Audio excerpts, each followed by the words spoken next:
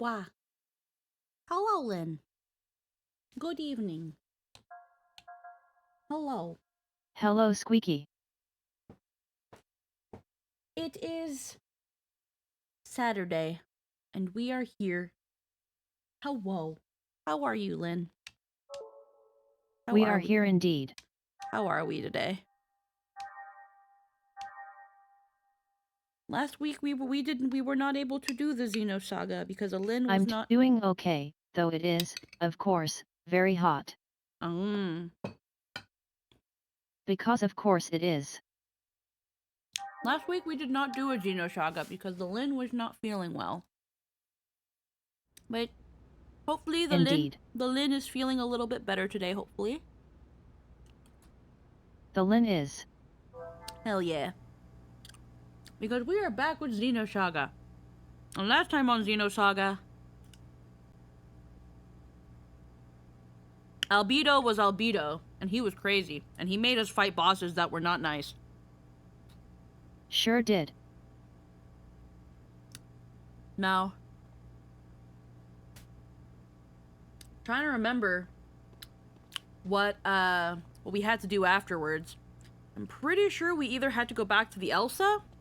And now we're like, wow, that sure looks like a final dungeon. I'm pretty sure we either have to go back to the Elsa, or we have to meet up everybody at the cockpit of the Durandal.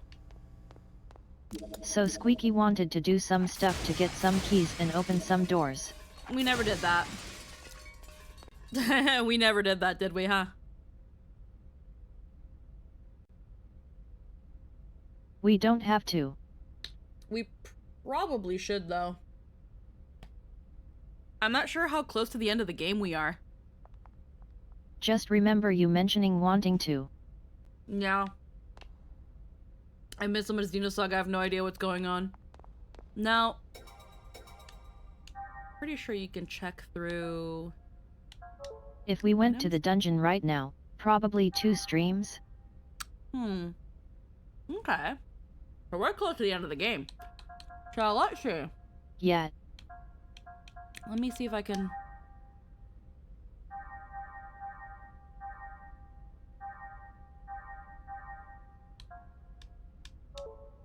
Trying to see how is it the.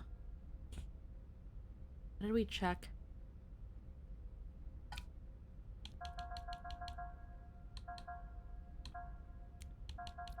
How did we check the frickin' character accessories, weapons, special items? Okay. Hi, Wandering Hero.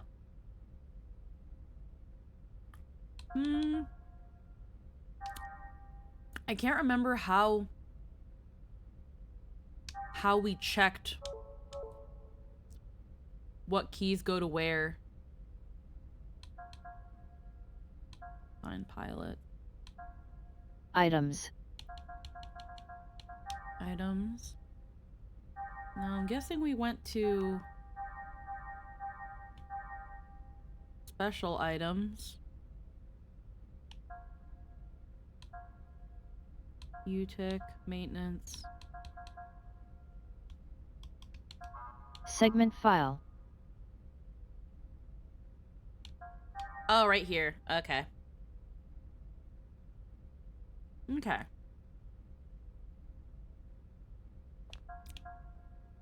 We found this one.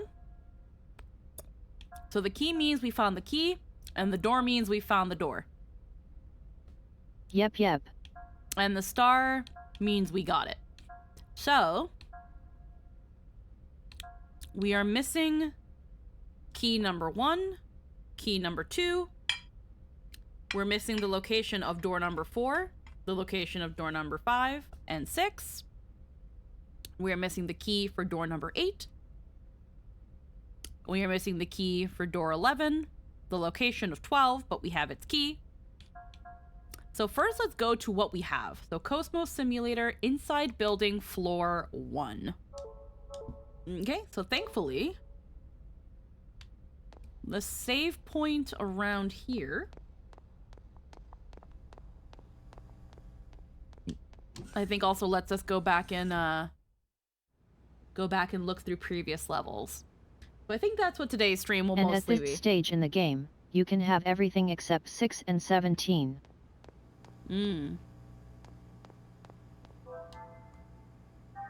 Okay. Though we can have the key to 17. Yeah, so let's see.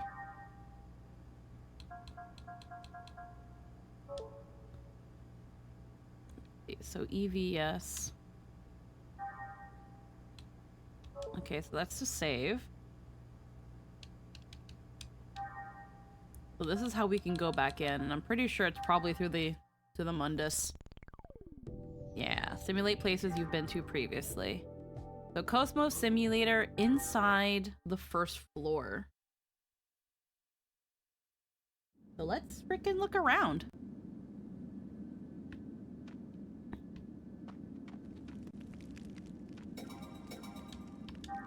Okay, so let's go back to our... Okay, so this is inside building 1, first floor. So inside the building with the first floor. All right.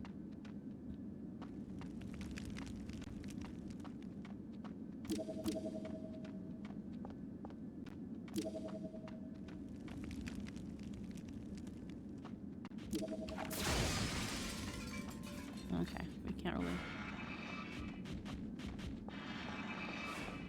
He's like, ah! Darn, I can't get them. They should hopefully Comes not at be... you with the Dino arms. Target locked on. Okay, Commencing so these guys should be fine. Should be easy kill. Hi Aggie, how we doing? We are doing some backtracking. Yeah, they have less than 100 HP.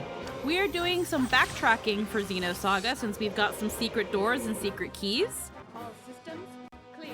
So, because we are relatively close to the end of the game, we are going to do some stuff to get some Neato Burrito items we just didn't get the chance to grab. That way we have a little bit more of a chill vibe stream today.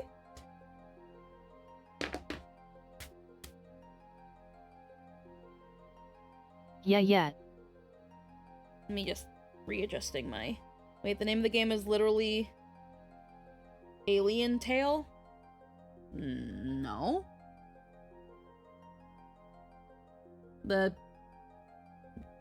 What? No, the game's called Xenosaga. I'm also hyped that they finally announced the release date for Dragon Ball Sparkling Zero for October. I don't know what that is. Here it is. There's the door. Now how do we get to it?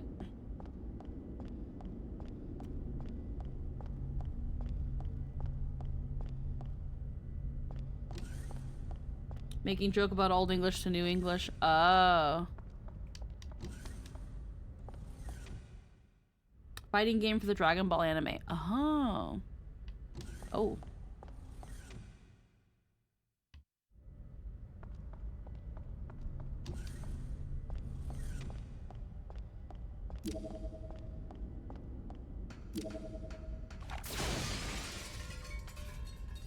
Okay, we need to find a way to get down there.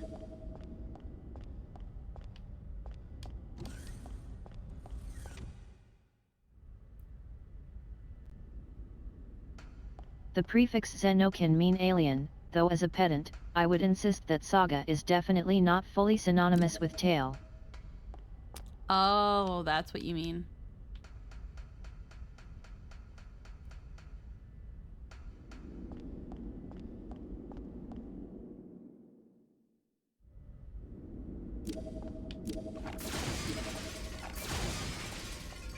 Hey. Decoding complete. Alright, what's in this door? Two Xeno booster can mean packs. alien or strange. Ah.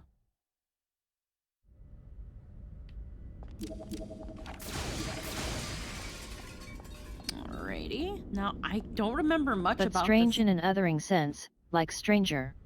Hmm. I don't remember much about this level, about this area. I'm kind of tempted to give it a heckin' exploring.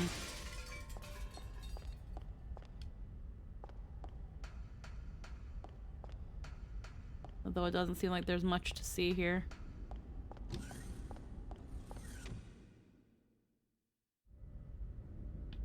Yeah, not really. Alrighty. Ah, fuck. Cosmos, let's go. Alrighty.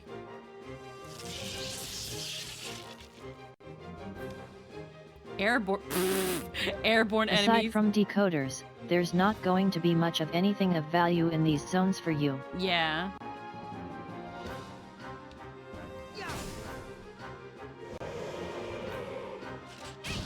I guess when I was here, I never encountered an airborne enemy. That feel when the tutorial is part of the encounter code, so it shows up every time. Lol. I don't even remember the tutorial. I was like, what?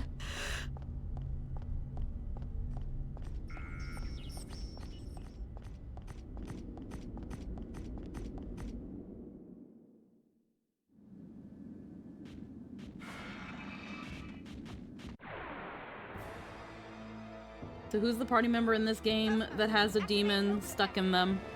Nobody, as far as I know.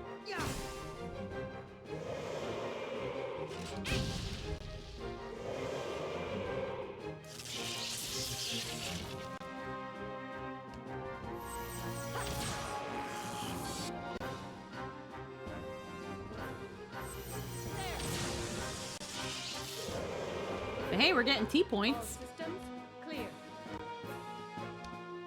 Now, wow, that's the first room. This is a science fantasy space opera, so different tropes. None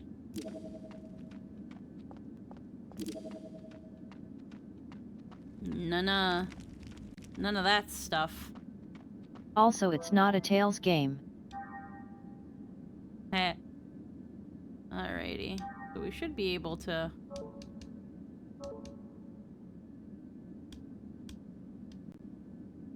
exit. Actually, before we do that, what's the next one to go to? Damn it. Gotta relearn my PlayStation controllers. Alrighty, so that one's good. We have a door and a location for 14, which is the catapult deck of the Elsa, so we can actually leave here.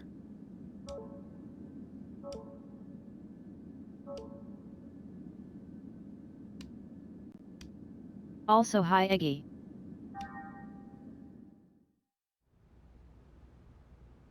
Okay.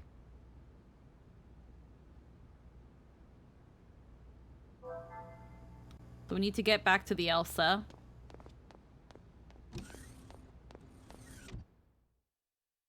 Now time to remember how to get back on the Elsa. I can remember.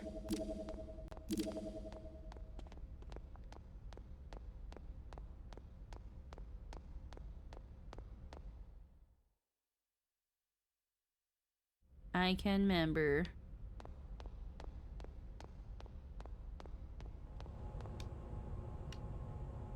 Pretty sure... it might be either the dock or the hangar.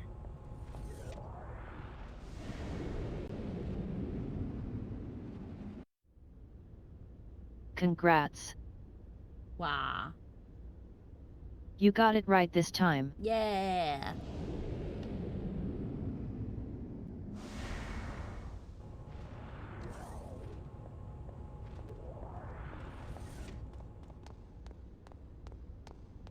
Okay.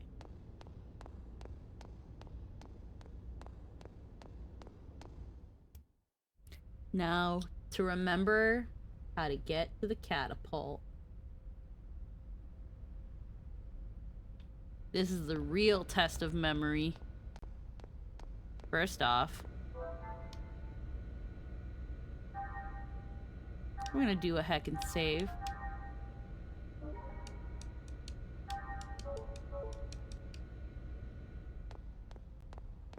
And then...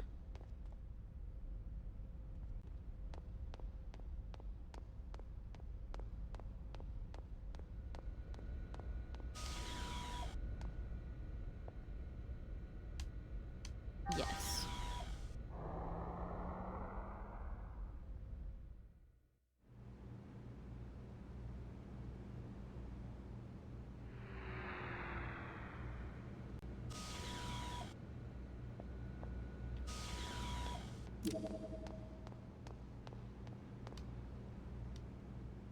Okay. Well.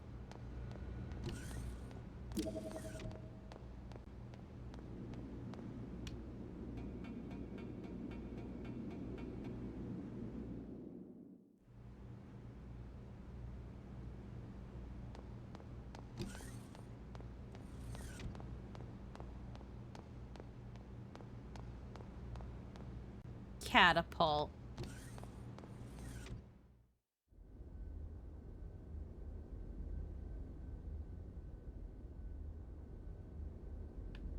Alright. Well, behind here is the door.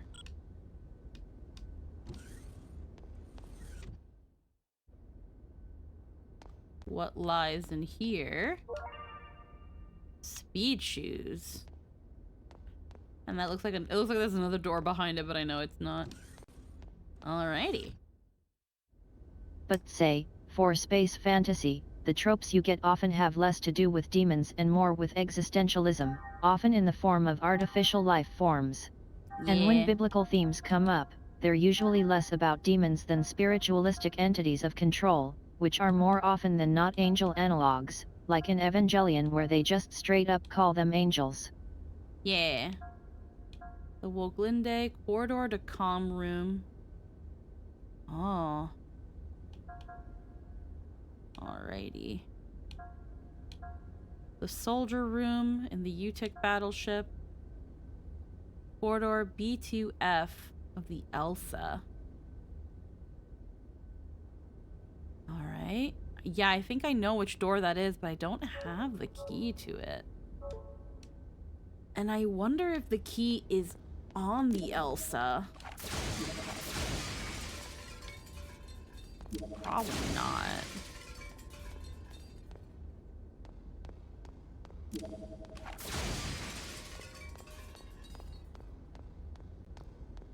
It's crazy to think that To which one? the number 8.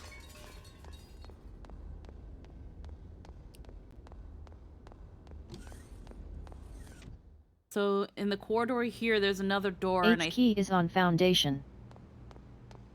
Oh. Okay. So 8's key is somewhere up here, somewhere in Foundation.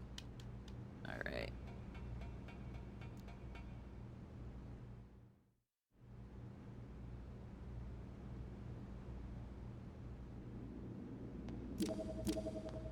All right. So we'll have to go to Foundation.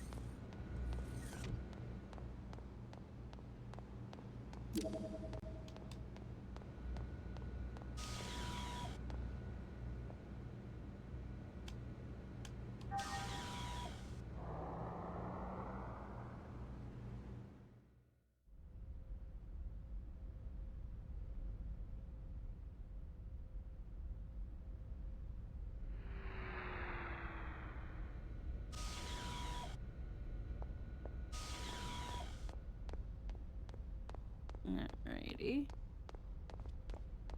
Remember the bit where I said there was a side quest about getting a fish on the beach? Oh. That's how you get Decoder 8.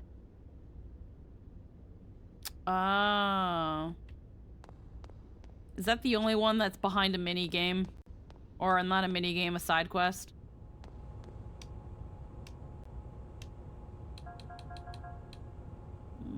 How do I...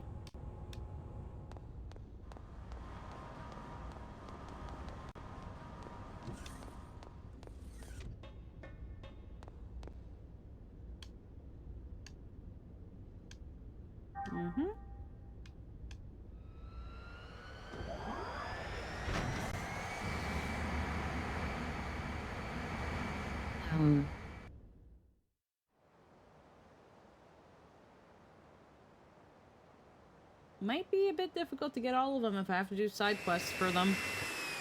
But we'll see what we can accomplish. We'll see what we can we'll see what we can do. Trying to remember what the side quest rewards are, but the fish one isn't that bad. Now I'm wondering if that's at the beach.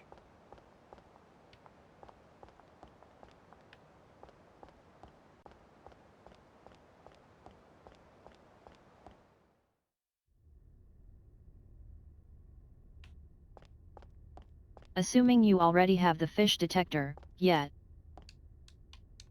I think I do have the fish detector.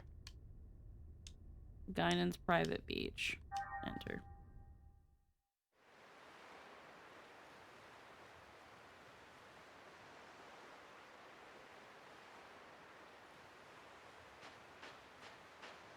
Pretty sure I have the fish detector. Because I remember I picked it up and I was like, what the fuck is this? Yet. Yes. I just saw it. Yeah. Allows you to catch fish with your bare hands.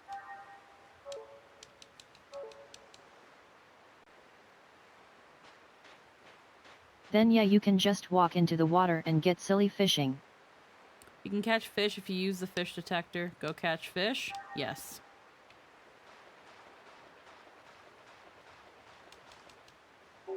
Caught a big fish. Obtained engagement ring. Caught a fish that looks Wow. familiar.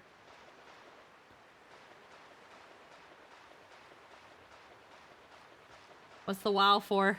You literally got it immediately. Oh, is that it? Wow. Is that it? Yeah. Well, now the fuck do I do with this?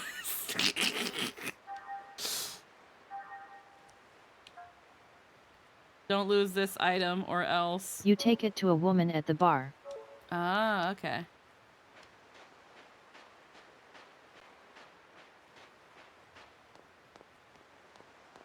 Okay, just wanted to make sure there was nobody in this one.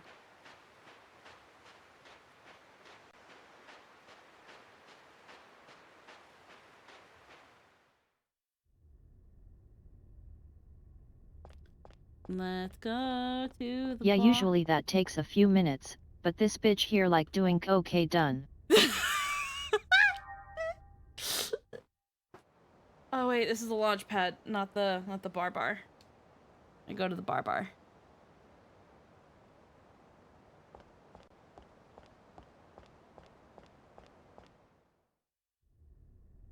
I thought I was gonna like literally find the decoder and I was like, oh okay, well this isn't it yet. City sector. Enter.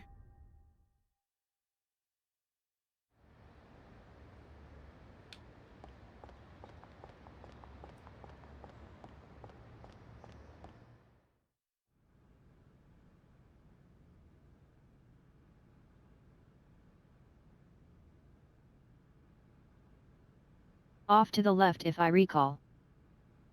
Alrighty.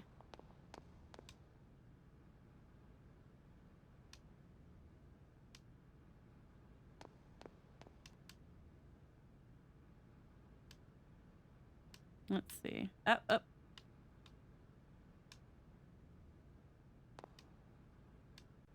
My engagement ring, you went and found it. Thank you, now I can go to him. This is just a token of appreciation. Alrighty. And there's decoder 8. Hooray. Hell yeah.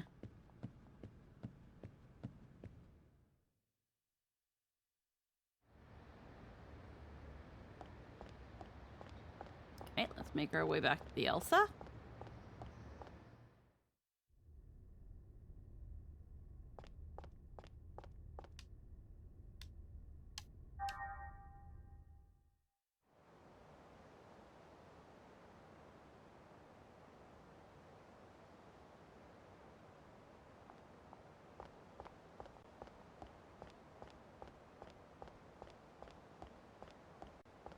Yeah.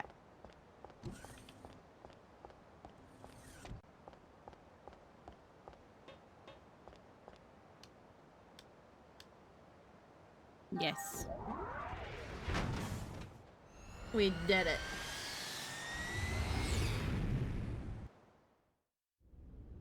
Hooray.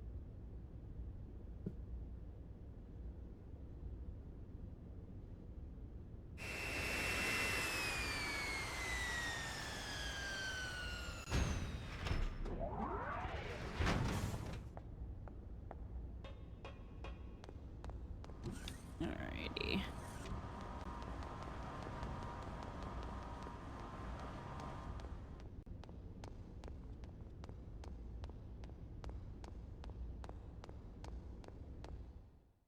Now let's make our way. Now we gotta find the door again. And I'm pretty sure I know where it is. I know exactly where it is. Should.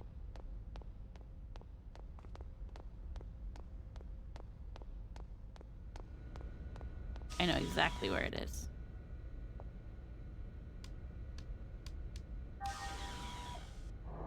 Whee.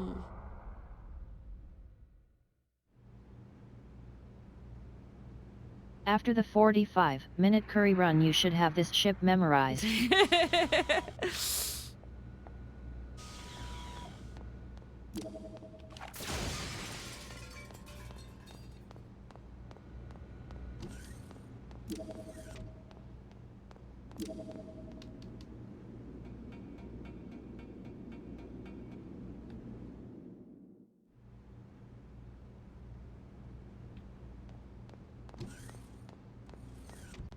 Okay, no, it was this way.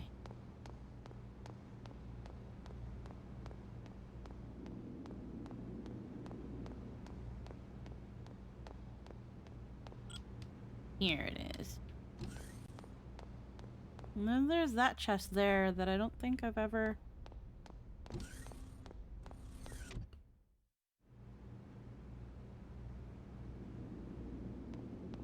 Hey. Robot part left leg. Alrighty. There we go. Hooray.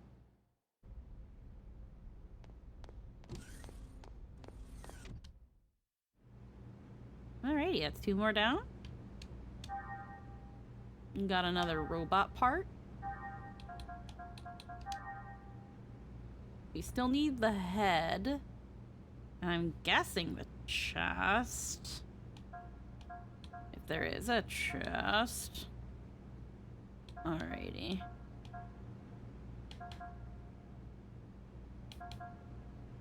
I Spy 2 Wonder. Hi, Rye. Hello. Let's see. Foundation, roof of the inn. Yeah, that is where we saw it. But where was I can guide you to the ones you already have keys for if you want. Sure. Let's see. So I have the key for 5, 12, 13, and 17. Oh, and decoder key 1 is in the Durandal Park. Oh, it's in the park? Okay, one sec.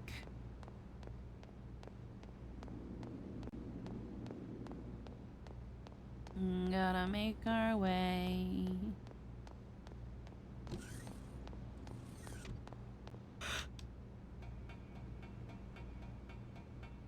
How are you two doing today? Well, We're doing pretty. sort of. That's where you get it. We're doing pretty good. We're just having a chill one since we're relatively close to finishing Xenosaga, but we've got some decoder keys and some decoder door locations. So we are gonna take some time to find these little hidden treasures around the game.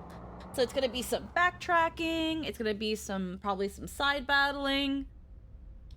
Just kind of taking it chill, kind of rememorizing. To what's get going decoder on. 1, you have to go to the dock colony through Matthews on the Elsa. Okay, the dock colony.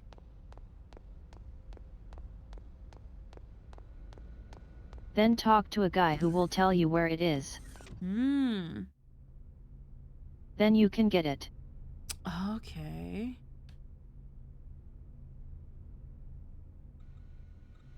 Alright, where's Matthews?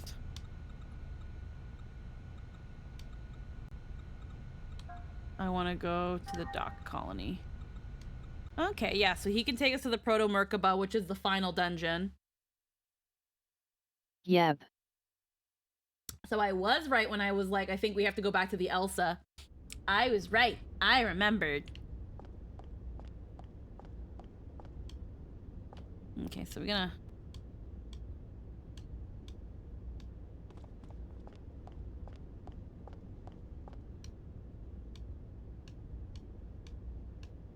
But yeah, Decoder 1 is a bit of a walkabout.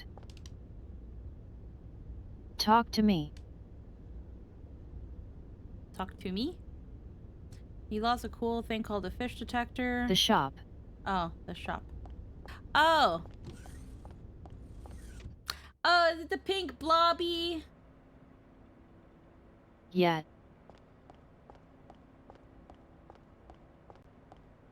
Can't remember what I did to the pink blobby. I think it's downstairs. Have to talk to the blonde guy. Oh, blonde guy. Meh! Really weird. There used to be a pink ghost doll. Where did it go? It broke really easy, so maybe it got thrown away.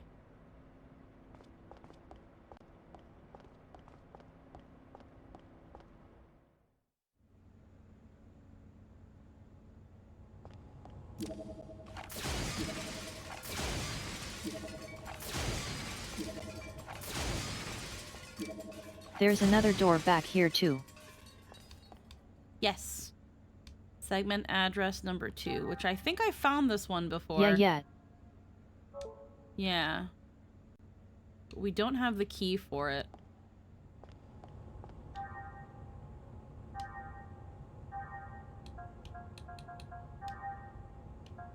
Or at least we found it now, because I think this was blank. Well, it might not have been blank earlier, I don't remember. Alrighty. Have you done any of the optional content stuff yet? We're kind of doing it now with this. But, hi. You enjoying life? Where's the pink thing? Aside from me. But now that you talked to Blondie, you can talk to TB Pink Thing in the gym on Foundation, then he'll be like, Decoder 1 is a thing on the Durandal, then you can get it. Oh wow, okay, that is a bit of a way about. Alright. So now we gotta go find the pink thing. In the Durandal. In Foundation, right? It's in the repair shop? Like the bike repair shop? Yeah. Yeah. Yeah, because I think I saw it there. Want to go back to the Durandal? Yes, please. Alrighty.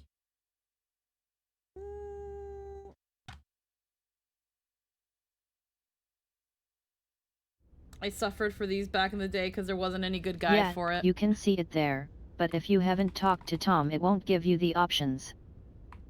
Yo, same. Dumb. I know. It's that roundabout thing, yeah, that old RPGs used to do a lot of.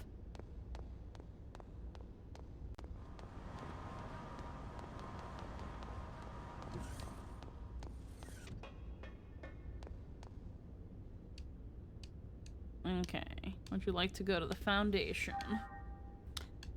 So today I finished the first 24 pack of glizzies, which means that now I can take out the other pack of glizzies, and I can have those starting to defrost, so that I can continue- You have issues.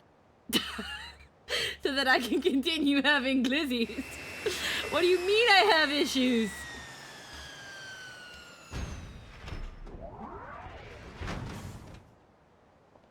There was only 3 glizzies left.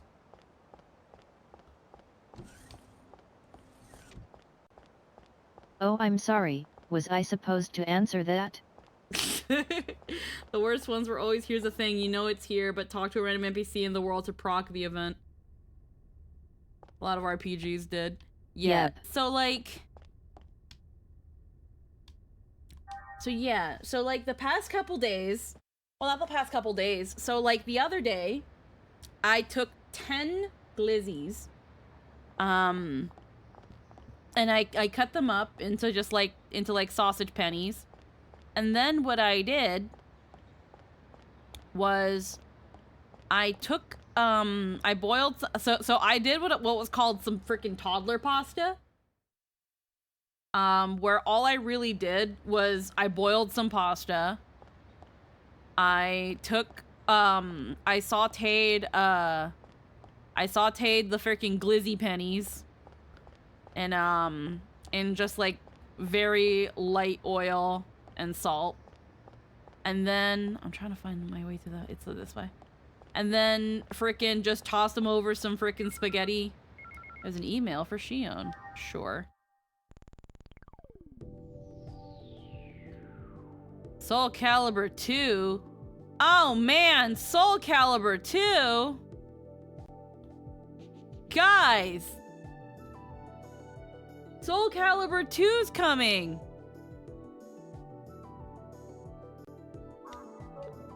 What the fuck? Why are you interrupting my gameplay? Did you know you can play Heihachi in the PS2 version? Crazy, Yeah. right? Yeah. Here we go. There we go. Right here. Remember when the game first came out with Link? But heckin'... Yeah, I just tossed it over some spaghetti. And this is where you would think I had, like... If you have pasta sauce, just like regular, like, jar pasta sauce, you know, throw that in, toss some fucking... Toss some goddamn... Where's the cat?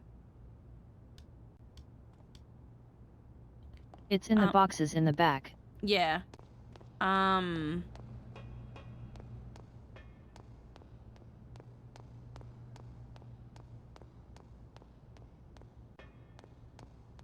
Link, Heihachi, and Spawn. On the first floor that you First floor. already ran past. Oh, whoops. But yeah, you can toss them in like some pasta, some like, you know, already made pasta sauce, and then just freaking call it a day. With some Parmesan cheese or stuff, but I didn't even have pasta sauce. I had pizza sauce. There it is. You're not going to destroy me? You're talking to me? You wouldn't happen to be Tom's friend, would you? Friend of Tom's is a friend of mine. How's Tom? You see, I'm glad Tom's doing okay. It was really bothering me that I didn't get to say goodbye to Tom. I know, as a token of friendship, I'll tell you something interesting. What kind of story would you like to hear? Great story. Great story. In the Durandal's observation room, there's a segment key on the ground shaded by a potted tree. You'll need to look very careful for it. Observation room. Well, to commemorate us being friends, I'll take a picture. Are you ready? Say cheese. Say hi to Tom for me. Alright, well, I want to hear the good story. These specific enemies sometimes have segment keys, too. Okay. Pretty good. You can get a lot out of reading your email often. The bartender robot on the Elsa has the passport you need to play the card game.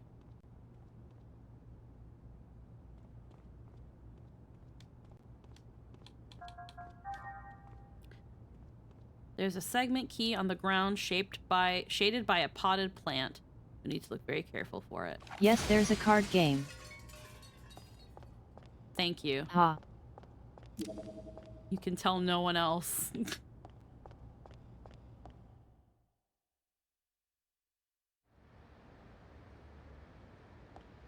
Anywho, now that we've figured out what we've needed to figure out, I went that whole And way now around. the key is there.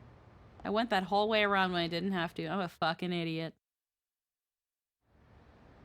I was amused.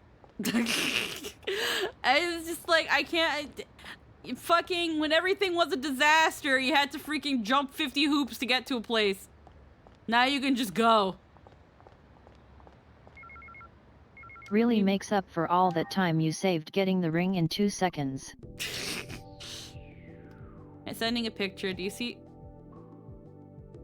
you see something in the upper left side? Ew, why is Alan's face there?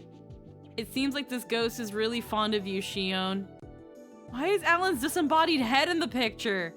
He must have become a spirit and traveled all the way here. Don't worry though, he seems like a nice ghost. Okay then, take care, bye. That's so fucking weird!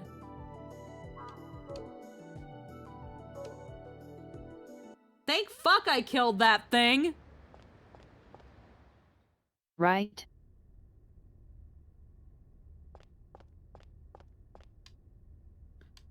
Ew, it's so fucking weird.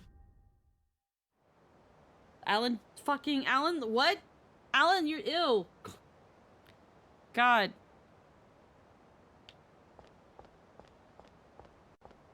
Anywho. Durandal's observation area. So let's go there. Park. The park, yeah. Heckin'... Yeah, no, but I forgot that you can just go there.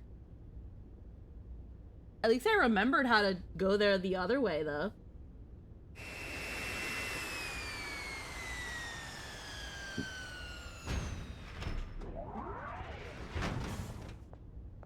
Hi, Axorman. How we doing today? But yeah, anywho, so yeah, I had pizza sauce. And then I just kind of put that over, and I call that toddler pasta. Because normally only toddlers would fucking eat that shit. I adore how your jersey comes out anytime you say sauce. Oh my god, lol. It's just, you get some spaghetti, cut up some fucking wieners, fucking throw in some sauce, and then some cheese, and here you go. Here's some freaking, here's some here's some spaghetti and wieners.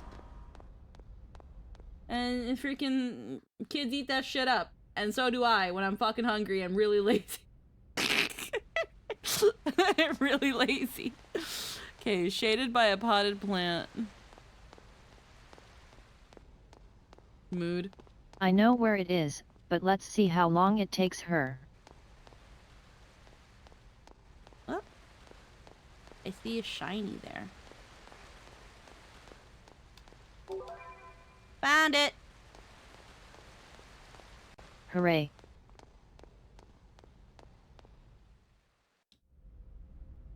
Proud of you. Yeah. But yeah, honestly, you can make, wrong way. Honestly, you can make toddler pasta out of like, it's the lowest form of pasta, but it's really good when, again, you're really lazy or you have depression but need to acknowledge the fact that you need to in fact eat. So, like, it does the job. It gets you your carbs with your pasta. It gets you your protein with the glizzies. So you're saying you're trying to sell it to Din?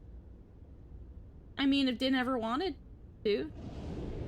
I was mostly just saying because you know how, like, when you're also depressed, you have, like, no drive to do anything or eat. I would do craft dinner and hot dogs when lazy hungry. Sure exactly. don't. You can even just, like, get, like, craft dinner and just frickin' throw some frickin' cut up glizzies in that shit, and then there you go. Okay, so what's a glizzy again? So, like, Rai, you know those like 24 pack of wieners? Those 24... Honestly, toddler pasta is just as easy as boiled eggs. Yeah? It's just those 24 packs of hot dogs that, like, you get them for like $5. So like the grocery store was having a little bit of a special where you could get 2 packs for $9. And I was like, well, I'm not gonna say no to 48 glizzies. Or 2 for $9 if you're deranged. Yeah, I've heard them called glizzies, and I was just like, yo, I'm gonna start calling them that. So I thought it'd be really funny to buy 2 packs, and I did. And Jester was like, chat, you don't understand. I was there. Lynn was. I took her with me. I took her with me to the grocery store. This frickin' girl. I was like, I'm gonna get them. Giggling her ass off the entire time. I was like, Lynn, like it'll be funny. It was. It was really fun. And just doubling down every time. Really funny. I showed Jester, and he was like, and you're gonna eat all of them because I'm not eating that shit. And I was like, Hell yeah. Okay, Then being like, okay, I don't need 24, but you know what would be even funnier? I'm getting another. Okay, it's not this place, it's the other one. So this girl turned around to get another one. It was great. And you know what? Laughing like a harlequin the whole time. I I have been, not gonna lie, I kind of want hot dogs now. Honestly, they are so cheap and really not that bad if you just like take like a couple minutes to just do a little bit more with them. Cause they're pretty plain. Again, they're those hot dog packs that you go to when you're like, when like your family's having a big barbecue and it's like it's you know, a big barbecue on a budget. You get those freaking 5-packs. They're pretty small. They're pretty thin hot dogs. They don't like they're the kind of hot dogs that like probably you would see at like your standard fare hot dog eating contest sort of stuff. I feel like, okay, I'm going the right way. Wonderful. But like, okay, hold on. All right, so this is, okay. Okay, I want to go up there. And mind you, this was on a grocery trip. This silly pink floozy rang me up to ask if I wanted to come, and I did, and then this. Silly pink floozy? Yeah, because I was like, I didn't want to go by myself. And Jester was like, you usually like to go by yourself. And I was like, yeah, but not this time. So then I was like, hey, Lane, you want to go to the grocery store with me? Honestly, she was adorable. You had glizzy anxiety. But the glizzies though. they were pretty good, I'm not gonna lie. Okay, so I gotta go, I think I gotta go up another, I know it's either up through that way, because I don't think there's another back door. No, there's a, yeah, okay, so it isn't there. Wait a second, is this the game where they made a world-destroying weapon look like a little kid? Yes, it is. Her name is Momo.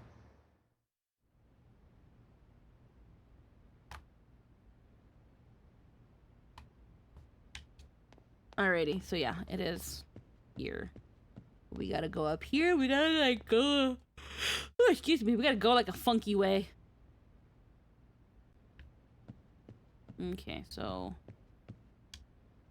my house got wrecked, so I'm staying here. But you know, I could just sit here with the little girl that worked. That's why I thought at least repair the hotel. The world-destroying weapon is Cosmos, and she looks like a woman. Oh, but I think he's confusing Cosmos then with he's confusing Cosmos then with Momo. Okay, that's not where this isn't where I want to go. But I think there's another. Okay, because this isn't it. So maybe there's a. Yeah.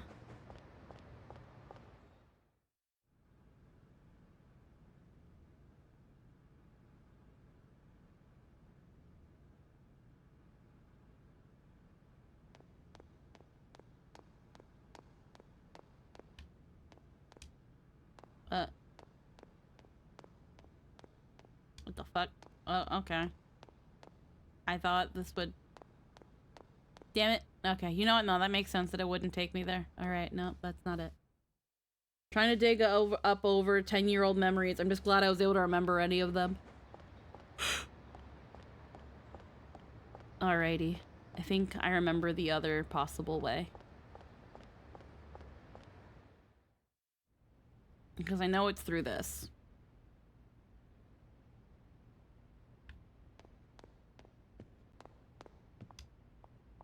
I help you with something? Medkits. Okay, no, we'll leave that alone. Please come again. She's real amazing. She has lost her father, but she's going to run the hotel and help everyone. Okay, so this is... I think. Can you enter through this door? No, it's not a door. Okay, so there's gotta be another way then. Because this is one of the floors of the inn. Though yet, this is the game where a child is the commander of a gigantic space battleship but here it insists is. on fighting with revolvers and acting like a cowboy. Yeah.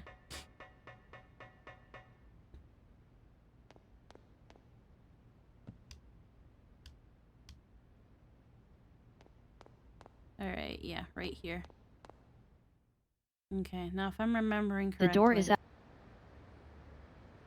You cut And out... keep running. I think you said the door is up there? The door is out the window and run right. Yeah. And keep running.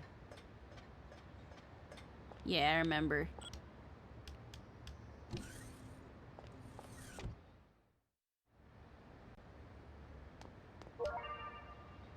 Robot head. Hey, robot head. Hooray. He could ricochet bullets off of coins. It was pretty cool, though. Also, hi, Heartful. Yeah. Hey, yo, free head. Yeah, free head. Everyone likes free head. Alright, so we've got the head. I think we just need the body. Yep. So... We got key number 5. We got key number 12. We got key number 17 and 13. So let's see. You need key number 2 for the body. Number 2 for the body? Okay. Which you have to beat a mob on the Song of Nephilim for. Oh.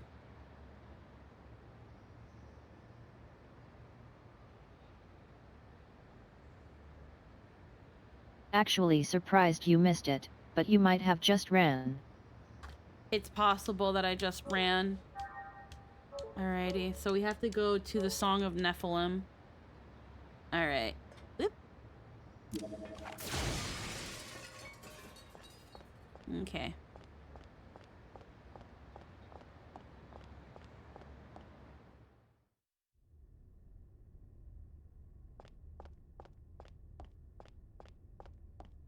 Do you have decoder 14?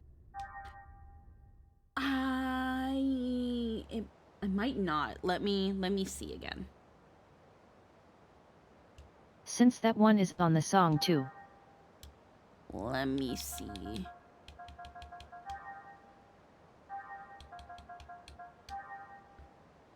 I do. We did get it. Hooray. Yeah, so we got that one.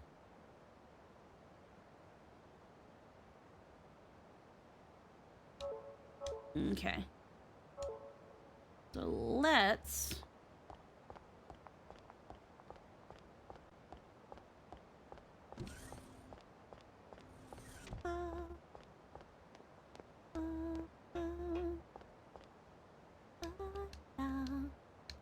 I go to dirt, let go to dirt.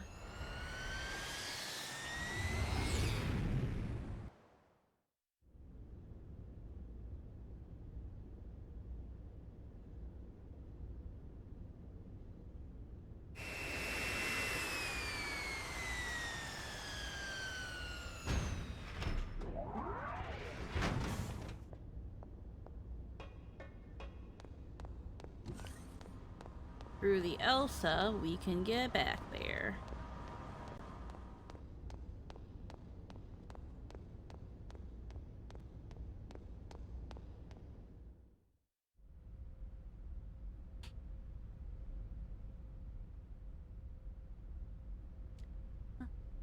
Ba, ba, ba, ba. I swear, there are times where this game feels so quiet because it doesn't even have, like, background music for certain places. Alrighty. Yeah. Alright, EVS. Yeah, So, it has good music, but one had a very limited soundtrack. just nothing.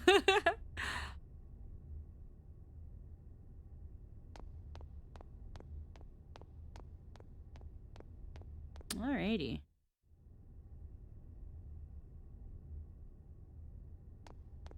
Like as mentioned, it only has 2 battle themes, and one only plays on the final boss. Wow.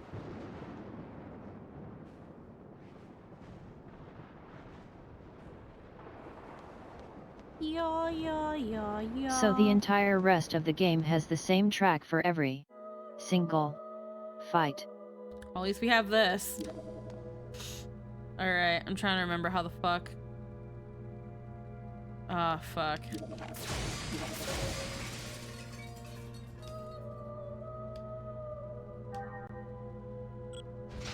Yeah, no worries, Rai. Okay. Yeah.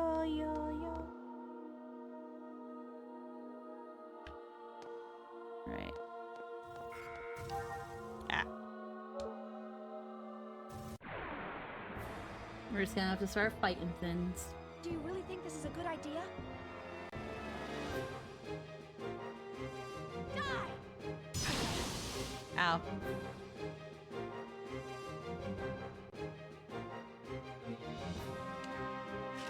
You want to get to floor 6, which will need you to blow up 15 boxes.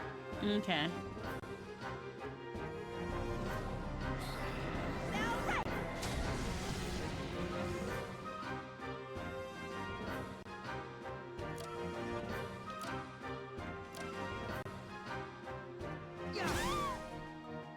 Ready?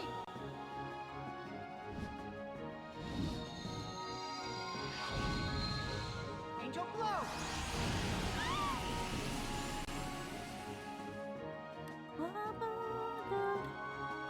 Alrighty. Probably kill both of them. Charging.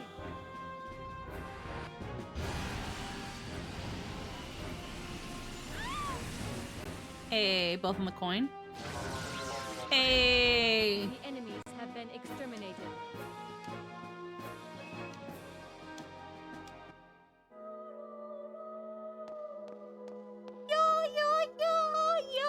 That's what that sounds like. Alright, we want to get back on the elevator. We Sure don't does. La la la.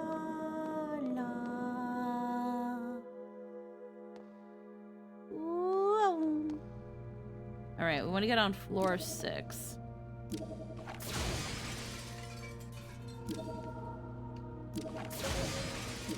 That's 2.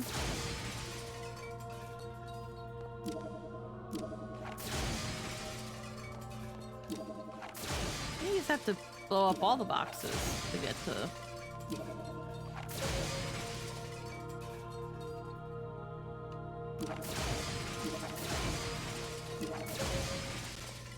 This should take me to the top. Well, you had it. Ah, Then well. you didn't. Okay, let's go back then.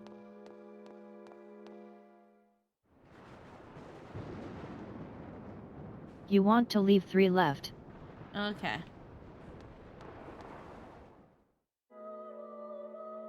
Well, to be fair, they leave this very much. They don't tell you how this works.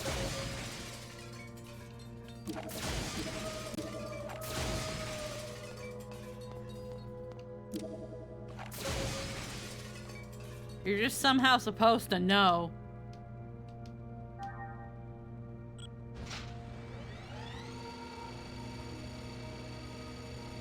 It's like, don't expect me to know things. Through pattern recognition.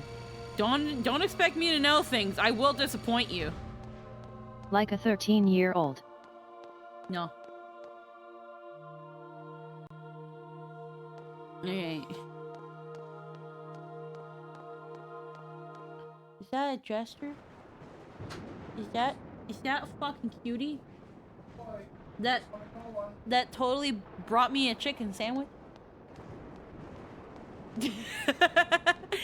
No, he did not. I didn't ask.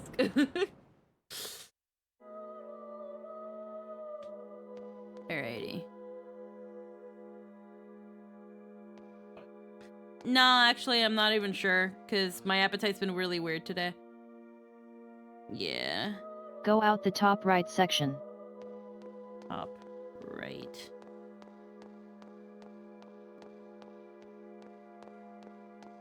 We.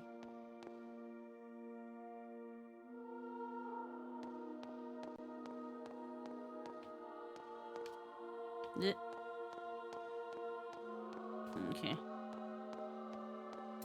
Maybe the next one. No. Oh wait, this is the Momo thing. Yeah, this is Momo. We got this already. You're looking for the maze, Yeah. which is still attached to this. Yeah, so Moment, I'm not on my file. Might be top left.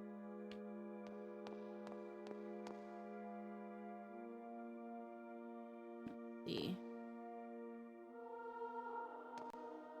Yeah, this one. Down the ladder. Yeah. Your orders, Xian?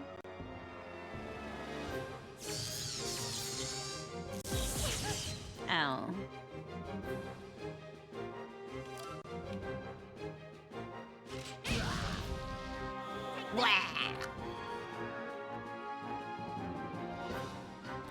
Like, I had like a peanut butter and jelly burrito where I took like our last heckin' flour tortilla and I just kind of put some peanut butter and a little bit of jelly in it, and I had that as like a breakfast.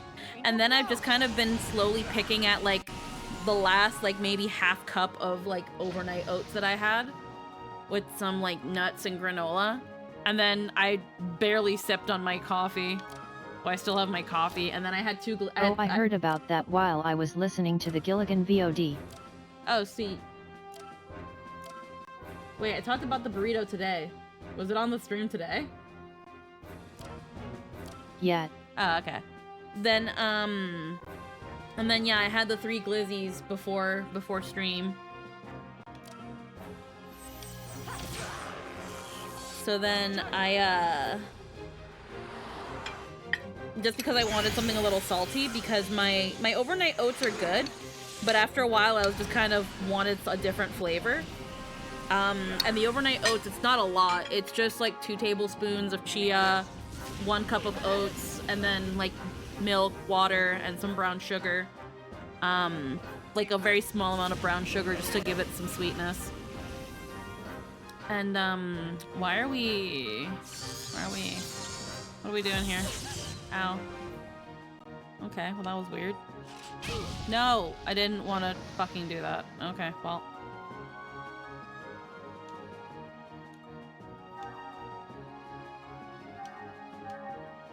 What is overnight oats? A brand? So only thing overnight oats is, Titan, is you get some just normal ready to go like rolled oatmeal. And then what you do, they're called overnight oats, but you don't have to soak them overnight. But what you do is you take either like your favorite dairy, non-dairy, or a mix of them, or just plain water. And then what you do is you put a certain amount, however you like your oatmeal, and it's supposed to sit for several hours or overnight, and then you've just got oatmeal ready to go. You can have it cold. They have directions, but you don't have to follow them. Renegade Oats. Well, that's the thing. You can just get any old ready to go oatmeal. You don't have to get anything from a box. I just got a bag of rolled oats, and you can just do it with that. like, there are some packages that'll teach you how to do it, and some will even give you a jar, and will come with, like, flavors and stuff, but you don't need that. And so what I did is I did like 1 cup of oatmeal, 2 tablespoons of chia seeds for protein and added fiber, because it's really good for my stomach. Like half milk, half water, a little bit of vanilla extract, and some brown sugar. I let it sit there overnight, and then a couple days ago, I had half of the amount that was in there after letting it sit overnight, and then I had it with some coconut Greek yogurt, a seed and nut mix with some craisins, which it's like usually a salad topper. Lynn was there with me when we got it. And it's just peanuts, sunflower seeds, pumpkin seeds, craisins, so a little bit more sugar, but like with fruit, out of fruit, more protein and healthy fats with the seeds and the nuts. And then just for a bit more texture and crunch, I added a little bit of granola. So it's actually really sustaining. Like cold brew, put coffee in pitcher with water and let it sit. Yeah. So think of like how you make cold brew, but how you make oatmeal. So you can either keep it plain, just plain oatmeal, or you can put seeds. You can again mix your liquids, your non-dairies or your dairies. You can put, like, if you want to make it like chocolate or whatever, you can put like chocolate powder in there, make it chocolate oatmeal, whatever. I usually don't add much to the oatmeal until after it's done. So like, again, after it was all said and done and ready for me to eat, that's when I put in my yogurt, my nuts, my granola. And the yogurt is also good. Oh, my brother had a fade with that? Like a phase, you mean? Yeah, but either way, it's really good. It's actually, again, it's really filling and really, really like sustaining. I own, like, this little container that I have here, it only had the other half of that 1 cup to blah blah blah of oatmeal, so it really wasn't a lot. But then once I put in my nuts, my yogurt, and my granola, it's a nice meal that I just kind of picked at, and I've not really had much of appetite today.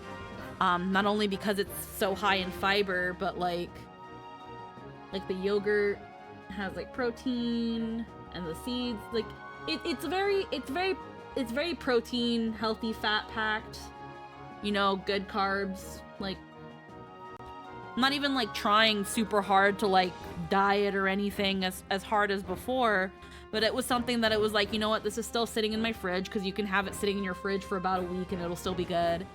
And then it's just like, yeah, let's freaking do it. Oh right, that reminds me. While I was sick, one of the delusion dreams I had was of me going to the store with you and just being like, girl, please, I implore you, acquire standards. While you giggle and snicker like a gremlin, and anytime I swat you away from something stupid you just triple down and make a game out of it. What was I trying to buy? Ah, fuck. Ah, fuck. What was I trying to buy? I don't even remember, dreams are weird like that. Just something really stupid.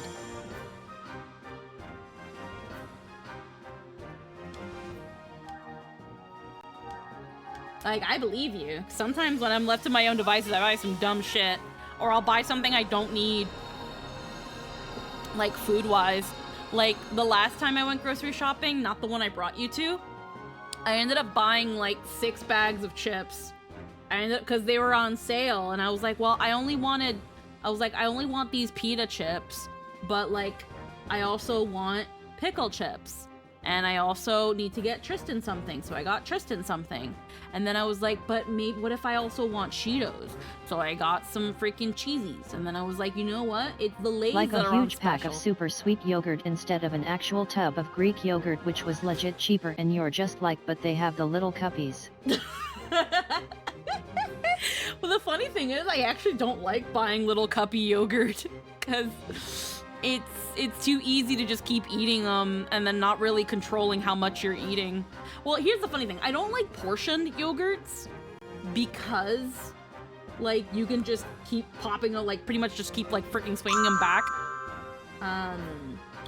Yeah. Freaking Big for Lil, thanks for the follow. Hello and welcome.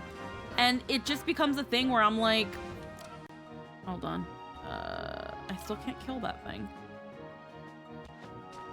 Yeah, I kept buying chips because it was like, you know, let me get some Lays.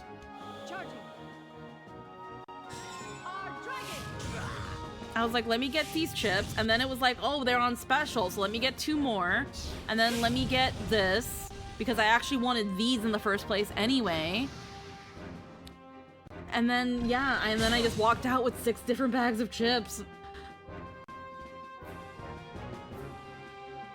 It's like, it's not what I intended, it's just, you know, it's what God decided.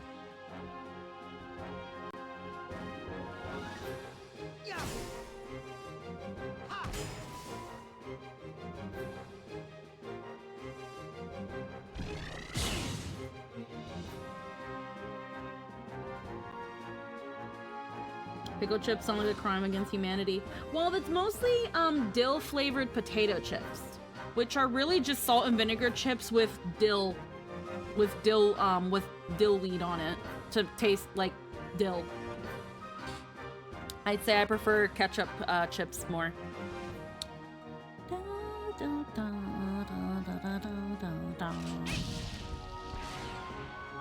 Ah, fuck. He's gonna take my coin.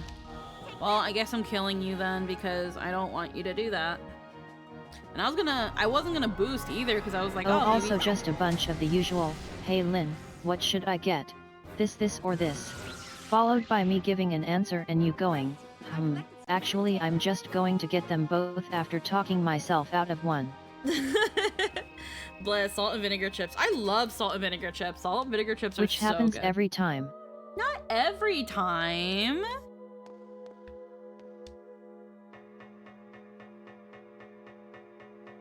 Yeah? Yeah, not every time.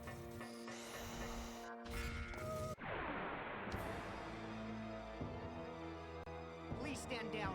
I don't want meaningless bloodshed. Like, the only time I'd say I grab both is if ever I'm in a situation where I'm like, but I haven't tried either one, so maybe I should just like... I think we've only done it 3 times, and it's been 3 times.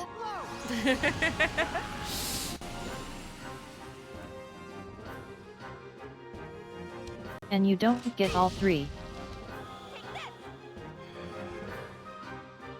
I'm sensitive to the smell of them. Oh, that would do it then. You present 3 options, decide the one you don't want, then get the other 2. Oh, okay. I mean, yeah, that kind of makes sense. Well, again, it's like there's 3 choices. I usually try to not get the shitty one. And then it's like, well, now I have 2 that might not be as shitty, but I don't know which one, so I need to try the remaining 2. And then whichever one I like the least, then now I never buy it again. Not like you aren't gonna eat the chips. You definitely do say that, yes. Yeah.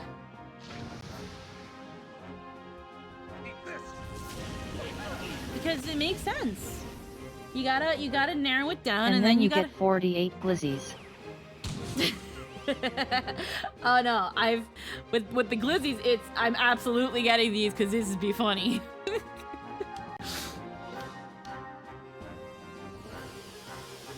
Because it was funny, and it is still funny, and I only have 24 glizzies left.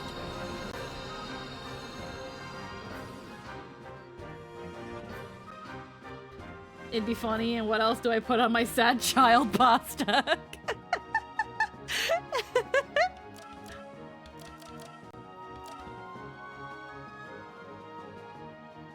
Let's see. Okay, we're on the coin. But I don't think Angel Blow's gonna kill everything here.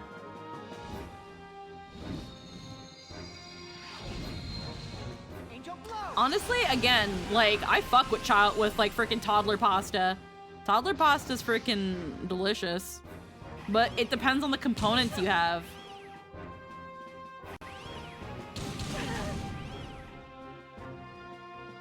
if for whatever reason I somehow I decide, you know what, I'm going to have children, I am going to teach my toddler how to make toddler pasta so that they can fucking feed themselves. Toddler pasta? Yeah, toddler pasta. Oh, let me lower the game just a tad. Yeah, toddler pasta. I talked about it before, but I can talk about it again. Toddler pasta is when you take just regular pasta. Pasta noodles, pizza sauce, and chopped glizzies. Yeah, that's it. And maybe Parmesan cheese if, like, after everything you're still fucking picky. It could either be pizza sauce if you were like me and didn't have a jar of pasta sauce. Or if you have just some ready... And glizzies are cheapo hot dogs. Yeah. The kind you can get in party packs. Yeah, a party pack of hot dogs. It's when you add weenies to spaghetti, essentially, yeah.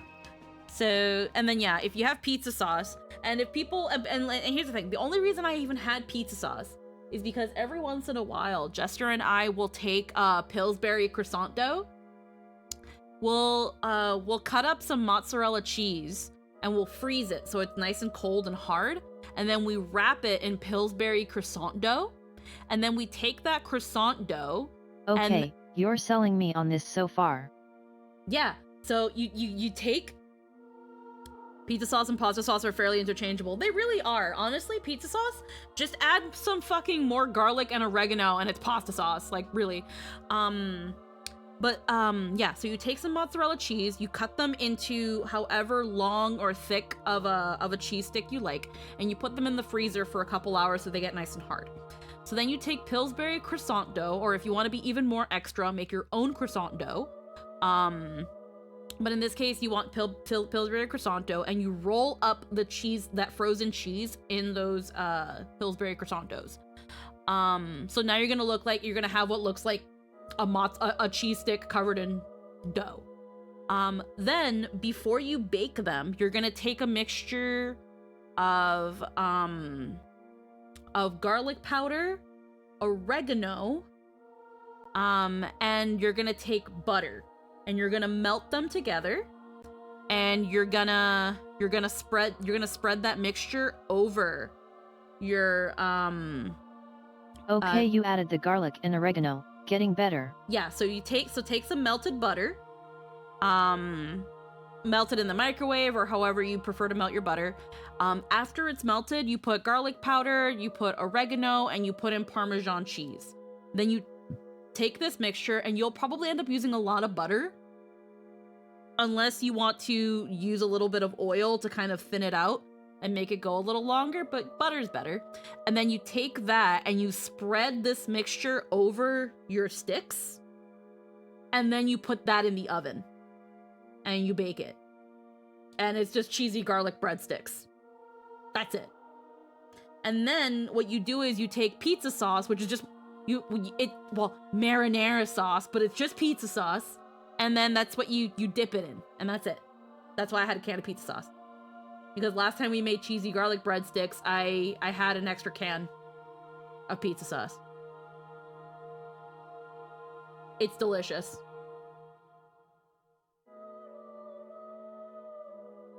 Yeah, I could see avocado or olive oil being a solid alternative to butter if you like. Yeah. My garbage college food was marinara American cheese tortilla microwave for 20 seconds. Oh. Like, it's really good. It's a TikTok recipe I saw someone do it on, like, I think it was called, like, Yummy Sounds pretty good. Yummy or Yucky. No, it's so good. It's so easy, too. And you only have to bake them for maybe, like, depending on your oven, maybe, like, 12, 15 minutes. Again, the reason you want your cheese to be frozen ahead of time is because while they're in the oven, they're gonna get bubbly and melty.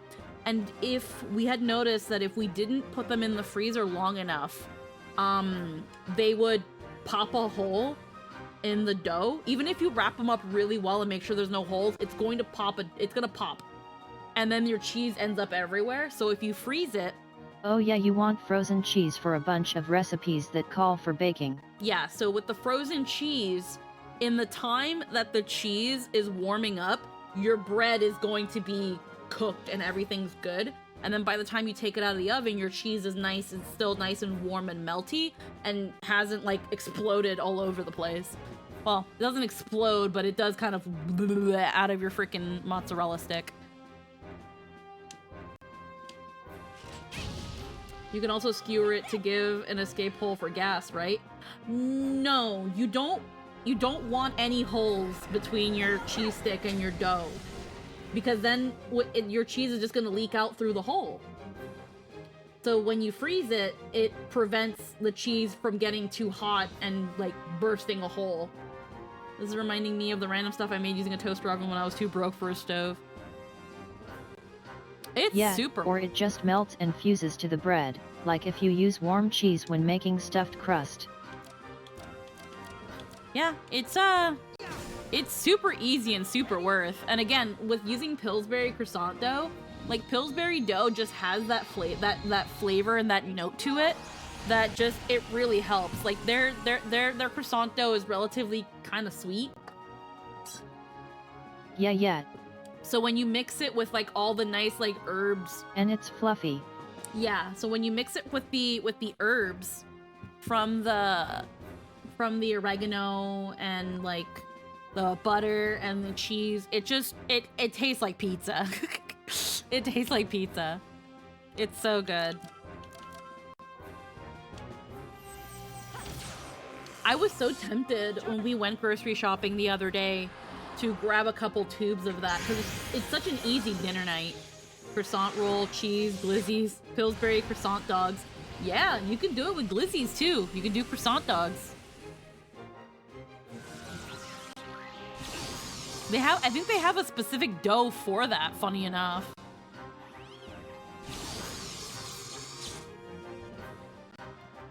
For doing like dog rolls. Alrighty, so we're gonna need you to heal. Used to make croissant dogs all the time growing up. Hell yeah. Yeah, you can honestly you can do like pigs in a blanket with those croissant rolls too. Just like cut up your glizzy so that unless you like it to come out of the thing, and then yeah, just roll them up, throw them in the oven. If you want to be a little bit more bougie, get a nicer sausage. Pigs in a blanket are pretty solid, though I always find myself thinking, if I'm willing to be extra enough to put in the effort for these, I could make something way better with just a little more. Yeah. Like, when it comes to Pillsbury stuff, me and Jester don't fuck too much with the stuff, but the croissant dough is hard to beat. It's hard to beat the croissant dough. When I was younger, I used to love the biscuits. The biscuits were so good.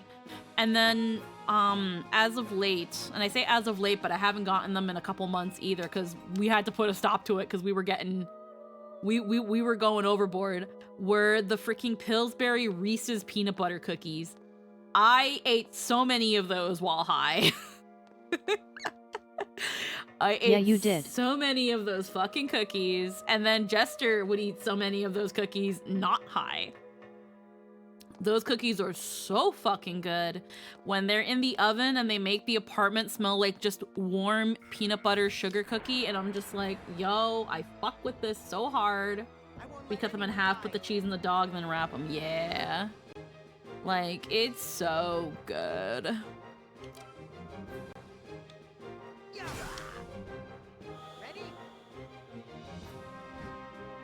But yeah, there's a part of me that wants to do them because it's a very easy dinner. It's a very easy dinner night. I haven't got them in a while too, but getting some like popcorn oven, some oven popcorn shrimp is usually also really good. Yeah. Hard to go wrong with some quick oven shrimp. What we used to love to do with those popcorn things, shrimp is a good time. Yeah, with the popcorn shrimp, I'd say a $10 bag of popcorn shrimp. That's like 2 meals for us because we could take like, there's usually so much shrimp in it. So we can take the half of the bag and then take half the bag and split that in half. And then me and Jester can have that with some fries. And then what we like to do, also popcorn chicken is like Nuggies, but nuggier. I'm not a fan of popcorn chicken. I'm not a fan. I'm kind of like on and off.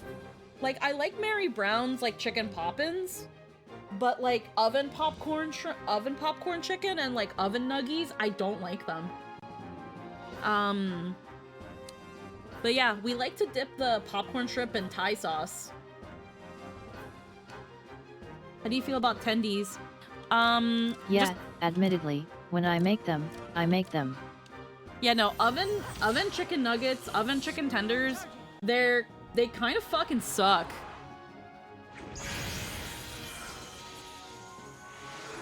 Like, I'll believe you.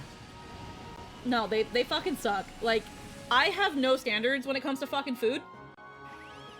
Oven nuggets suck. I know. Oven nuggets suck. They're bland. I don't like breaded nuggets. I guess I don't. They're the kind of bread that I feel like they use the fucking like. At least when like there were times when I had them when I was younger, and back then they just weren't that great. What I used to do with them. Oh my god, someone who agrees nuggets are trash. Yeah, like, well, again, I like some chicken nuggets. Like, I like Burger King chicken nuggets. I like Wendy's chicken nuggets. I like McDonald's chicken nuggets. But like supermarket oven chicken nuggets suck. Oven popcorn chicken sucks. I just don't like that they remind you of soggy cafeteria nuggets. Honestly, I thought cafeteria nuggets were better than supermarket oven nuggets. Like, when my mom used to work as like a lunch lady, she would bring home. Oh yeah, oven nuggets are super bland, and cafeteria nuggets legit are better. Yeah, no. Yeah, you had to actually deep fry shit, and it's gonna have. Yeah, and that's the thing. My mom would sometimes buy she would buy like the great value, like the bags of chicken nuggets, not the ones from the like the box stuff. So she was getting like the shitty of the shitty. And as soon as I learned how to use our deep fryer, I deep fried them. Just in the hopes of making them better. And yeah, no, they're so fucking, they're like midder than mid. They're just garbage. Where they're like made with real chicken. This is one of those things that early on made me think that chicken breast just fucking sucked. Because it was like made with real chicken breast. And I was like, well, it sucks. Like, I've always been more of a dark meat girl when it comes to my chicken. I love me the thighs, I love me wings, I love me legs. Pero chicken breast, I was like, nope, they're the driest part of the bird, they're the blandest part of the bird, they're the dumbest part of the bird. And it's because I just had shitty chicken breast. But like, again, just oven nuggies are shit. Like, when people are be like, yo, dino nuggies, I'll be like, fucking dino shit, because they fucking suck. I've never had dino nuggies. But I'm already someone who is largely sold on the idea that most ready-made meat dishes actually just suck, and use the meat as a super bland vessel coated in spices to trick you into thinking it has flavor. I don't know, cause like, I've had like oven corn dogs, and oven corn dogs are fucking wild. They're okay, actually, they're not that bad. They're not that amazing, but they're not bad either. I'd have them over fucking oven nuggets.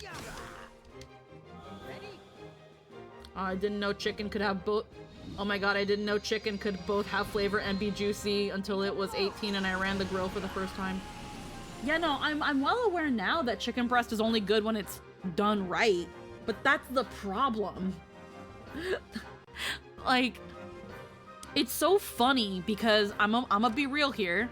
First off, let me like set up stuff here. I'm gonna be real here.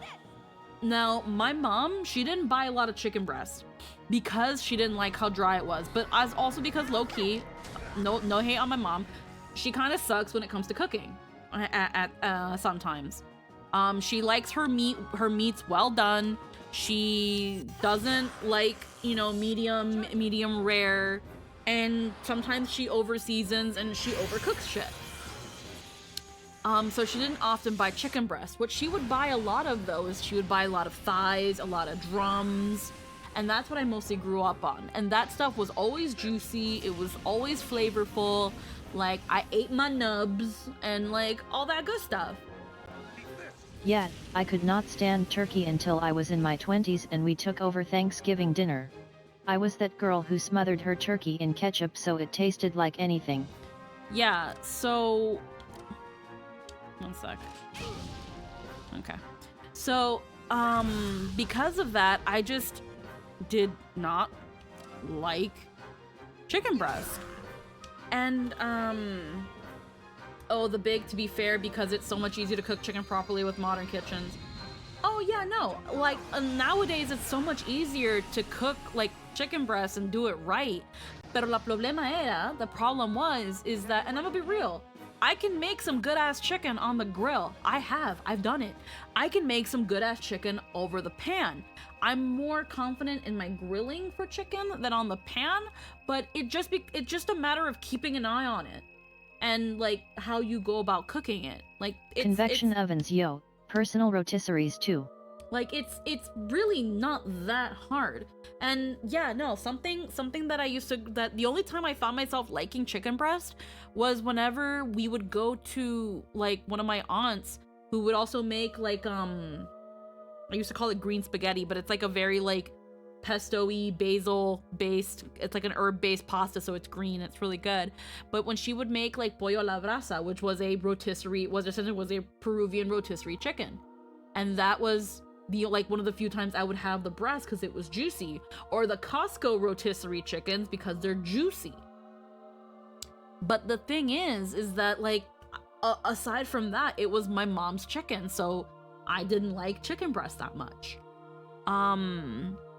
And when it came to, like, chicken nuggets and chicken tenders and chicken strips, it's all the same shit. When it comes to the grocery store stuff, it's all the same shit. Like, it literally is. It's all the same shit. And it all sucks. It all sucks. Like, they use the breading as an excuse to not season the chicken, and it's just bland as fuck. Yep. So, when I came here to Canada, even more so, people were like, oh yeah, white meat's the best meat. Dark meat is so bad for you. Dark meat is so bad for you. And it's like, bitch, dark meat's the best fucking meat. Oh right, forgot to actually navigate you through the maze. Xion. Grocery store, cheapest grade meat possible. I got distracted. That's fine. Anyway. But yeah, they, like, again, that like, freaking not dollar store. The grocery store, like, chicken nuggets, it's never been good.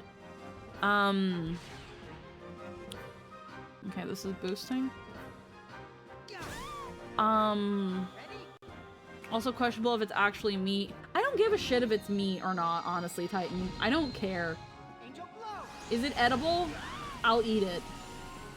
I don't care. I'm hungry. Most people who are poor don't care. They're hungry. So whether it's actually meat or not, I don't care. You just said that as if we fucking live on sticks and gum. We have money. No, I'm not. No, I'm saying this because, like, we're talking about grocery store meat, and Titan says also questionable if it's actually meat. I don't care. I do. I kind of don't care. Is it edible? Can I eat it? I'll eat it. As long as it isn't toxic, pretty much. I'm pretty sure it's meat, Titanum. It's just probably also, like, byproduct, and the stuff that you normally wouldn't eat is also put in there as filler. And a probably. lot of the time, it is meat. It's just heavily processed meat. Yeah, it's like, it's honestly, most of the time it actually is meat. Again, like Lynn said, it's just heavily processed. So this argument of, like, is it even meat? Half the time comes from elitist assholes. Pink slime is still, technically, meat. It's still meat. It's just either eat it or don't.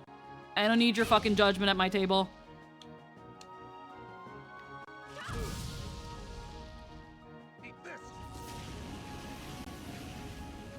I find that it's mostly just people who are, again, trying to be really elitist or stuck up who like try to think like they've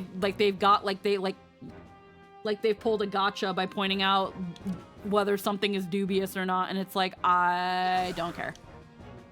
Ready? Either way. Angel flow.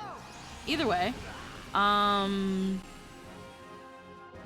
it wasn't until coming here that I heard a lot of people talking about how chicken breast is better for you, how it's the more superior meat.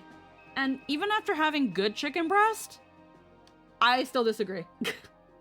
Elitism and people who don't understand why something tastes bad, and then there's the weirdos who hate on any meat alternative. Oh yeah. Again, I find dark meat is far more superior. It's like, yeah, we've had fried chicken, but have you had Korean fried chicken? Have you had like freaking chicken katsu or like things like that? That uses the fucking thigh meat. Thigh meat is the best fucking chicken meat. Fucking fight me. Think this is a good idea? Or karage. Or chicken. Oh my god, chicken karage. Yeah. Ready? Well, pink slime is just organs and leftover bits nobody wants to eat, which is sad because those parts could be very tasty. I think there's something to be said about the practice of pursuing profit to the point of offloading stuff we wouldn't even feed to dogs onto the populace, but those are more systemic than individual issues. Yeah, it's that thing of like, here's the thing. Back then, the reason like there are some cultures that eat liver and freaking and like chitlins and pig's feet and like chicken feet and all that stuff. Like some cultures that eat those sorts of stuff, it's because that was what was left. That was what was cheapest. And again, like, it's still edible. It's not lower grade just because it's like cheaper. Well, no, well, hold on one second. I'm really half paying attention here because I'm dying. I don't know who is next.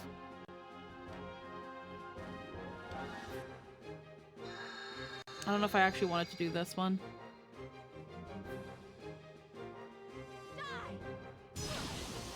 Oof. Oh, but we did not kill Cosmos. Sweet.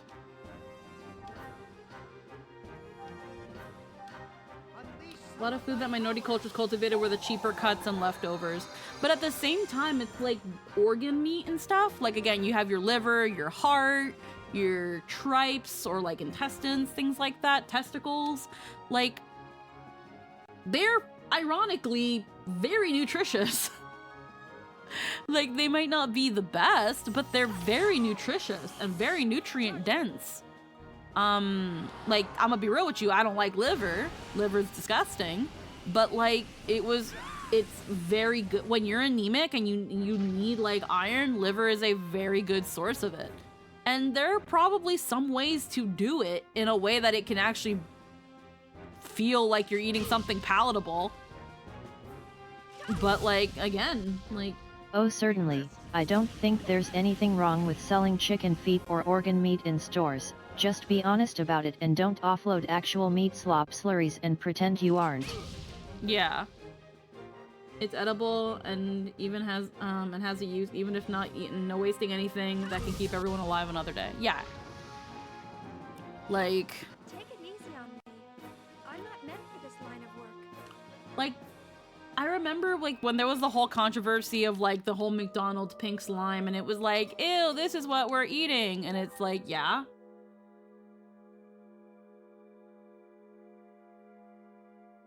Yeah.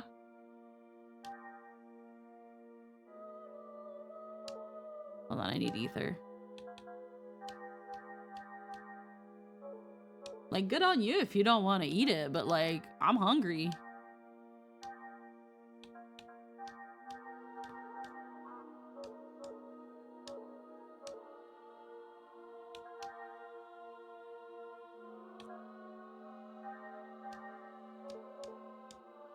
Hell, lobster used to be one of those things. Oh yeah, lobster used to be freaking...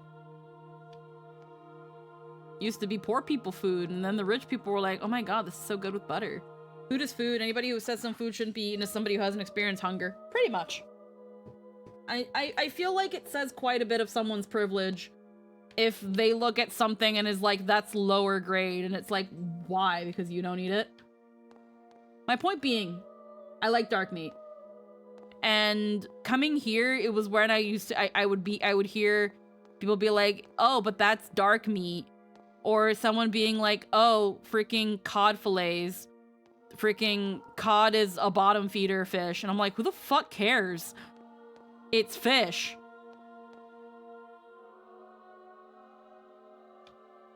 Okay, this doesn't...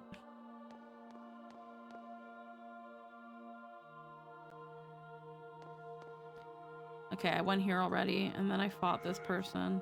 God damn it. Get out of my way, or else.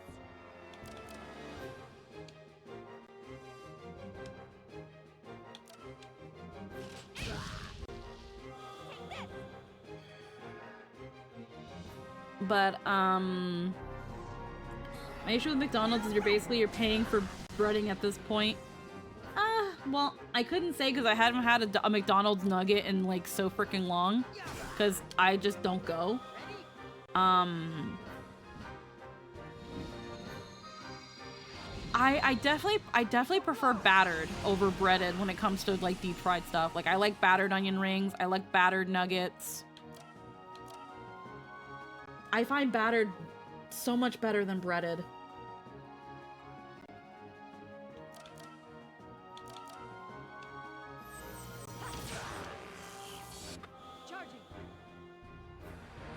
I don't know, cod is pretty bottom feeder. EA has ran that ish into the abyss.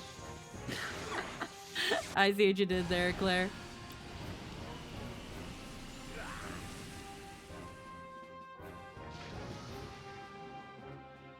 All systems clear. I've had grass-fed And if you beef. want to call me elitist, recognize that I'm not judging the people who buy it.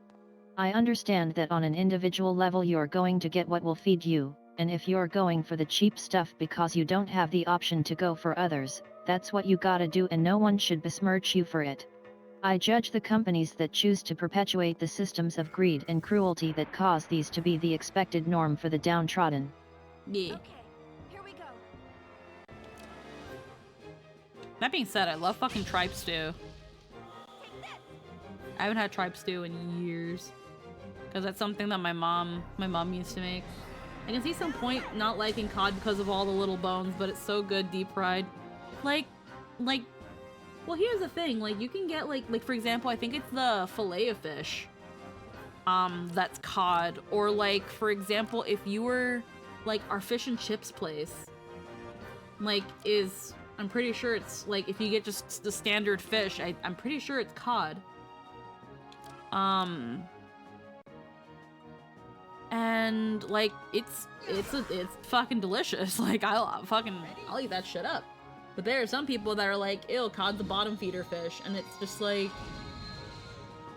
no, it's either cod or pollock. Because I think pollock is also used to make imitation crab meat. And I had heard the same thing about imitation crab meat, like, oh, the fish that's made to make it is a bottom feeder fish, and it's like, yeah, but it's imitation crab. Like, if you've ever had, like, 95% of American sushi, it's like, congratulations, you've eaten imitation crab. The crab's expansive. And it's delicious, so what's the problem?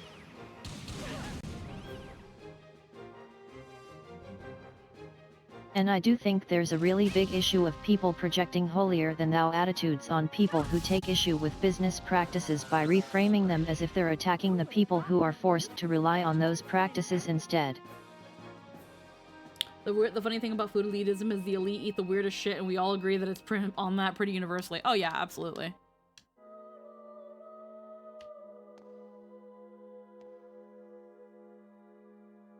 I think this all stemmed from me being like, why do sometimes I buy like 2 different kinds of like similar thing? And again, it's mostly because I like comparing and contrasting, because sometimes the cheaper / lower quality food is better than the higher quality, more expensive one. And it's kind of crazy when that happens. Because you normally don't expect that. I don't know where the fuck I'm going. Their problem is they're insecure about the size Okay, of I'll their... actually get on my file so I can directly guide you with how lost you've gotten. Ready?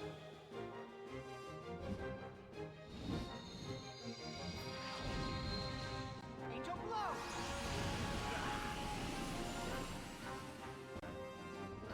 I miss canned mackerel. I used to turn that into sandwiches as if tuna.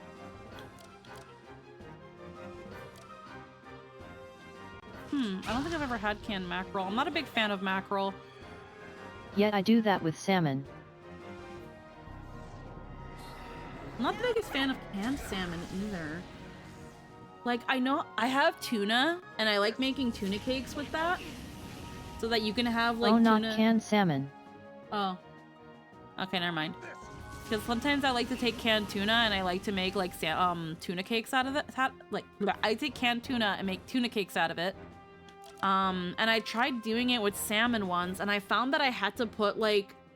I'm a farmer. Assume most of the stuff I get is either grown here or from a farmer's market. Yeah, also, some people think pickled fish is bad. I don't get why. I think it depends on the presentation. I'm not a fan, like, for example, when it comes to certain foods, especially seafoods, I don't like when I can see their face. I don't want to see their face. It's one way to really kill my appetite. I'm sorry. Oh, fuck. Everyone.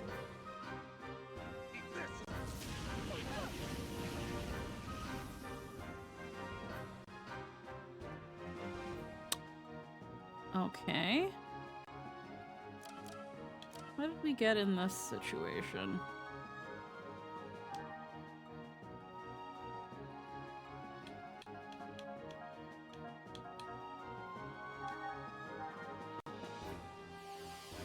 Open ether circuit.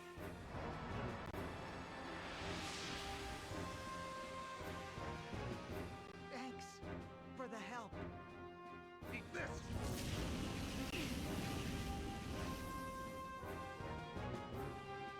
Shutting down.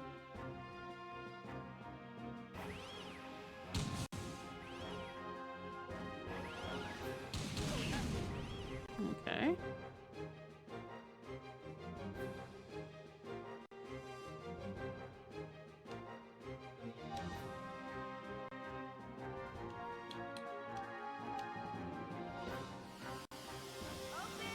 But yeah, I've had ceviche, which is kind of like pickled fish.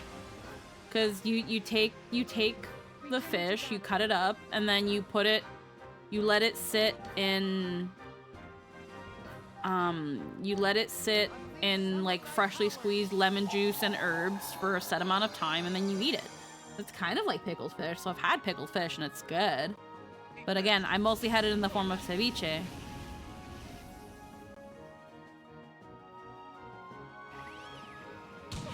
This is annoying.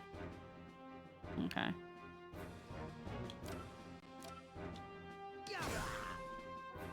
Ready?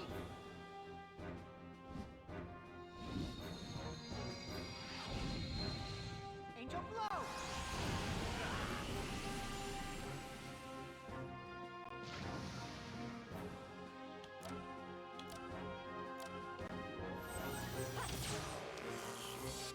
Charging. But yeah, I think all the tangenting aside, I'm usually pretty liberal when it comes to my shopping.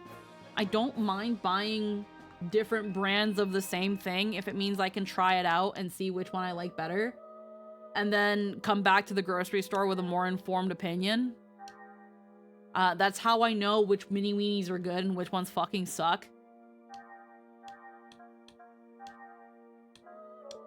Because some mini weenies be tasting real damn good, and then some mini weenies fucking suck.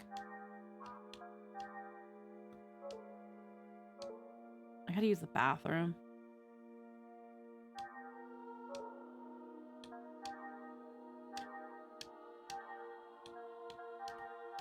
just want to get to a point where I can at least know where I am before I go to the washroom. Okay, I know where you are now. Okay, so first off, we are here. Okay, I don't know where this is. It says 4D on it. Go down. Okay, well, I'm gonna be right. Then right. Okay, down then right. Okay, one sec then. I wanted to use the bathroom, but we can go down then right.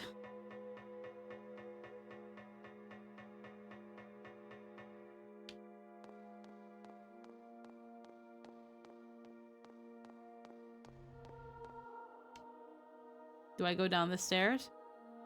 Yes. Alrighty, so we came from here. Then all the way left, all the way. All the way left.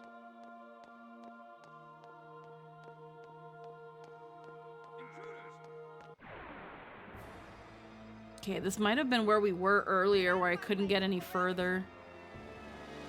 Okay, I'm just gonna...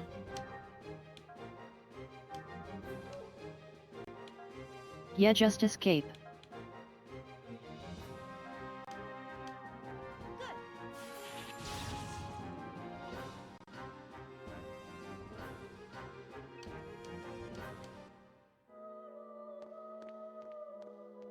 All the way left. YP. Up. Up. And there you go. Okay. I could have sworn I was here before, though, and it didn't This go is the any- way to the enemy that drops the decoder. Oh, okay. Defibrillator vest. Neo armor. Okay. Your orders, Xian? That thing drops it. But potty time. Yeah. Okay, we're gonna... I wanted to pause it, but I can't pause in battle because it's battle. Okay, I'm gonna be right back. I gotta use a potty really quick.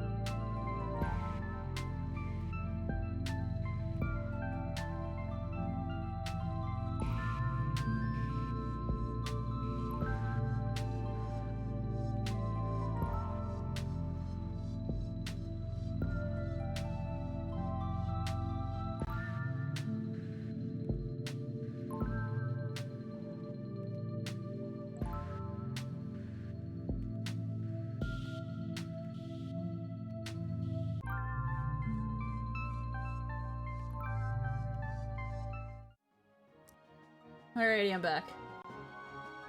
Okay, so as I walked out, I wanted to get myself a drink, but then I decided not to because I have some in my mini fridge. And the other day, Jester found this one brand of soda that's supposed to be like all natural, and it's like, what was it, $12 for 4 cans? $6 for 4 cans. Hi, Bonus Day. How you doing? Thank you. And thank you. Heckin'... He got like an orange cream one and a root beer one.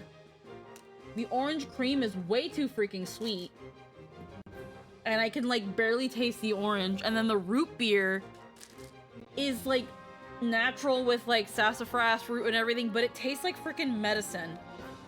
It tastes like way too much licorice and clove. Oof. And it's awful, but Jester likes it. I said it's fine. It tastes like doo-doo. Wow.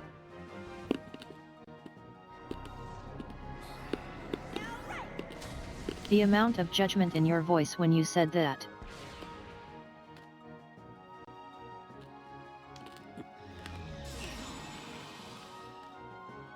It just tastes like doo-doo. But Jester likes it, I guess.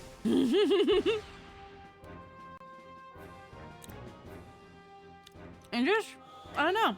I, like, it's cause, like, he's drank in several of them. I had a can of the orange, and, like, that's it. God. Well, no, you have... I've had 2 orange. And it probably tastes better to him. Taste buds are weird. Yeah, I don't know. Like, I was kind of, like...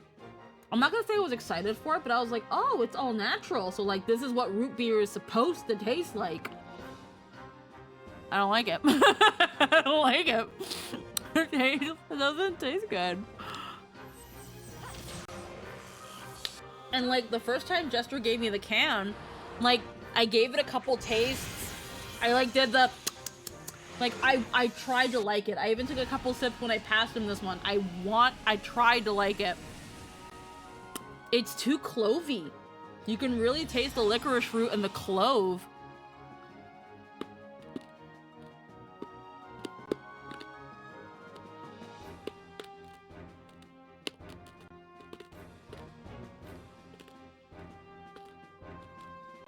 And I'm not sure if that's like what it's supposed to taste like.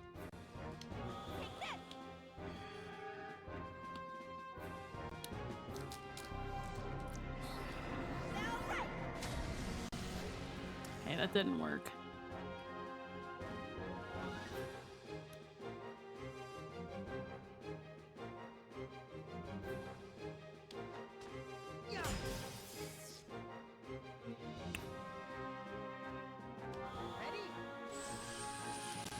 All right. And that worked.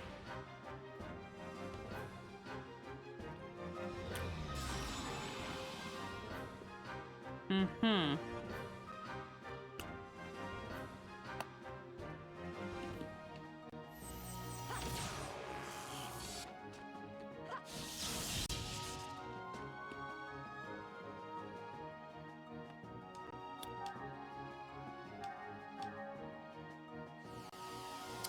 What was the brand? We got something like those at my store. What is the brand again? Phillips Soda Works. It's got some pretty cool, like, graphics. Yeah, it's got some very, like, retro, very, like, very retro looking, but it's got some fun. Phillips Soda Works. Yeah, it says Intergalactic Root Beer. He's a little rocket with the robot in it. There's Captain Electro. So, I want to know what that guy's like.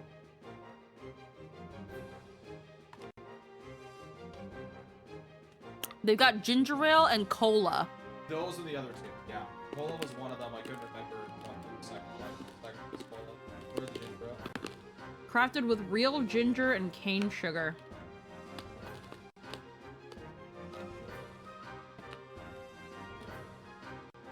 Yeah, so they've got Daredevil Orange Cream, crafted with real fruit juice and cane sugar. Speed King Craft Cola, crafted with cola nut and cane sugar.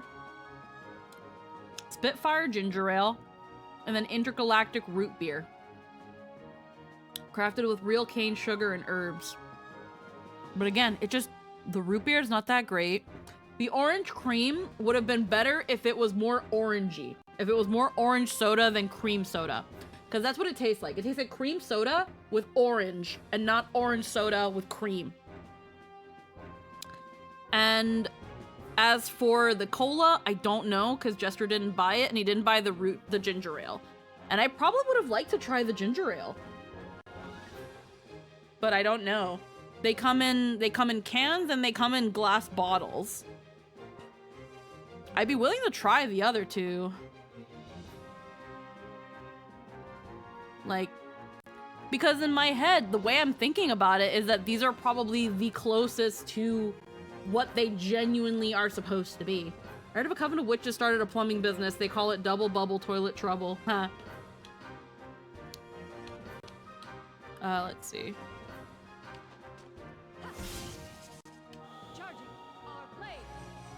But yeah, I kind of want to try the other two at some point.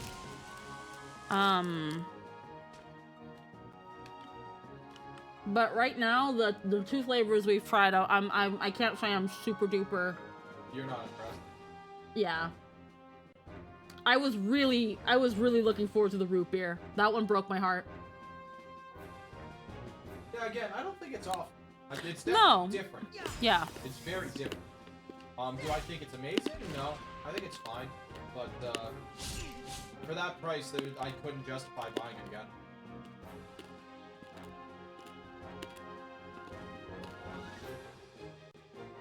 Yeah, that's the thing too. $6 for 4 cans. Like, they don't sell them in any bigger packs. They sell them only in. Yeah. For $6, I can get a 12-pack of bubbly or a 12-pack of like Coca-Cola or Pepsi. Now let's put down a disclaimer. I bought these because they existed, and Yeah. I had never seen or heard about them before. Yeah, Jester just wanted to try them. So like, that's why he bought them. I had the interest in trying them. Yeah, no, and I honestly. And that's something I do every now and again. Like, well, here's the thing. Grab something that catches my attention because I'm curious about it. And honestly, I would have done the same. I would have just grabbed one of each though. I would have grabbed each one. No, I looked at the bill already at 8 cans for $12. I was like, fuck that. I'm just gonna drop 2 on most interested in. Yeah, that's fair. That's a lot, man. I would have done it anyway.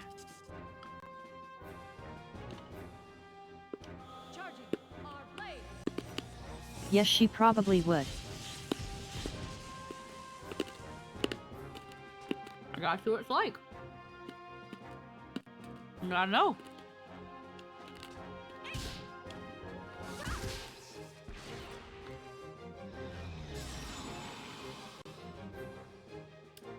Ow.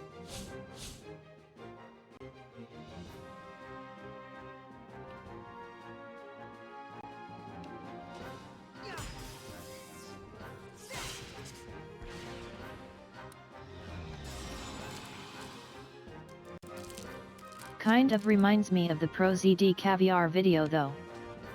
Yeah?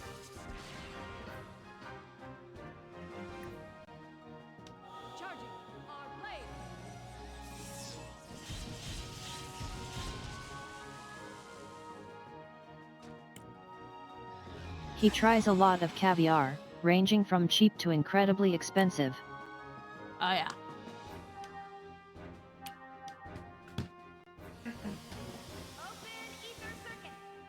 I just, like, me and Jester in general, we mostly just really like trying new stuff. We just mostly do it with things like Lay's potato chips and stuff, where they have, like, new flavors and we'll try those. Usually when it comes to drinks and stuff, it depends on what the drink is in the first place. And Jester doesn't really normally buy fizzy drinks.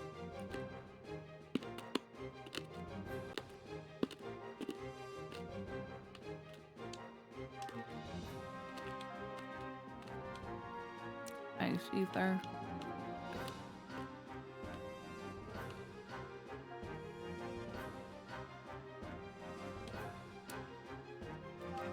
Let's see what this is like. Unleash some of thy powers. And he agrees that the really expensive ones are, for the most part, good, but not even remotely worth it when the middling stuff is way cheaper and barely worse. Yeah. I-type attack. Right now, Cosmos is the only one that can do any considerable damage.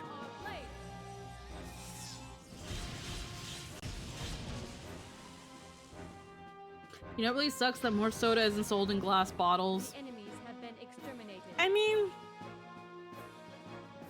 yeah, but I think I would still prefer canned for my soda because it tastes so much better.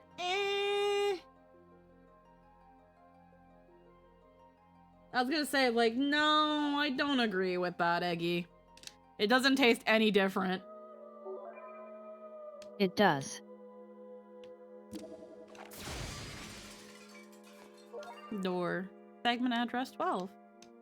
And we have this one. Hell yeah. The best sodas from fountains. Oh yeah, no. Straight from the fountain is the best one. Obtain W hammer rod. Also because glass is so much easier to recycle. Cans are more potent because made to pour over a glass of ice.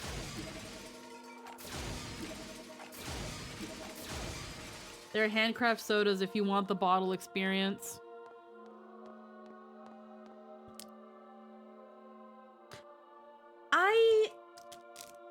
I don't agree that glass is easier to recycle. At least not here in Canada. Because when you go to like the dumpsters and stuff, the recycling bins explicitly tell you not to throw glass in them.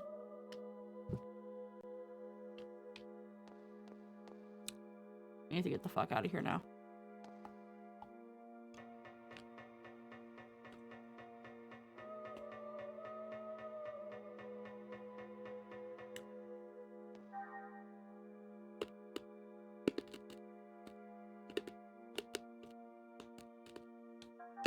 Canned beverages definitely do have a different flavor to them though compared to bottled. It's very noticeable if you have them both on hand.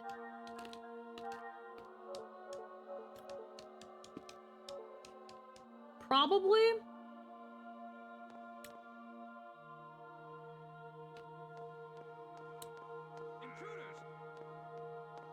But I wouldn't say enough in my head to really matter. Who goes there? Oh, you wouldn't care.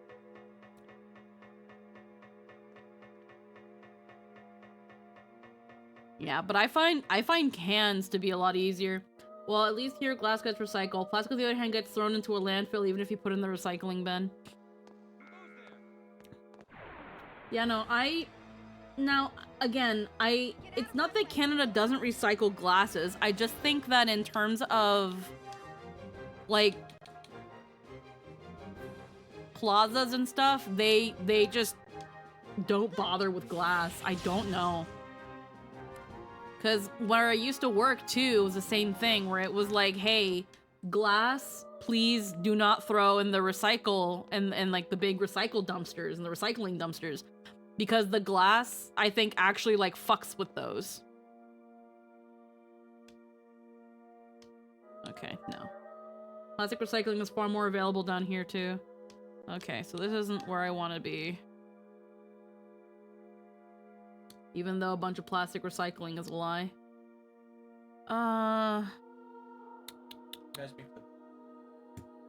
Give it back when you're done. Alright, I need to get out of here.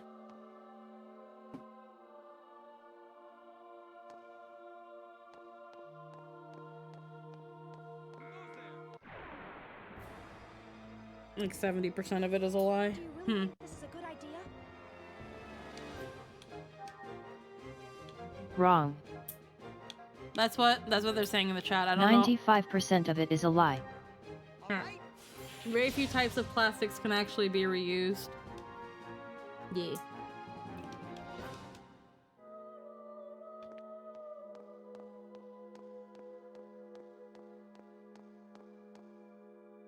This doesn't go anywhere. Only 5% of recycled plastic in the US actually gets recycled.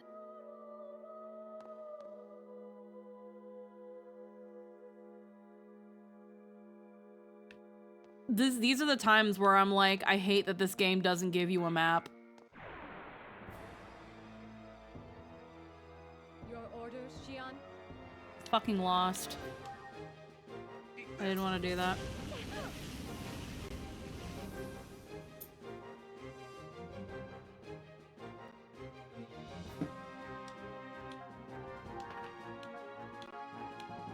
Okay, so you want to go up.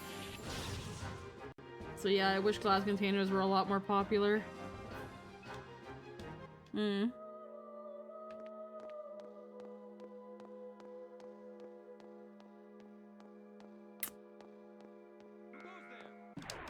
Damn it.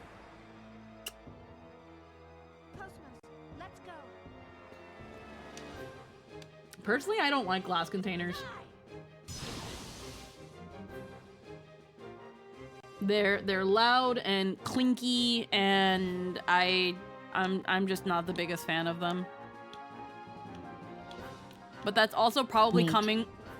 that's probably also coming from the fact that when it came to, like, whenever we had to dispose of, like, our glass syrup bottles, 9 times out of 10, because of how, like, the girls threw them in the trash, they were, like, always shattered. And thus, I'd have to, like, double bag the garbage, and then the garbage Now would go be right then up. would be all leaky and gross. So I think I'm coming from a place of bias. I guess there's no choice but to fight.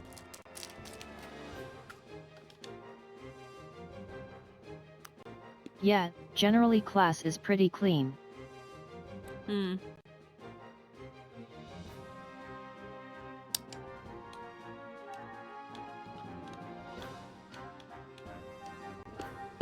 All right?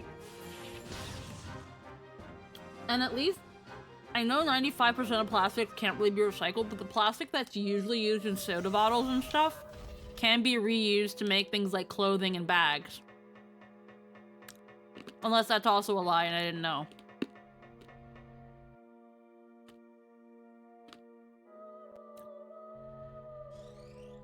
Can be, but generally isn't. Yeah.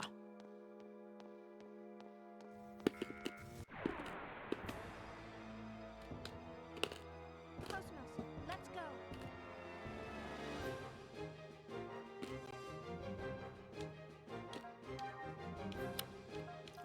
Makes me sad to think about the fact that our planet's fucked. All right? And there are also a lot of problems with the processes around making plastic clothes. Yeah. Good luck. May the RNG ever be in your favor. Go sleepy. God damn it, I literally just escaped that thing. Your orders, Xian? Our orders is to fuck off. Good.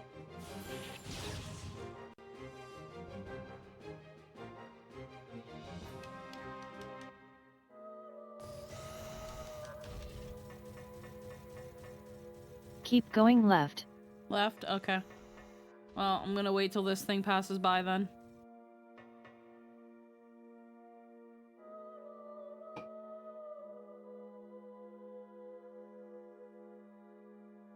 Yep, greed is most likely doomed us as a species. Yeah.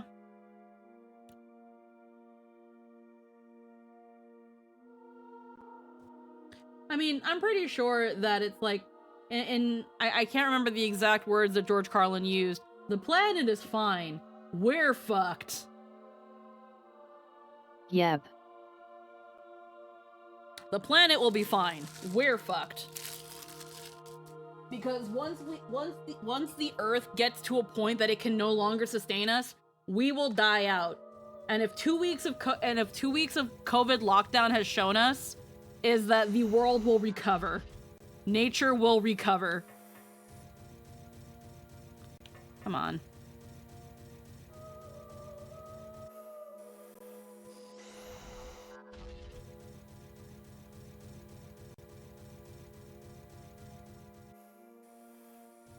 You're like the fucking DVD logo. Keep going.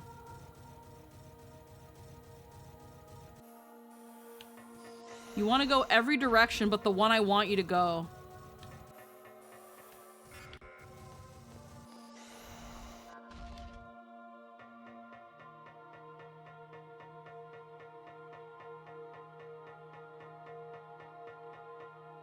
The saddest part is how much effort we were willing to put into unfucking the planet 30 years ago with events like the ozone hole, and now no one in charge cares. Yep.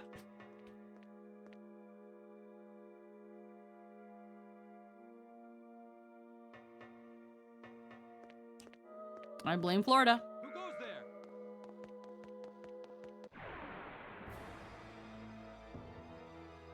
Okay. I blame Florida. If you know, you know.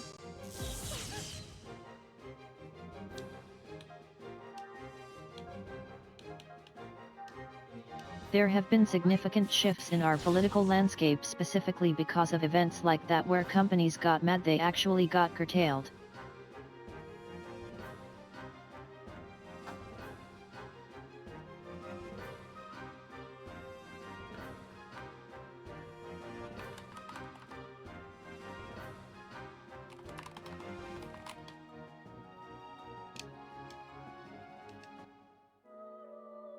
I blame Florida. It's Florida's fault we're in this predicament. I blame Florida.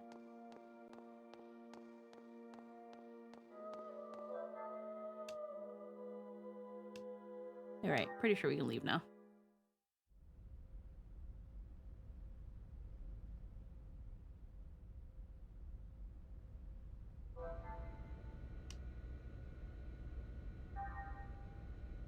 Wait, actually, hold on.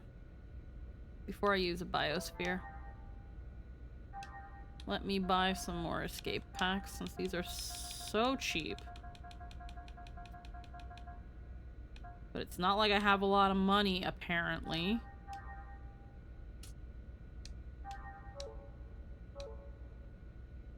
Apparently I thought I had more money. Apparently I don't. Items.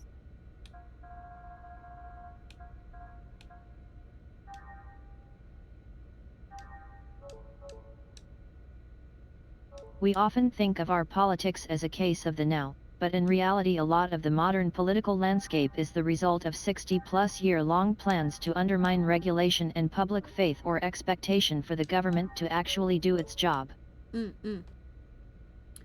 Yeah, it really was crazy how instantly fast the world recovered during lockdown. Makes me wonder how true the points of no return really are, you know, for the living at least. Again, if in 2 weeks the world was able to improve the amount it did, imagine a year without us. Like, the fact that it took 2 weeks of lockdown, or like not 2 weeks, but like about a month, I think at the time, about a month or so of lockdown, China was able to see its fucking sky.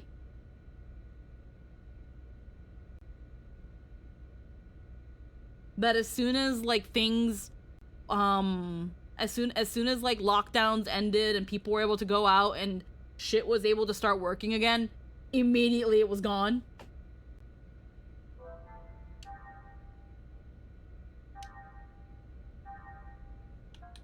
Like, the world will be fine. We're the ones that are fucked. Alright. Dock colony basement of the junk store. Yeah, we have this one now. Matthew, take me to the dock colony.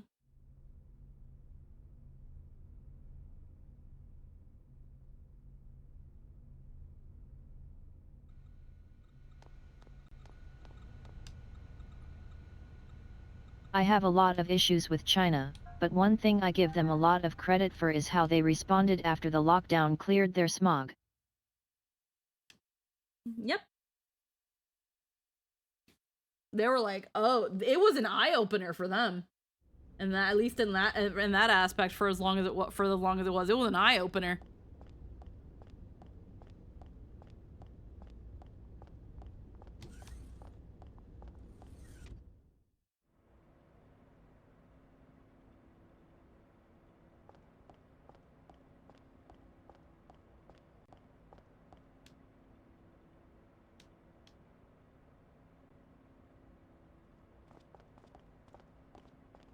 The moment their politicians figured out they actually could do something about it, and saw what they were doing in very real terms, they clamped down on that shit hard and fast.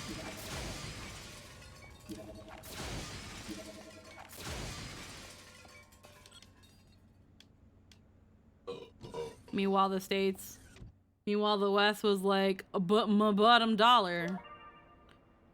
Robot body.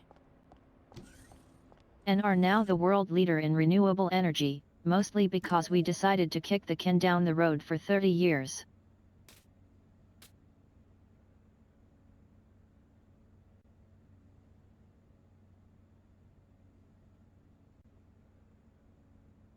Yep.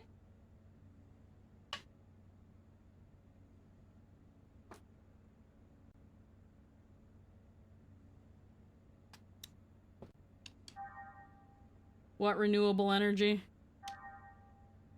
Says Titan. Segment file. Holy moly.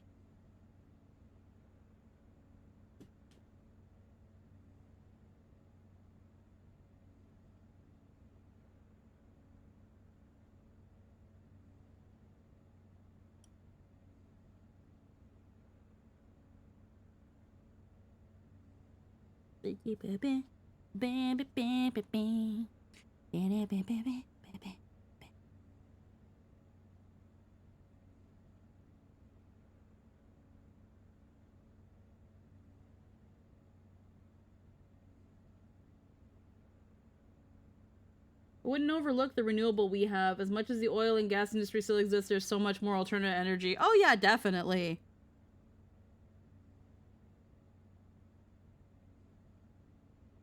My home for the last 5 years ran on windmills.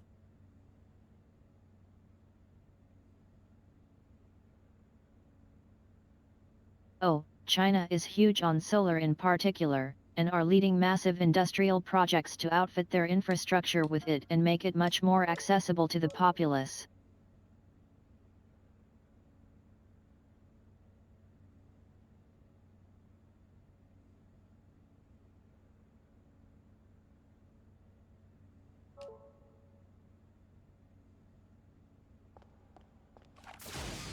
Gotta get out of here.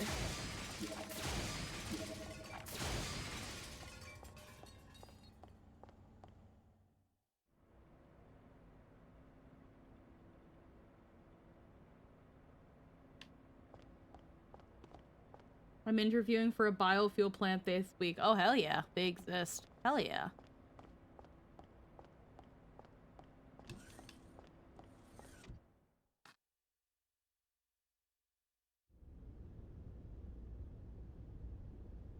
And I didn't say we weren't doing anything, I said China is leading specifically because we had the opportunity to do so for several decades, and chose not to until basically forced.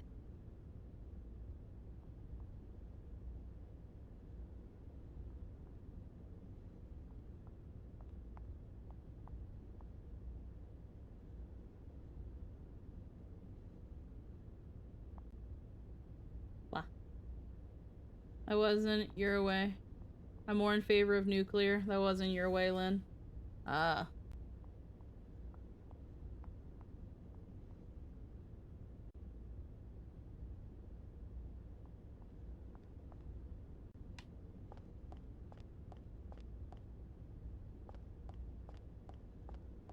What? I think your reply, I think it was to Titan, but just in case there was a mix-up, yeah, it was directed at Titan. And Titan says they're more in favor of nuclear. Oh my god, wait, what's happening?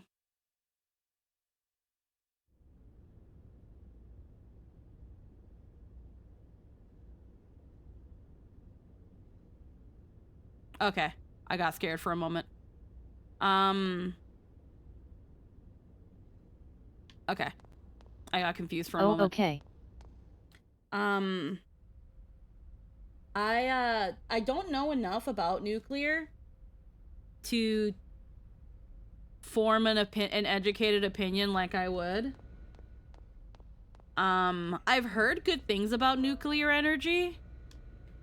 The only thing you really have to worry about is when meltdown happens. But that's usually pretty rare, but when it does happen, it's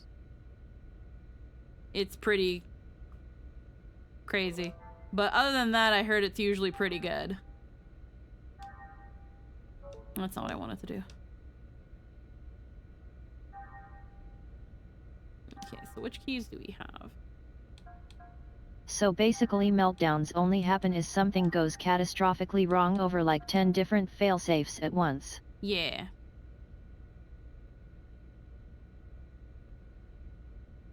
Nuclear is actually insanely safe. Awesome, okay. Modern nuclear reactors have fail-safes in place to prevent meltdowns. They solved that over a decade ago. Oh, okay.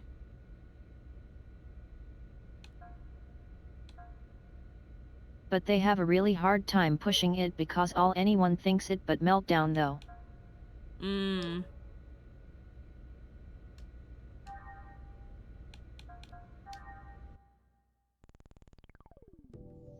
Okay.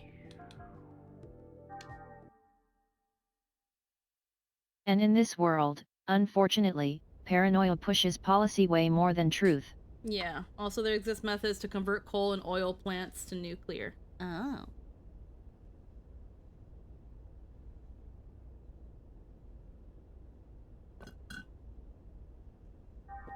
Okay. The main issue with nuclear is what to do with the waste.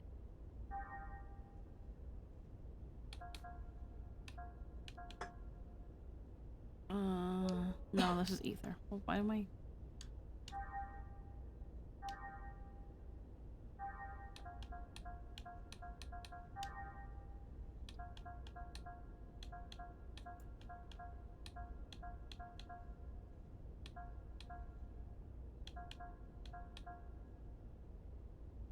And it's not that we can't solve that problem, but like with a lot of things, we kind of just don't. Got an emergency text once saying reactor meltdown, seek immediate shelter. Luckily, it was sent by mistake, was supposed to be a test message. Oh. Who goes there? Ah, fuck.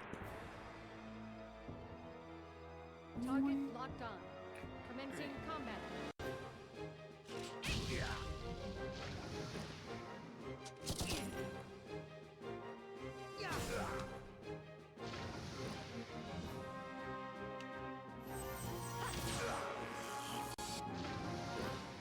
My external appearance is down 5%. Shion, I need to be clean.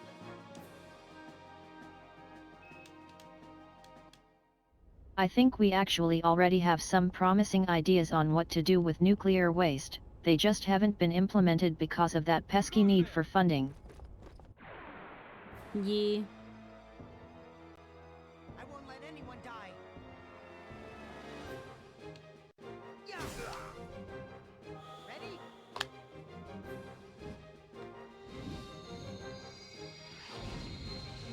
Angel blow.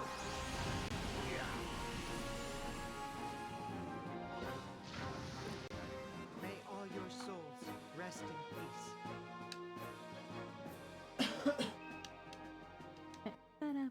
Process you get energy from nuclear is steam and turbines. It's carbon neutral. Ew. Carbon neutral. I don't know what that means. Does that just mean like it's low in carbs?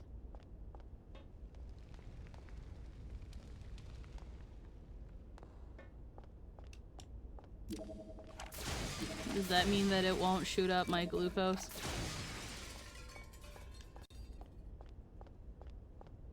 Low in carbs, Lama.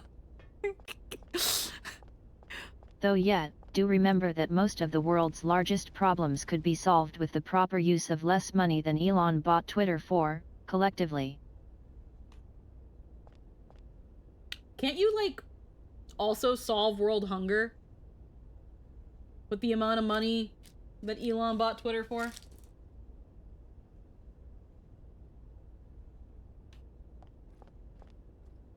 Oh yeah, you can do that with a fraction of it.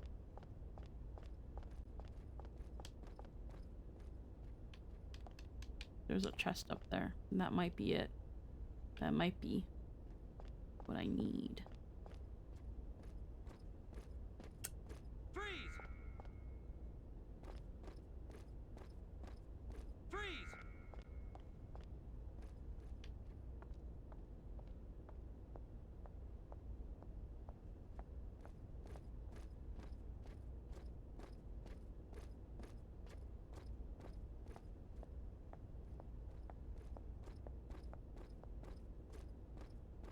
Freeze! Ah, fuck. The waste I heard we lack the funding to finish I research. think world hunger is a $2 billion issue in the hands of an actually fiscally competent organization. Ready?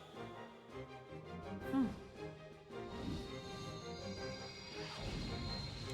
Let's see. The waste I heard we lack the funding to finish research on a laser that would render the waste inert, and just another material we could probably yeet into the cold fusion reactor. Oh, also last year we achieved 2 fusion ignitions. What's that do? What does that mean? I want to be educated. I don't understand. I wanna know. Also, a couple years back we figured out how to achieve fusion at room temperature. Oh shit. Snake hunter. Look at this door. Alright, well here's the door. Yay, door. Okay, so now I need a key.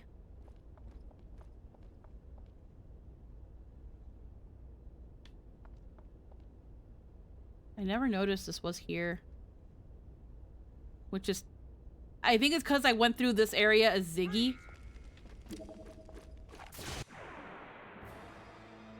This area we first went through it as Ziggy, and I think Ziggy didn't have the blaster. Which is why I was like, I gotta go back here at some point to go around with Shion. Ready? Fusion fuses 2 material, fission splits the atom. Oh.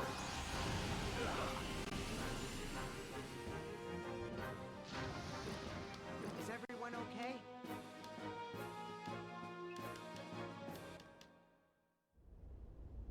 What's here? Okay, not a blow-upable wall. Fission produces considerable power by splitting of an atom. Fusion is massive power. Do you really think this is a good Think the idea? giant ball of light we orbit. Oh yeah, well I know. Basically, we have everything we need to solve almost every existing problem right now, and it wouldn't even cost that much, relative to the amount of money the US government throws around for funsies. Yeah.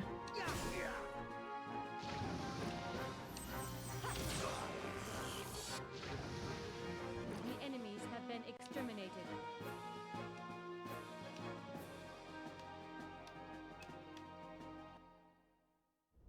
Alrighty.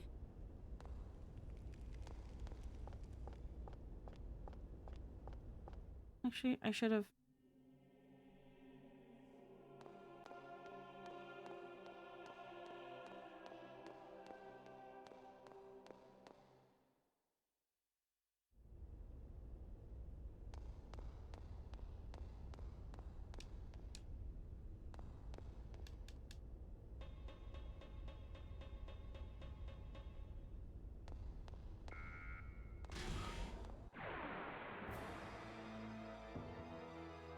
I guess there's no choice but to fight. Okay, well.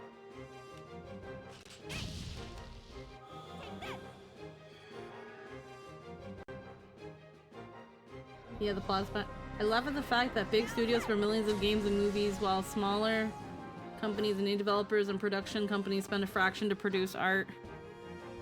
We have answers to the water problem, we have answers to climate change, we have answers to the energy problem, but the problem with all of those is that it's just so damn profitable to keep doing things the dumb and bad way that greases all the palms. Oh. That thing had it. I thought it was gonna be like behind here somewhere. Okay. Sweet. Now you can just go fucking get. Oh, fuck. Yeah. It's so easy.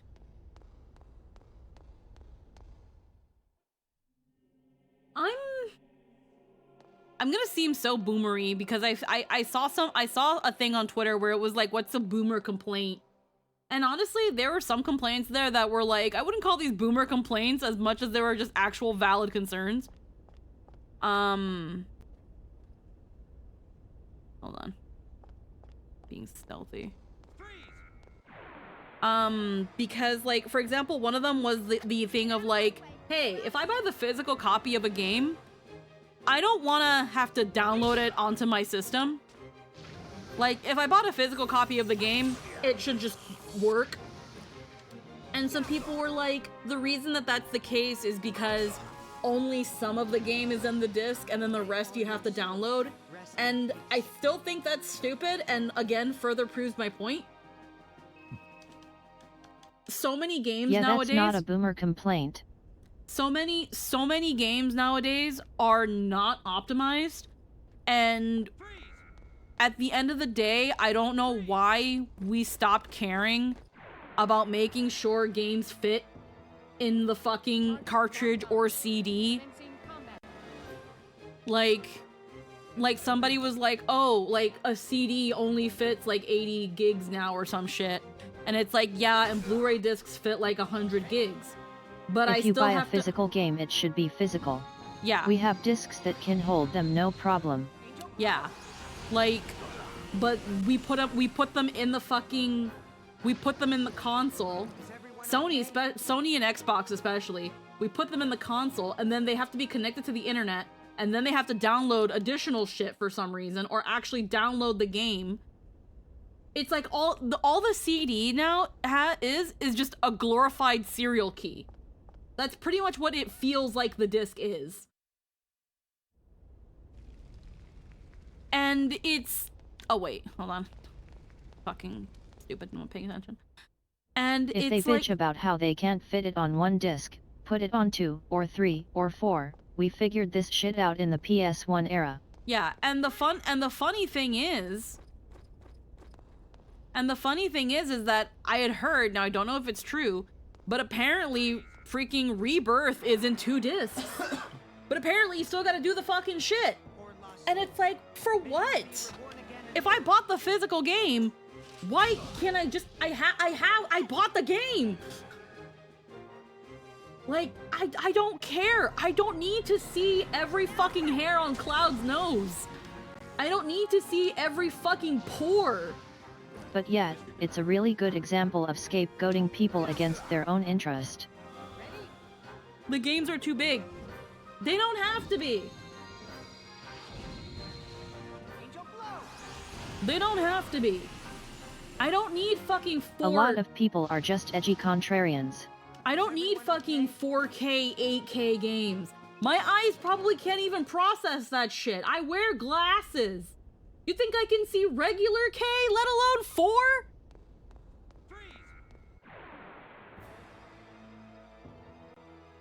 All battle systems are go. I can only see 256 colors. I don't need to see more.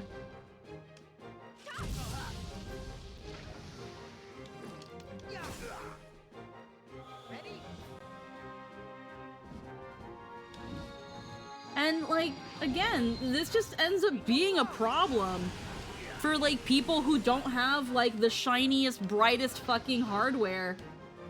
For, like, if the graphics are so fucking hard, if the graphics go so fucking hard that the console can't even fucking handle them like it was with Final Fantasy 16, what's the point?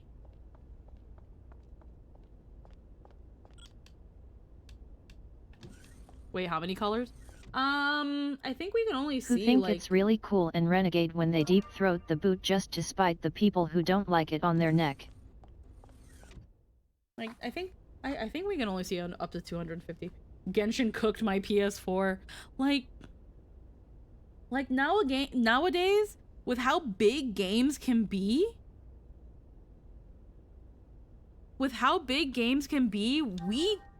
we don't need them to fucking fry our systems.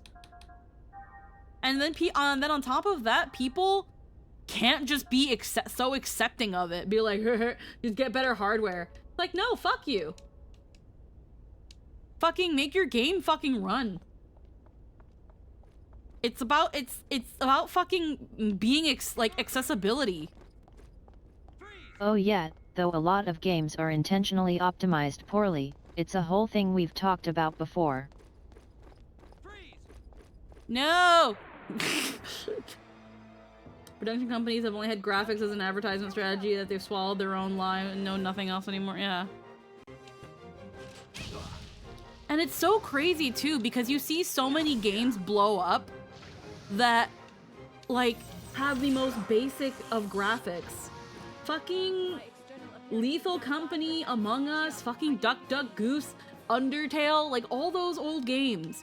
All of those games are not even a fucking... Like, these games are like not even a fucking gig. Well, I'm not sure about Lethal Company and stuff, but like fucking Among Us and fucking like Undertale. It's not an accident. Most games that have over 100 gigs could be way less. Yeah, no. One of the reasons I haven't played freaking Remake on the PS4 is because it is 100 gigs.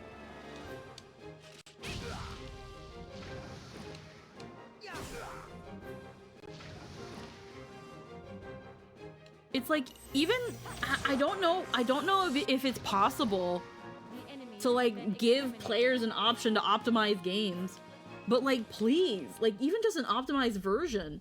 10 years ago, my 1 terabyte hard drive was a luxury. Now I need to invest in a pair of 4 terabyte SSDs to add to my 1 terabyte NVMe SSD. Like, but that's crazy.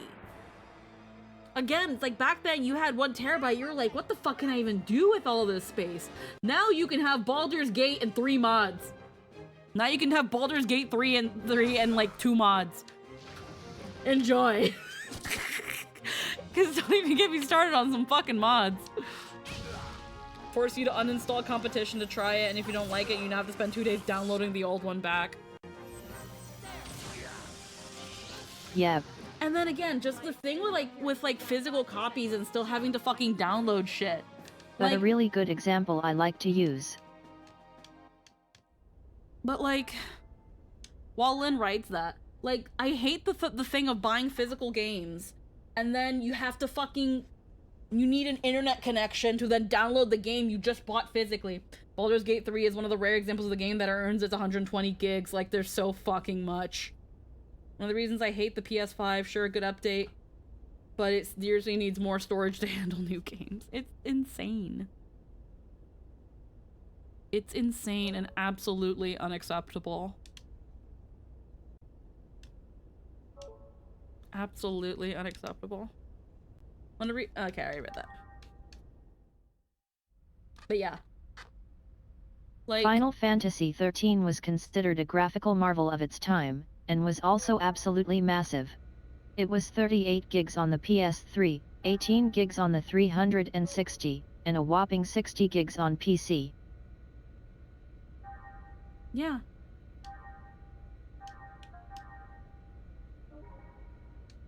Fucking Custom Order Made? Custom Order Made is a fat game. Because it also has a lot of, because it has a shit ton of fucking DLC. The regular game itself is like maybe 200, 300 megabytes. And then once you start getting all the DLC that adds like story, voiceover, models, outfits, and things like that, then you start looking at like 1, 2 gigs. 1, 2, maybe even 3 gigs. But holy shit.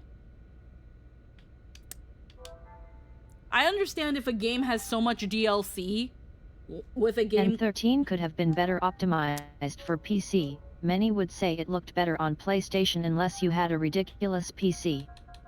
Yeah. Honestly, 13 still holds decent 13 years later.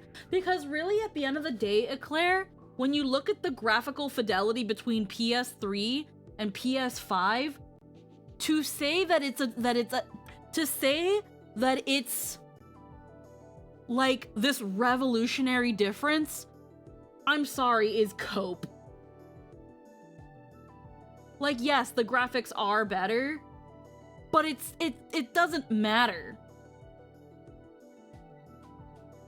To act like being able to see every single hair. The revolutions happened. Now we're fighting over increments. Yeah, like the difference between PS2 and PS3, yeah, that was pretty fucking big. PS3 to PS4, not really. PS4 to PS5, not really. The processing, yes. The processing, the rendering, you know, those sorts of stuff, yes. Graphics? No. No. It's major copium to say that, like, fucking... that the graphics are what really fucking make these systems what they are, because it's not. And the only reason the graphics seem so much sharper, so much clearer, is because you're working with bigger models, bigger textures, bigger everything. Like, for example, like when it comes to like PC resolutions, back then we were looking at fucking 800 by 600 screen resolution.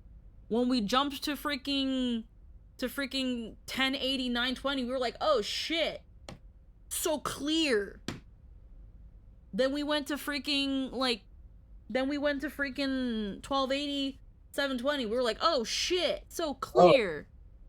Now we go 1920, oh shit. Like, it just, we were able to make things bigger as screen resolutions and shit were able to catch up.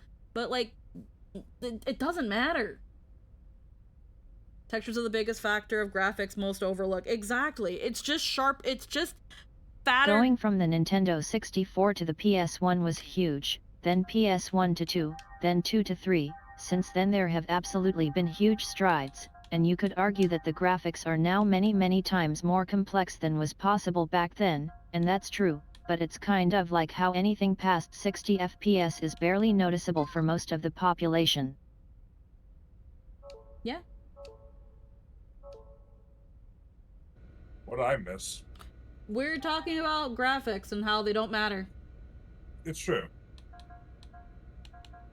But people, the huge boon in retro game aesthetics lately is a testament to that, I think.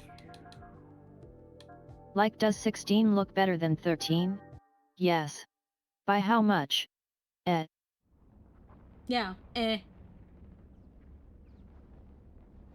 at the end of the day, would you say that 16 is a better game than 13 because of its graphics? No, it's a better game for most people because of its story. And its gameplay. And many other factors that some would even say even then is still subjective to what you prefer in your stories.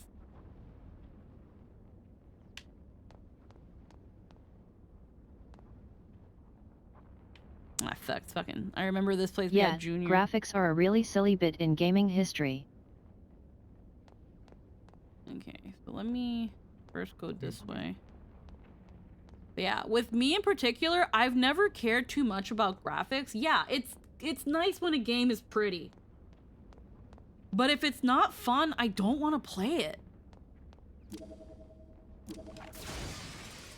It doesn't matter to me if the game's not fun. Code Vein is a pretty game. Graphics don't sell, almost no gamers actually care that much about graphics, but the industry went hard on graphics over all else. I honestly love going back to classics and see how they did textures. Yeah.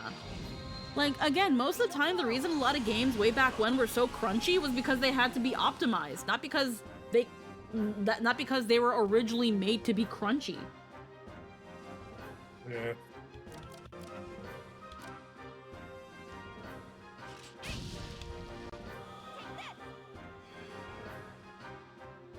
But yeah, like freaking look at another game that got really We're popular. playing a PlayStation 2 era game right now. Like freaking look at fucking Pal It looks World. fine. Fucking Pal World looks like you can run that shit on a fucking looks like a freaking early like a Switch launch game. You think people gave a shit about its fucking graphics? No, they cared about the fact you can just capture humans like Pokemon, like everyone's ever joked about. Charging. Also, it just looks kind of fun, on all honesty. I'm not gonna lie.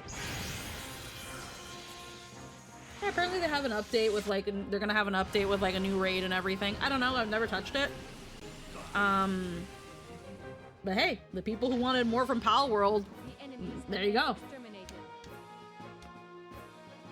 Some people aren't satisfied with just what they have. Unbelievable. Well, I know I know I'm some just people who joking, got I don't Pal know. World and went like super in on it, and once they kind of did everything that was in the game, it was like cool. The same thing with me and V Rising. They've done Yeah. everything. Gamers might not care much about graphics, but casuals very much did. And casual gamers make up the sales for the biggest selling games. COD, FIFA, Madden. Yeah. Now, if people cared about quality above all else, I can admit no one would ever buy a FIFA game. This is... Oh, No. also Squeaky, you have everything you need to go get the one-shot everything robot. Oh yeah, I do. I love the win button. How do you do that? I don't know. Is it item? No. No. You have to go to the Robot Academy on Foundation. Oh, okay. I'll worry about that later, done. Is it possible to do right now? Well, right now I'm looking for all the decoder doors so that I can get all the, like, the little hidden items and stuff, and that's what this stream has been, because we're actually at the last dungeon. So... Oh, the game's... Yeah, we're close to the end. We're really close to the end of the game. Huh. That's interesting. Yep. But the one-shot everything robot will even one-shot the super bosses. Oh, wow. Hell yeah. It is the one-shot everything, then. Like, for real. We're bringing that bitch to the final boss. I'm not doing it. I'm not doing it. We're bringing that bitch to the final boss, then. Ow. What do you mean you fuckers aren't dead yet? What the fuck? So, the super boss, where do you find that at? If it just one-shots Ow, the my super... 11 hit points.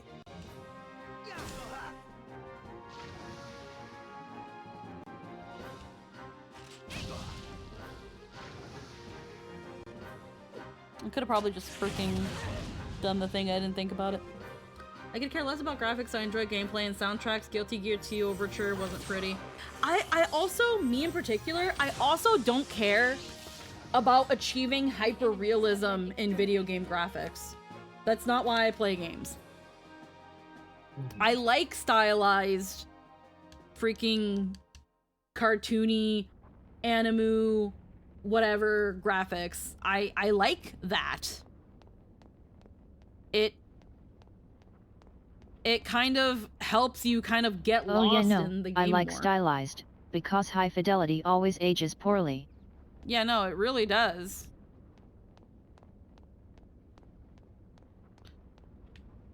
Huh. Yeah. Stylized games always look good. Yeah, no, stylized games have just a better chance of aging well than super hyper realistic games. Eventually, Wind Waker still looks great. Like a lot of like hyper realistic games or games that tried to be more realistic looking back then are so freaking uncanny valley.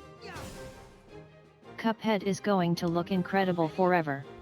Oh yeah, no. Yeah, it is. Cuphead is going to age like the finest of wines. What a good fuck. What a great and arduous decision that was to do the animations the way they did.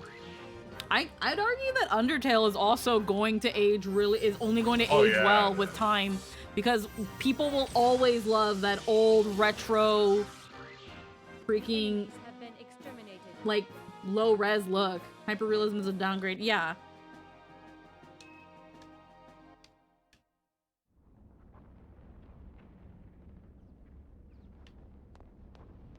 Subway. Eat fresh. Okay, so these right here are... Yeah, retro game looks work incredibly well for low-budget stories. They can operate on less is more. Few times realistic is best are games like Last of Us, when drawing you in is such an important aspect of the narrative.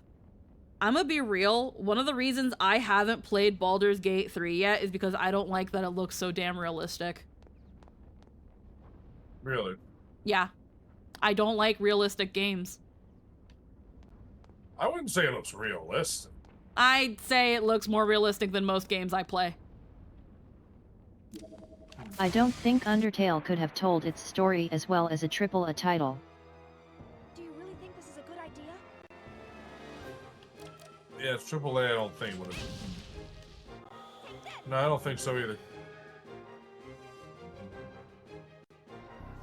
Yeah, but Yeah, teach one their of own the on things their that puts me off the most about Baldur's Gate 3 is its graphics.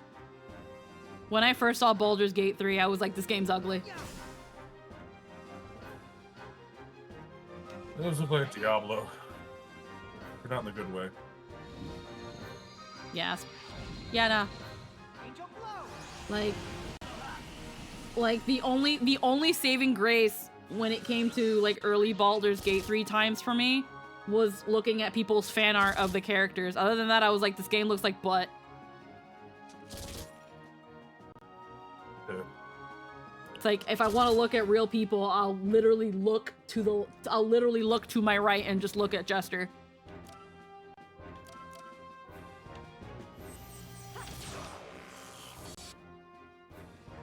Oh, okay, it's on the corner. Honestly, yet. I'm too much of a weeb. I think Baldur's Gate looks good, but it's not a look that makes me want to live in it. Yeah. It doesn't feel like a realism attempt in my opinion. To me, it does. It looks very realistic. Like, yeah, you've got like the fucking monsters and fantasy elements, but it still looks like a game that's trying to show you like realistic looking people. It's not stylized in any way.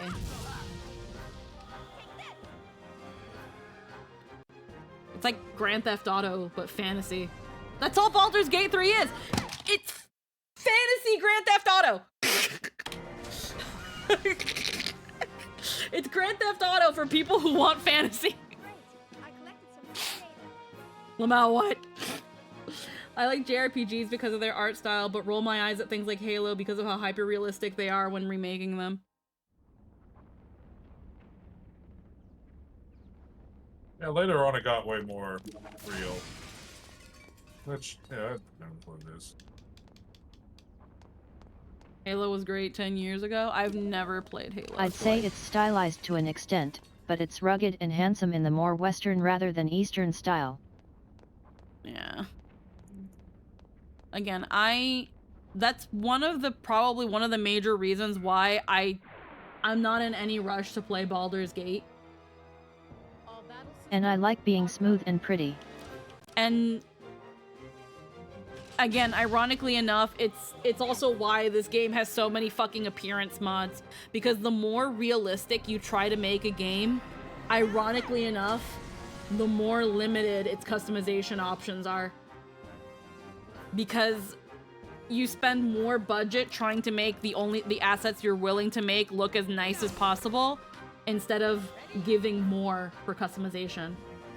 Don't give me customization if I can only select for 4 body types, 5 hairstyles, 3 dick sizes, and 3 eyes. Let's just say, for example, because I don't know how much option Baldur's Gate has, but I heard that its character creator is pretty rough.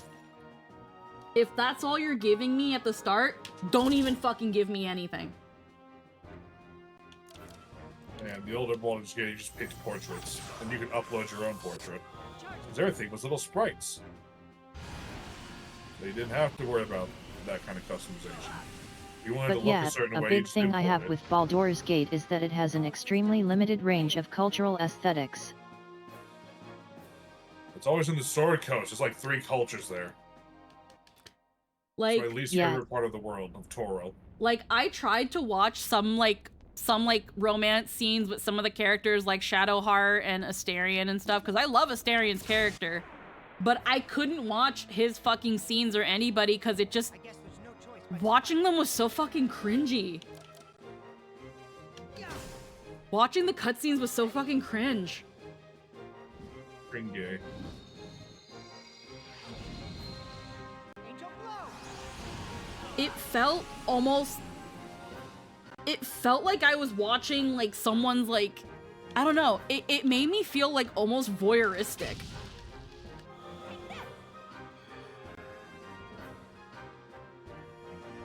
I couldn't explain to you. I didn't like watching them.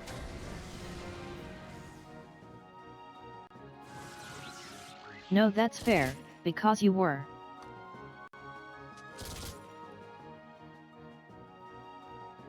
That's what you were doing. Okay. Especially the houses. It's just a funny haha joke that isn't getting old. The character creator is only really limited in body shapes and hairstyles. It's quite limited. The testament of how many appearance mods there are tells me enough of what I need to know about the character creator.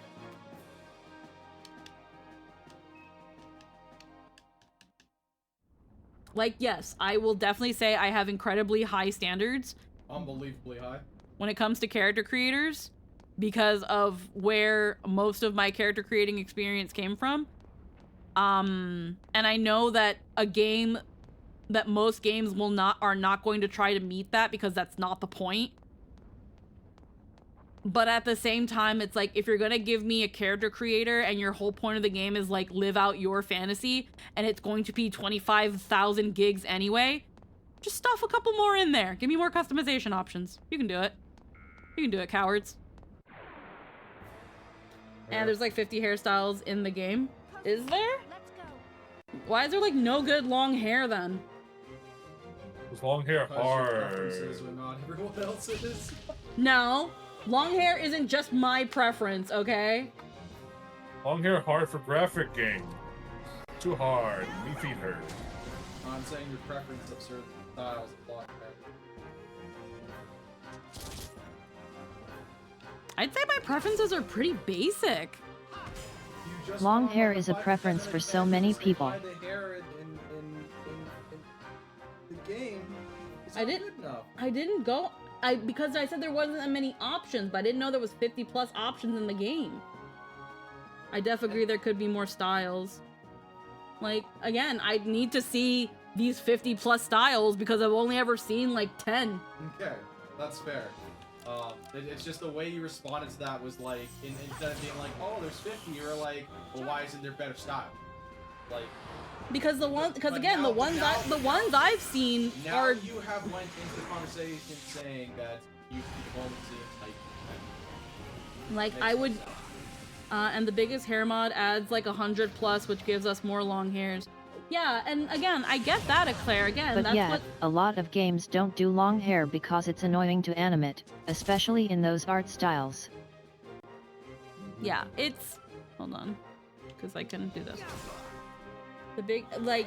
But it's the thing of, like, again, if we completely remove the modding community out of things, because I'm gonna be real with you, I don't use, like, to be like, oh, the game is so... You can do so much, you just have to mod it. No. Like, as someone who's even... Who literally only added, like, 2 hair mods to Final Fantasy XIV, because everything else is fine, I just wanted a different hairstyle. Someone being... People being like, no, there's tons of things, but you just gotta mod it. It's like, no. That's a point against your game. The game overall, and I know you're Where not the really arguing this. Mm. The game overall, at the end of the day, should be fun. That's the most important thing. Yeah, but again, in a game that you're allowing me to customize a character, to create a character, like, first off, again, don't go for hyper-realism, because you're just going to make it so that making more options is even more finicky, because now it's fucking... You, like, the higher fidelity the stuff, the higher fidelity you have to make supplementary stuff. Now, again, I know I'm probably being very, very pedantic and nitpicky about this. I'm willing to admit that because I think I am. I feel like that could easily... I feel like this could easily be solved with DLC. Baldur's Gate should have DLC. Does it have DLC? No, they said they weren't going to. That's stupid. That's free money. That's free money. Yes, funny enough, like the same way that they didn't do it for Tears of the Kingdom, that is quite funny. But at the same time, they put a lot of work, they put a lot of effort into it. If they want to move on and make other stuff happen, right? You know, I feel like I prefer Armored Core 6 where they never had to worry about hair length. It's robots!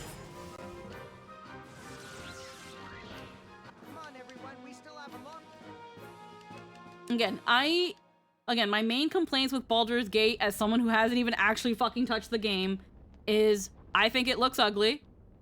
And what I had seen and heard from the character creator left me not very looking forward to playing it. Like, me and Lynn, we have talked about potentially playing Baldur's Gate together, but not after So in we... cases like this, it's worthwhile to define your frame so you don't sound petulant. Yeah. We're saying that having mods is nice, and it's definitely a boon that the mods exist, but if you're judging the game itself in terms of quality, mods represent areas the community at large agreed it was lacking in. Yeah.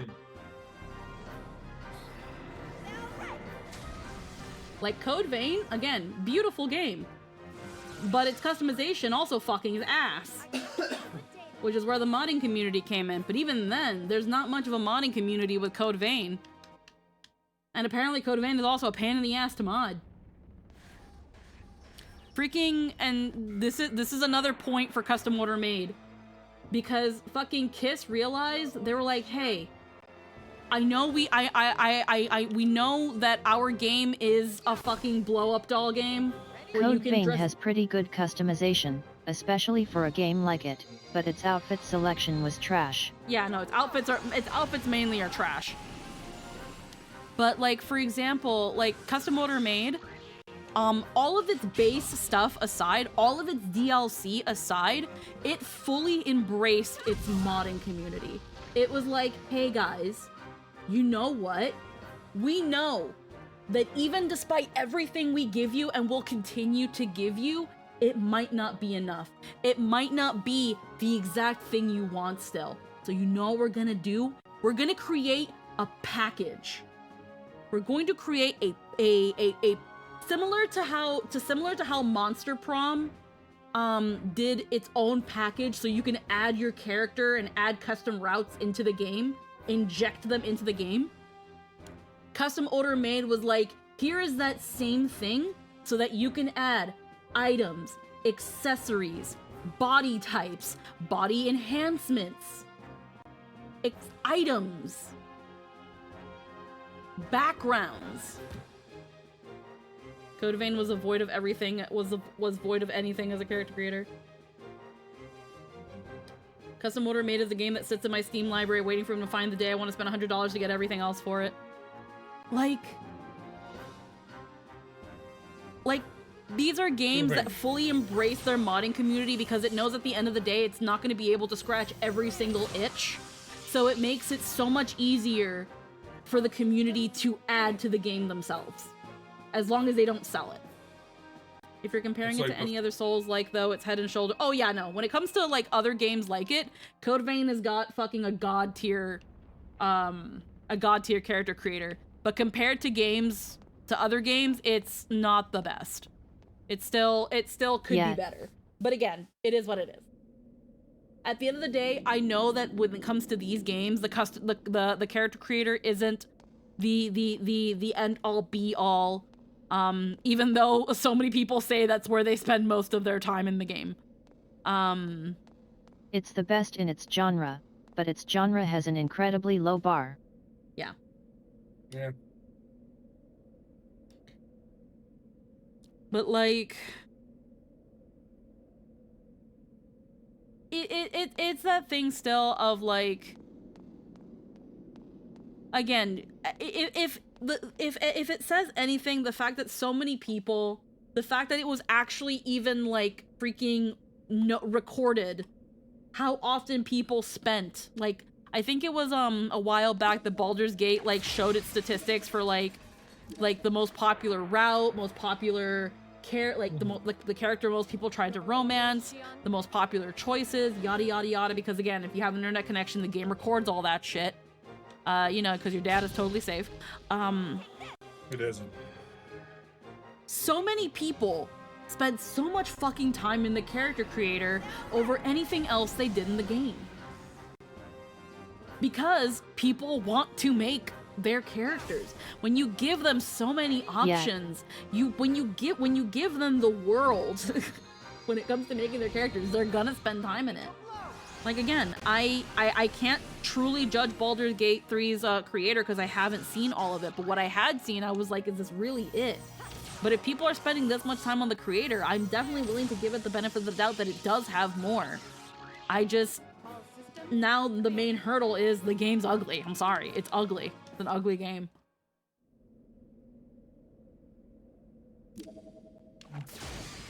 But it's ugly not because it's a badly made game. It's ugly because it's just not a stylized. It's not stylized in a way that I find more visually captivating. I think it's a bit much to call it ugly. It's a pretty game, it's just not pretty in a way you like.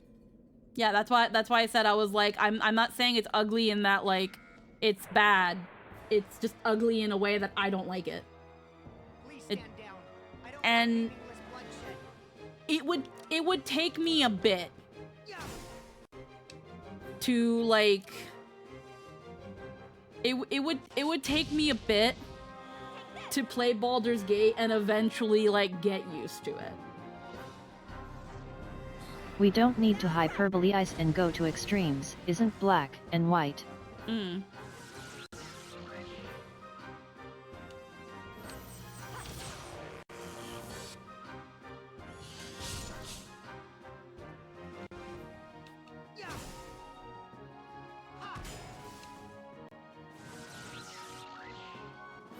Like series that have won awards for being pretty, like Lands of the Illustrious, look to me, it happens.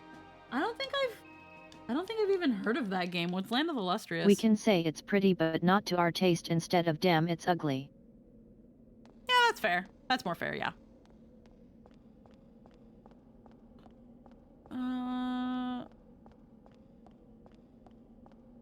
Won't let me go up here, even though it's really not that badly inclined.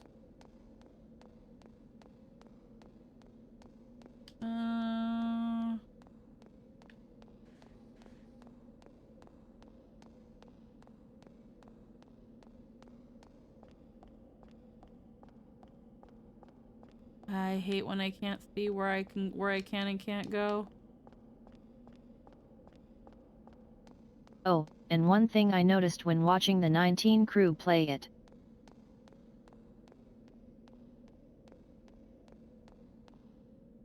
It's an anime, not a game. Oh, okay. Came out a bit back. Oh, okay. That one with like the binary rocks. The non-binary rocks. The other show about non-binary rocks. They really do have a thing for defining their asses in Baldur's 3. Could be, not too familiar. I have no idea. If you're I thought it was a game called Land of the Illustrious, but if it's the anime, it might be the one with the rocks. Okay, so apparently this is a fucking dead end. Because I can't get anywhere. I hate backtracking in this game because it's like the enemies respawn. They had gem hair. Okay. Maybe it is.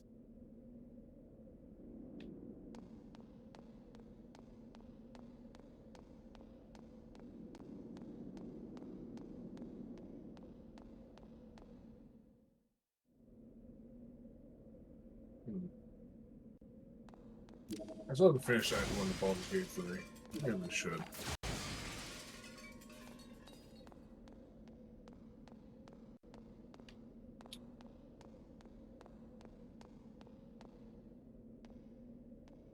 Oh, completely off topic.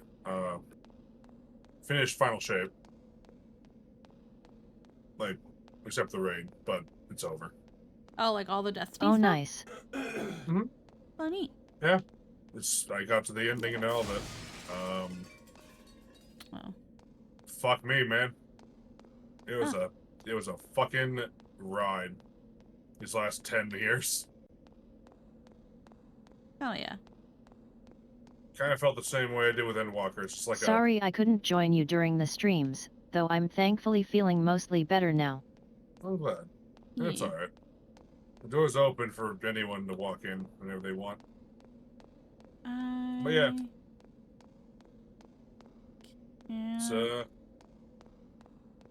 It's That's it. We did it. We killed the witness and saved the universe from bullshit. Hooray. Yeah. I got sick guns out of it and a new sword. I am And it happy. wasn't a fake out ending? Nope. No? Nope. Okay. Witness dead as Heck yeah. doorknobs. God, it was worth it. Just like all of you. Yep. The ending. It's not the raid, but it unlocked the ending, which is the only at this moment intentional 12-man combat encounter, 12-man mission. Nothing in this game has ever been that intentionally. The last time it was like that was a bug. Oh. And it completely fucked the game really bad, but it was really funny. But Bungie, we looked at that, I was like, we're gonna stop this here, but this is a really good idea. Eh. I think we just, because they used it for the ending of the game. Well, the ending of the story. It's like Endwalker, right? This is the Endwalker, but Destiny. Yeah. So, Okay, what am I? not gonna lie, I got sentimental about it. It's been a big part of life, so, Good. you know how that goes.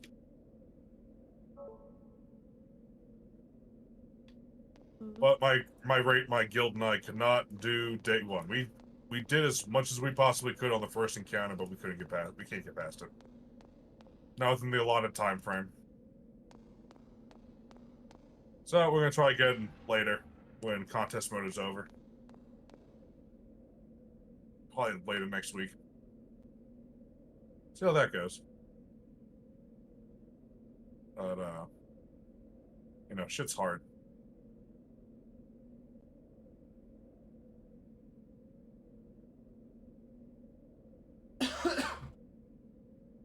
Okay, gotta go through all this.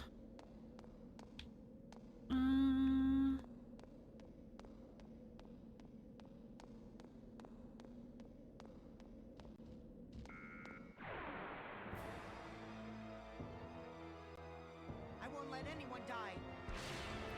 Oh, I hate these stupid things.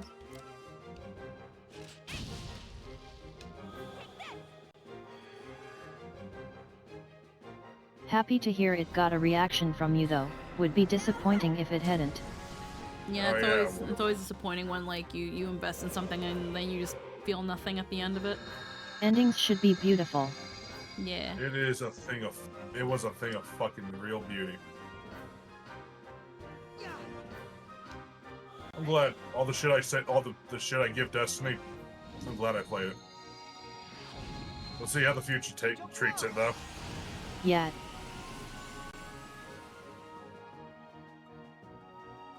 I'm glad I didn't, but glad you did. Yeah. Trust me, I'm glad you didn't either. It's been a fucking hell ride for a while. But I found worth in it.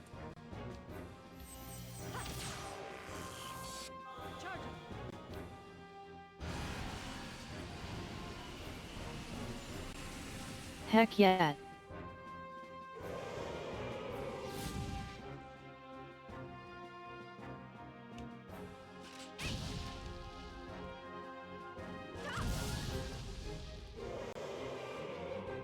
Who would have thought one of Miyuki's inventions would come in handy?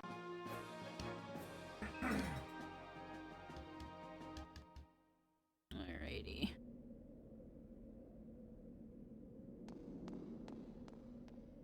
Be a ladder up there.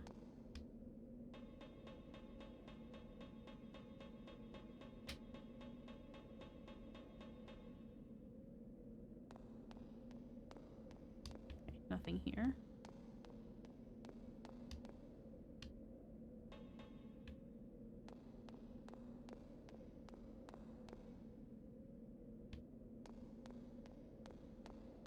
Okay, well maybe I don't want to be up here.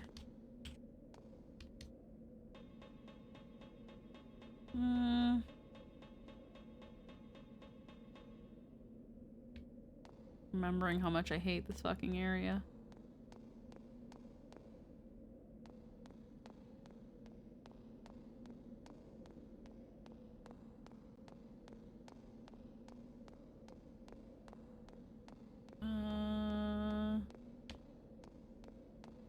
Yeah, the final mission was great. It had everybody show, like all factions that you've been building in this giant alliance, this entire series, all together at once. Everyone's just on the battlefield, actually physically there fighting by your side. It's Good. fucking great. It's like the whole end game. It's like the fucking Avengers Endgame thing, right? God. There we go. It was absolutely fucking insane. So, I don't talk about it anymore because people who play it who haven't gotten to the 12th man yet, I don't want to say Yeah, anything about you it. don't want to spoil it for people who haven't played Destiny Yeah, yet. yeah, the 12th man only came out today, so. I've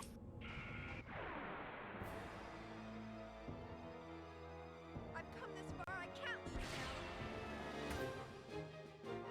now. Oh god, these are all fucking long distance ones. Hooray!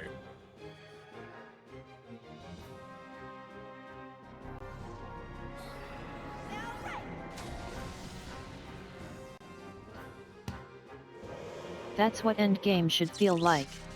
Here's the fruits of all your labors, the reward of your great journey. Now, not alone, but as one, let's tackle something greater than anything ever thought possible. Yeah. We gotta save the universe. Angel Oh. blow. And we did it. I have made this oatmeal last all fucking day. Okay. Charging.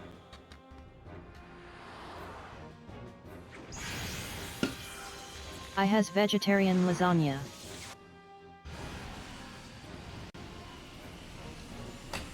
What kind of vegetables are in it? Please don't say butternut squash.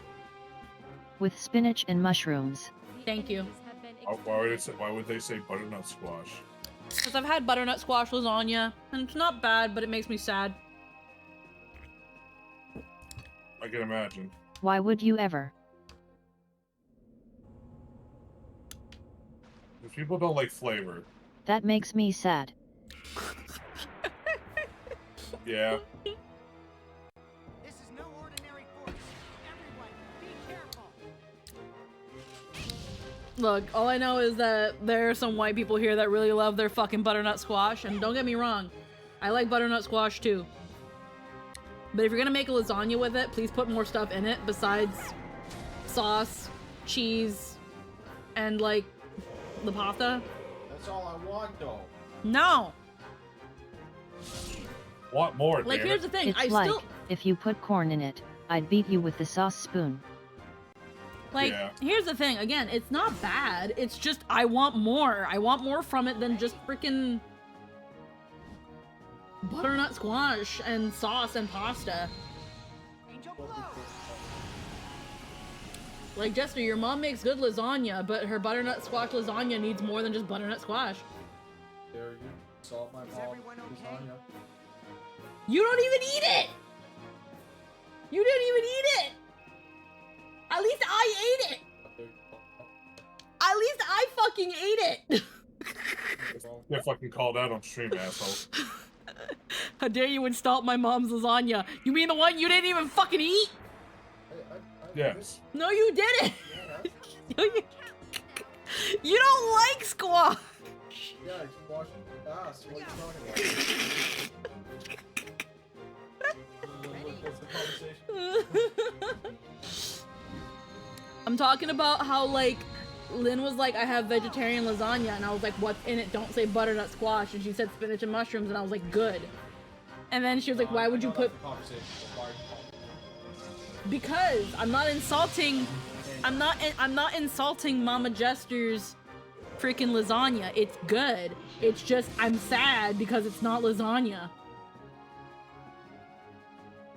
Like, at least put some eggplant in there, too.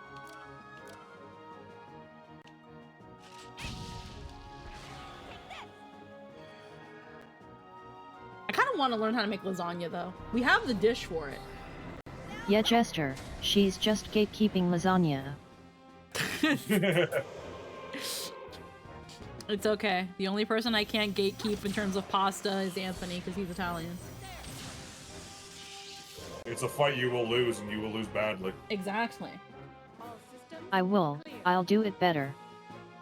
I do want to learn how to make lasagna though. It's not hard. So many people shit on like people that get lasagna noodles, but it's like I want to make it convenient. It convenient. Yeah, Yeah, it's people- not hard. It's just time consuming. Yeah. And people who shit on people for buying lasagna noodles need to shut the fuck up. Like, get the fuck out of here. They're like, oh, they're so much better when you make them from scratch. It's like, yeah, no shit. But you know Yeah, what I don't want to yeah. do? You don't have fucking time for that. You know what I don't Yeah. have? A pasta maker. I don't have a pasta maker. I would absolutely love to make pasta from scratch. The most I can probably do in terms of from scratch pasta is probably udon noodles because it's just flour and water.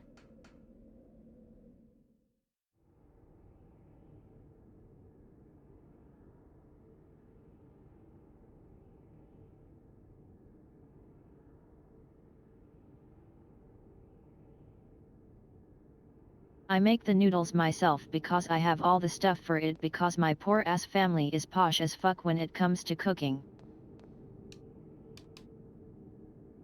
Silver linings. But that's us. Yeah.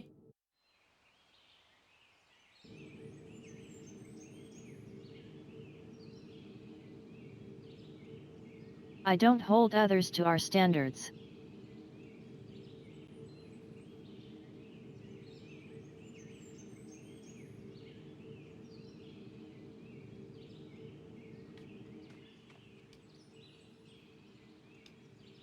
Forest, church. I have great food and my internet is absolute ass. Yeah.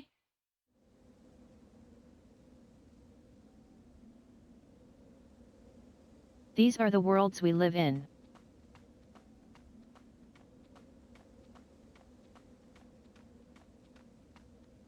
No, I don't think I needed to go here.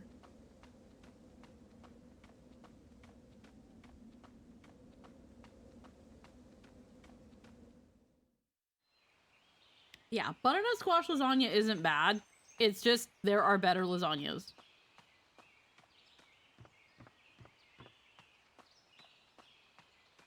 Okay, well, here's the exit. But like legit we have everything we'd need to open a home restaurant. We're kind of crazy. Yeah.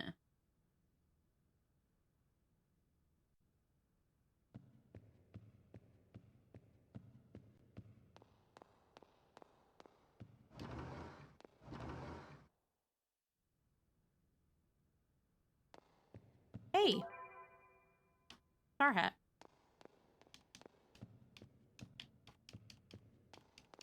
Okay, so this is...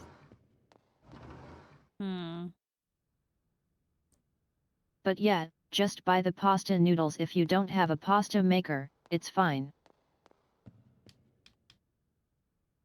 Been unlocked.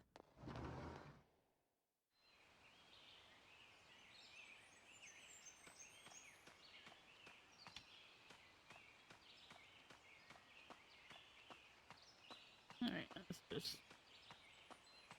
around the church. And really making lasagna is like making goulash as a layer cake. I assumed as much. I guess it's like just making your lasagna, making sure your lasagna doesn't get overcooked so that you can put It's the noodles pretty down. basic, just takes time. Yeah, and then like just leveling your cheese. And your meat and your stuff. Okay, so here... That's the sewers. That's the sewers from the subway. I think if you... No, there's another way out of the sewers. Because the forest isn't where I want to go. The forest is fucking... I hate it. So, like, the forest is where everything was, like, fucking fucky.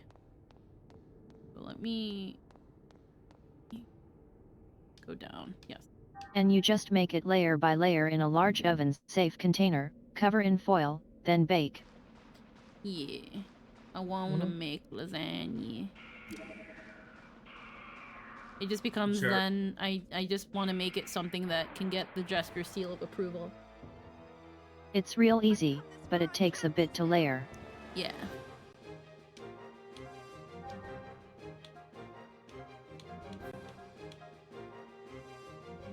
Kind of want to have a white people taco night. Ever made pizza? No, I've seen pizza kits, but like I've never bought one because I'm just kind of like, I don't know. This is no ordinary force. I usually buy the dough and just make pizza. White people taco night. Oh, We I usually gotta- you use like all you gotta do is make the sauce right, get just cheese of what the fuck ever kind you want. You can get a canned Meat if pizza you want. sauce. Yeah, that too. We It's gotta not hard to make taco red sauce though. From the Krispies. I want to try a butter chicken pizza. Go for it. I want to try, but I'm scared because what if I don't like it? Then you don't like it. Making well- lasagna, now that I think about it, is a lot like making a pizza, then making another pizza on top of it, then doing that as many times as you have patience or materials, then bake. Because that's the Yeah. thing too. It's like I love butter chicken. I know that when I make butter chicken, it's definitely different from like conventional, like white people butter chicken or actual butter chicken, because like I don't cube my chicken and then like cook it over like salt and pepper and shit, and then I do all my stuff. I dry rub my chicken and then I dry rub my chicken and then God, these fucking things are so noisy.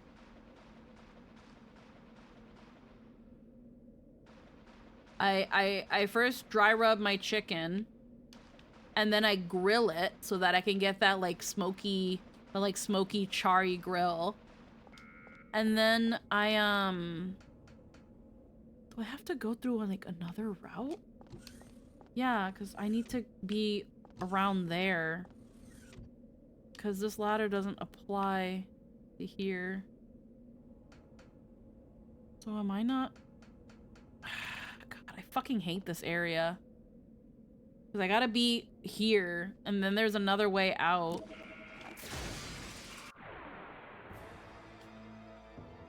Disabling auto safety. Destroy all targets. I'm just gonna have to start fucking killing shit. Fucking... Sorry, my brain's like multitasking. But yeah, I dry rub my chicken, I grill it, and then I shred it. So then I have like shredded chicken in the butter chicken sauce. And then I have it with, you know, basmati rice, or I've had it with naan bread at a restaurant. But never like when I make it at home. And Jesper's not a big fan of butter chicken. He doesn't really like Indian food. So I don't really make it often because whenever I cook food, I want it to be something we can both have. That's just my freaking like weird thing where it's like if I make food, I want people to be able to partake in it. I feel bad when I make food and like no one wants it.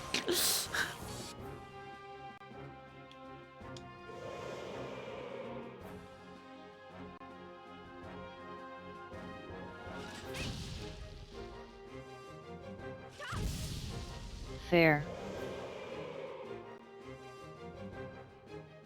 Okay, let's go. But then you get 48 glizzies.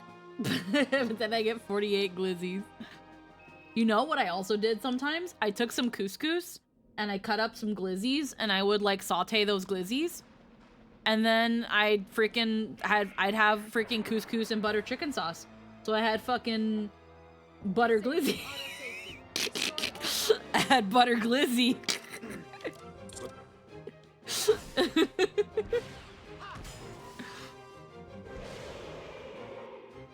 It was pretty freaking yummy.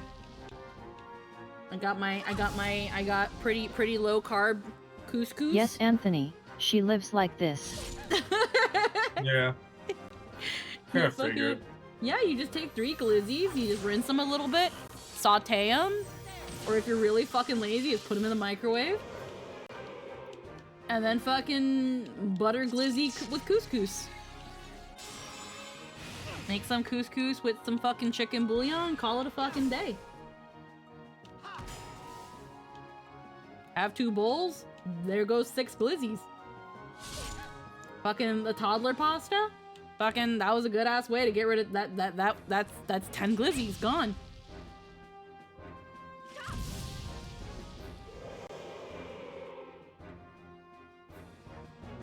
Okay, let's go on. Like, yeah. Easy food.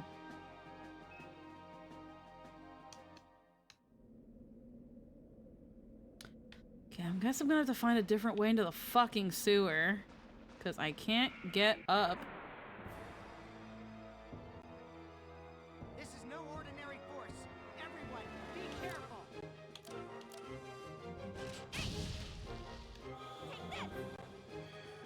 The only benefit of like running around and all this looking for doors and looking for keys is that I'm getting some grinding done at the same time.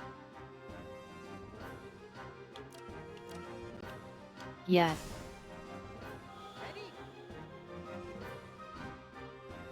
As I like try to remember the layouts of places, especially places like this where they kind of had you like playing multiple characters. Ooh, shit, 10 points, hell yeah. Hooray. Oh, hey, that's Zero. What's Zero doing in Zelda? What?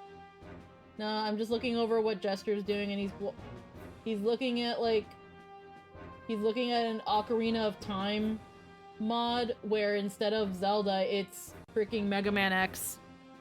So instead of playing Link, you're playing Zero. Instead of like the Kokiri and shit, or wherever the hell they are, it's freaking other Reploids and stuff. Charging. Zelda's Iris. And Zelda's Iris. Hey. I kind of find it, well, not kind of funny, it's kind of sad that up until Mega Man Zero, like the series for Game Boy, like Zero never really gets over Iris's death. It's only until he becomes Zero and gets woken up the way he does by CL in the first Mega Man Zero game that he's like fucking living with the guilt of everything. All battle systems are go. Okay, I didn't want to fight this guy. BRB water. Water. There has to be another way to get into the sewers that I just can't remember right now.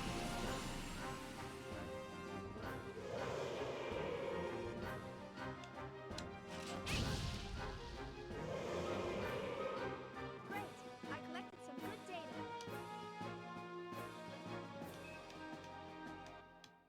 Bubble blade.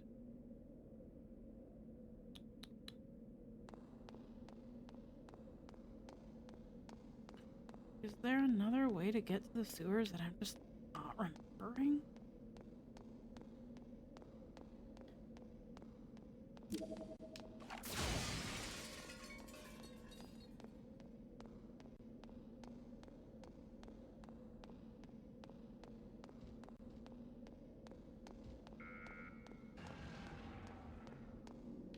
No, because...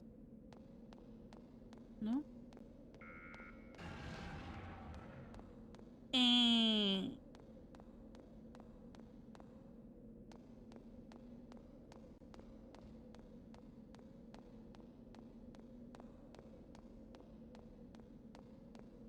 Oh, no. Yeah.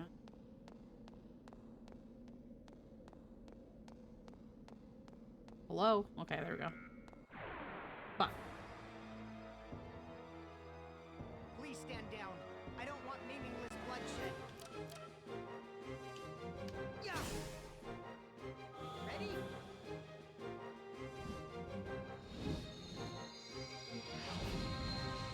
Angel blow.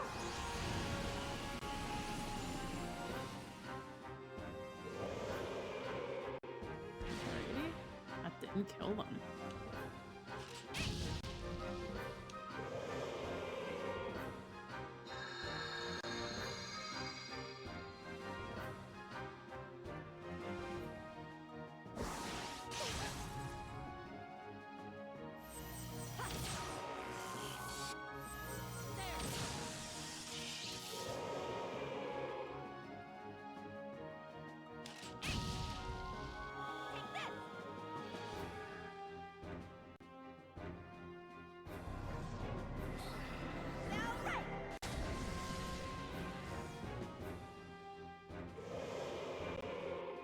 Great.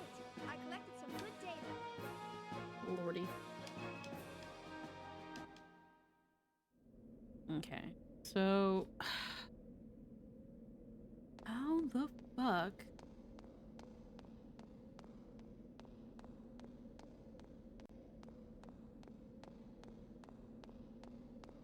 Maybe it's maybe it's that one ladder over there?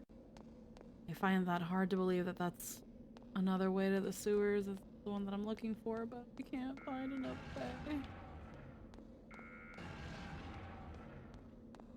So let's fucking go to it though. Let's give it a shot. Okay, fine, I'll get back on again. No, it's fine. I'm trying to figure it out myself, but apparently that's not the way. And like, I know there's another route into the sewer, Larva Doll. This one's the one you have to fucking heal it.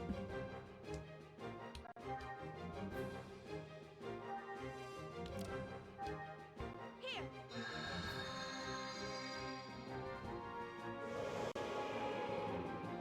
Great. I collected some good data.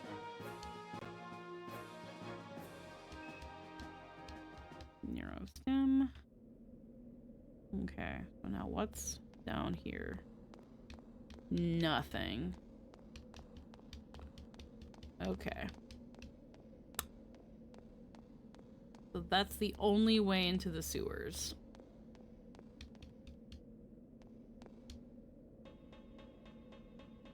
But if that's the only way into the fucking sewers, then why is there no other way for me to get up where I need to get? Yeah, there is a way, we just don't know it yet. Well, we were in the proper way the last time, so that's where I'm trying to remember, like, how the fuck did I get there then?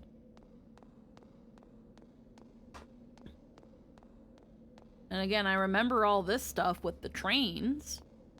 Like, the subway here is fucked. And then there's right here, and this takes you to the sewers. But then there's, like, I'm trying to find, like, maybe there's a ladder I'm not seeing. Maybe there's a way up that I don't see. But I can't find anything. Disabling auto safety. Destroy all targets. And it gets a little irritating when, like, I'm going back and forth in areas and all the monsters fucking respawn. And then you have to traverse through all the bullshit.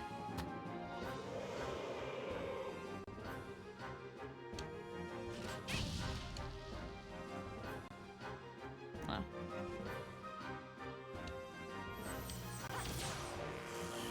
Pickle? How many are in there? Maybe 10. You can have one pickle. They're not like super garlicky or anything, right? Are they just like dill? Shion, I need to be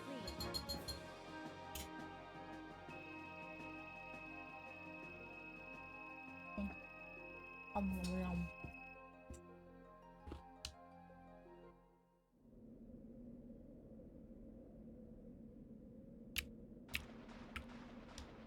They're okay. Yeah, they're pretty good.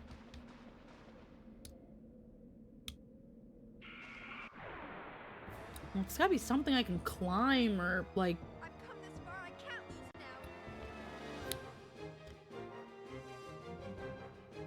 now. Because once I get my way out, the only thing I can find is the little portal that takes me to the forest and the church. And then there's the forest, which I can traverse through the forest. It's just annoying. I remember the forest being annoying. I could do it, and that might be the way, but like, my memory is a little bit conflicting right now.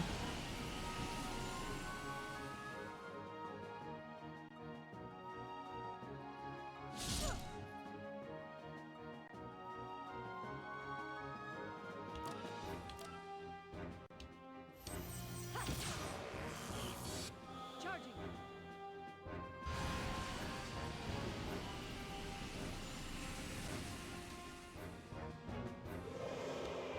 Yeah, if I don't see any other routes, then I'm probably gonna have to go through the forest. Appearance is down 5%. Because the other way is the church and there's nothing there. So then I'm kind of like, okay, well, you know, it's not here. There's nothing to climb here. Nothing to climb here. There's this bridge here, but there's no way to get up there. Again, even if I try to, like, climb, I can't climb these rocks. There's this here. Doesn't bring me anywhere. There's this, which gives me here. But then that door just leads to a chest, so it doesn't lead to anything. There's no bridge to cross. Or jump. Like, nothing here. This doesn't go anywhere. So nothing here. It's just a door that literally just leads here.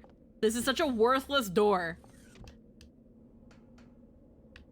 This, going all the way up the ladder, kind of, again, doesn't go anywhere.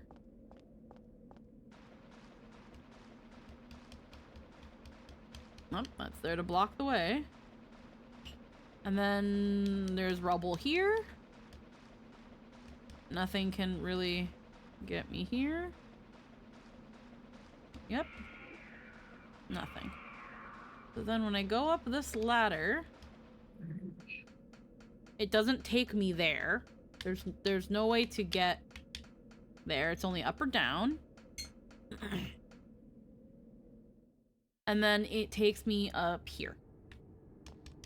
And then there's the little warp tunnel.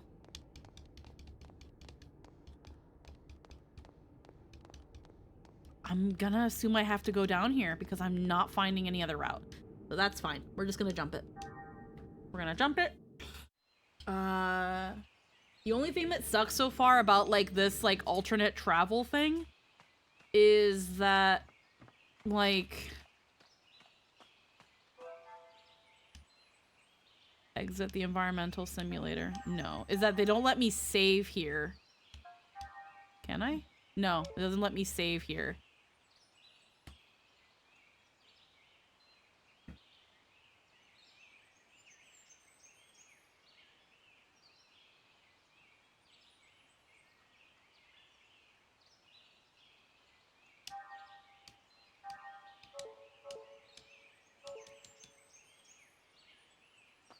Like, I wish they would let you use that as a save point also.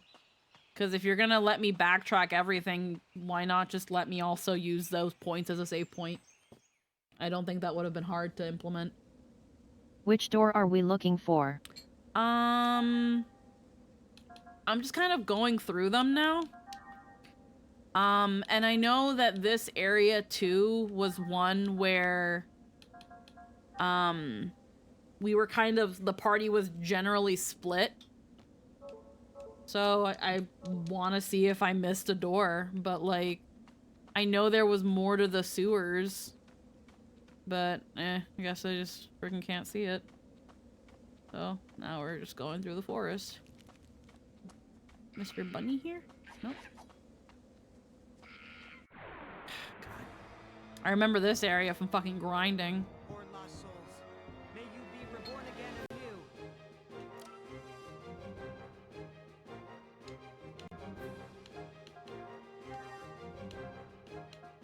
Yeah, the Inn's Phelan has some doors.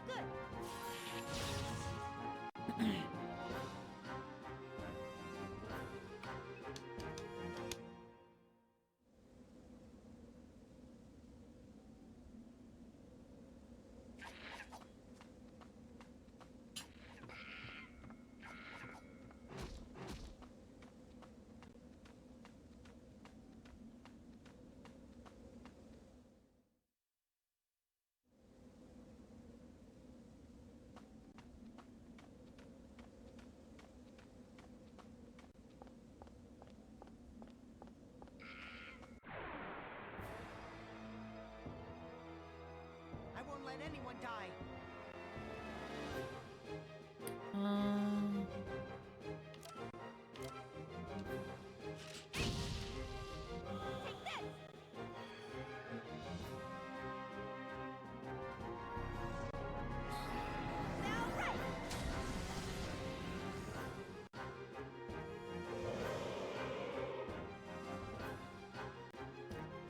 um,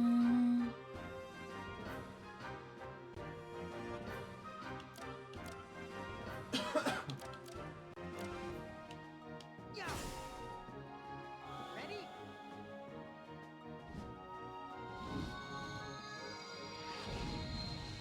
Angel blow.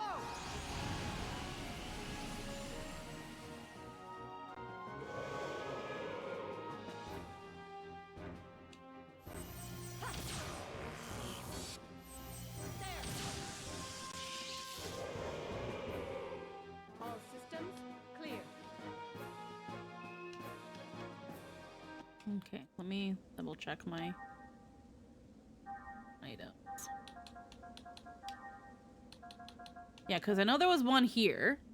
I got this one. So I feel like there was another door here. But again, because we were like split up, like it might be door 17, 13, 6, or 5. Because like I found this one. That's at Utic, but I need the key. This one's at Woglinde, but I don't have the key.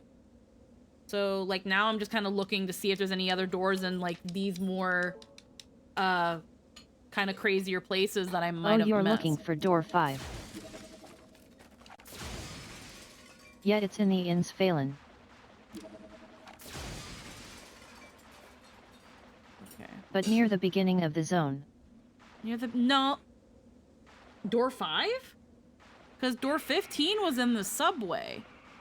And I found that one relatively easily.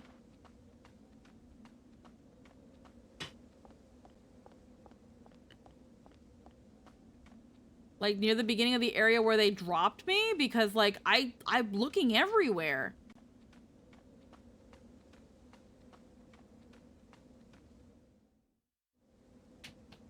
Okay, so this is I think where the rabbit lives. No.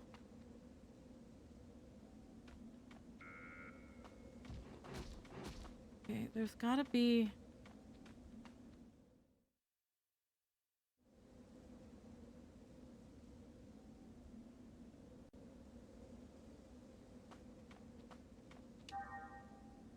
Will this tell me where I am? No. This won't tell me where it won't even give me a map. Why would it tell me where the fuck I am? Now you're learning. Okay, so this isn't where I want to go.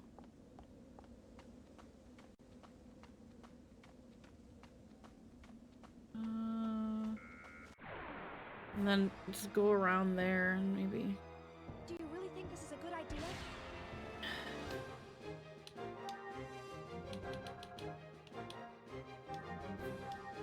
All right.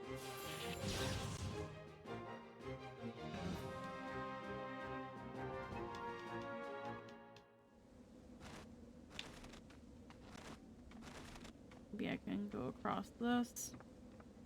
Maybe I gotta get to the beginning of the forest? Like... Your orders, Xion?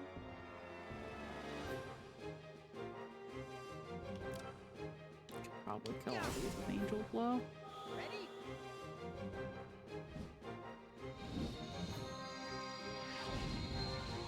Angel blow. Okay, apparently not.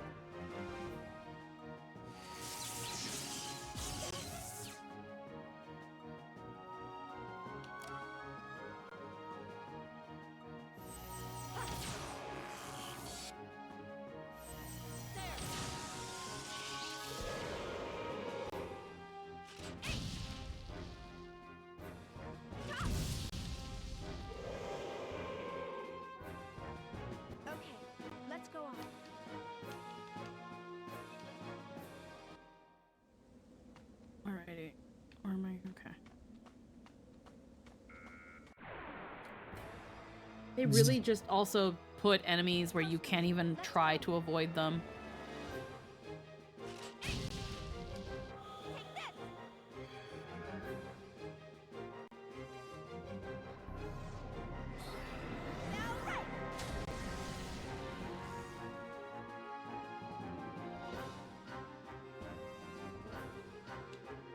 Yeah.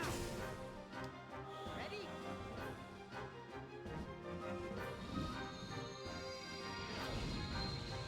Angel blow.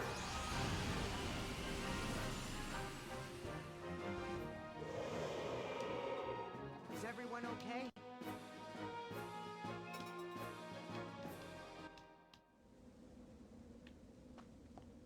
Go down this pathway.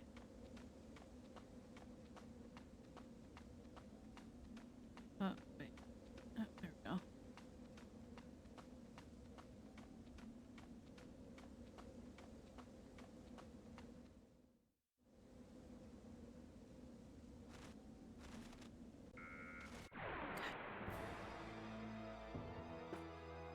Cosmos, let's go.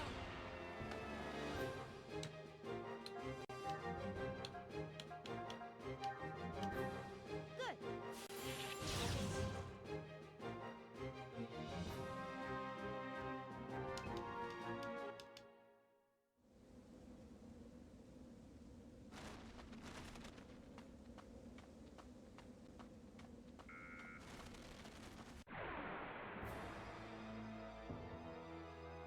Okay, here we go.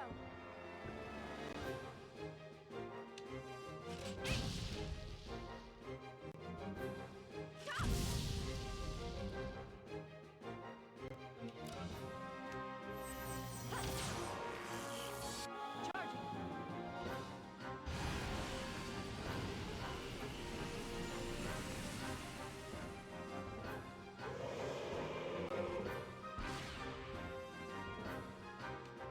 Yeah.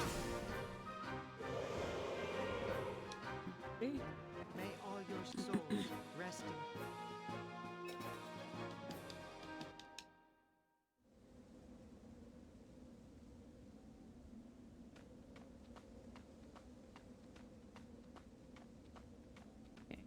Ship. Right here, sewer. Sewer? Yeah. Okay.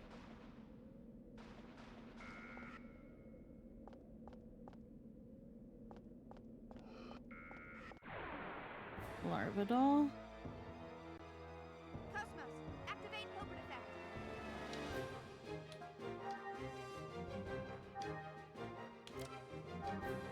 Here.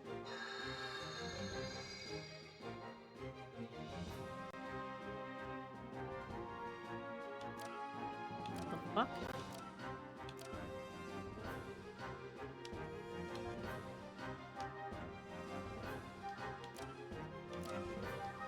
here.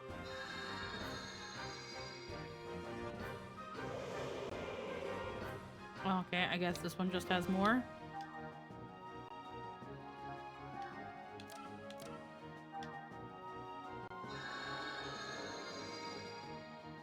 Fucking get out of here.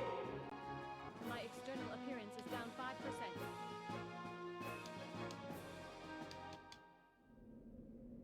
Alright. We have here. Oh. Okay, so I was right. We had to go through the forest. Disabling auto safety. Destroy all targets. I don't think we can kill these all with Angel Blow. Yeah. We can hope. Ready? Probably won't, though. Angel blow.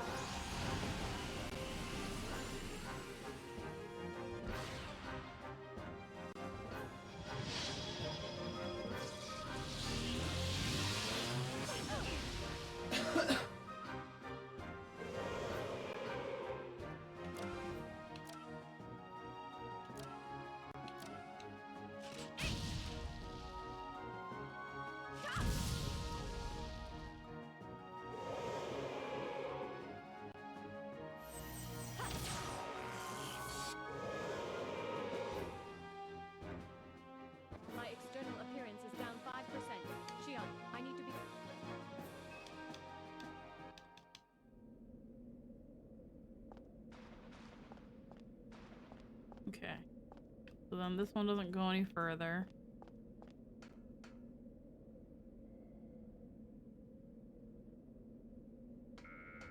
Kill this thing.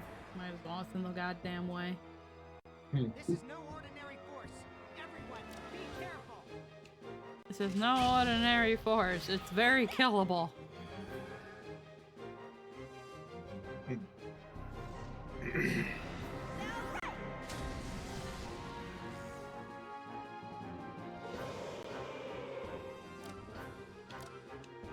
Yeah. Ready?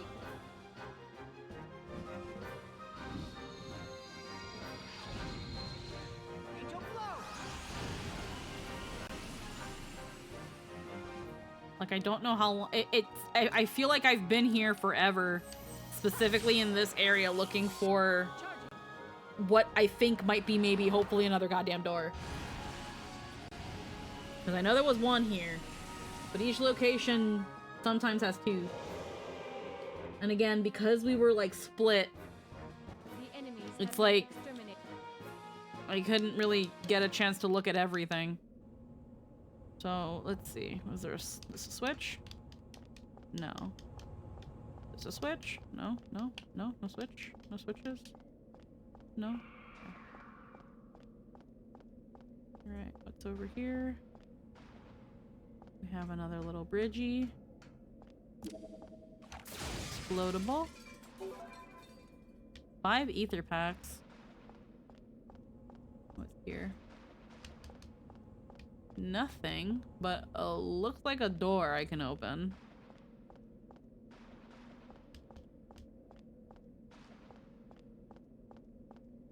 Okay.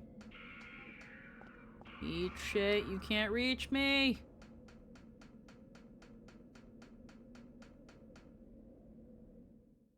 Alright, now where are we? Okay. We're in a manhole cover.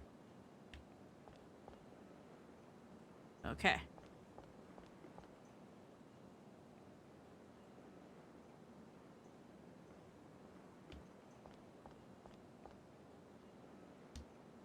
Let's go down this one. Was there something here? That might be this area.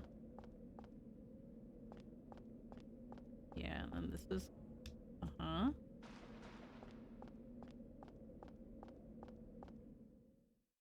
Because again, in this area I was getting fucking poked a lot.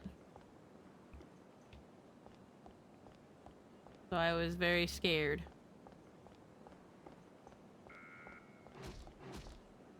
Alright.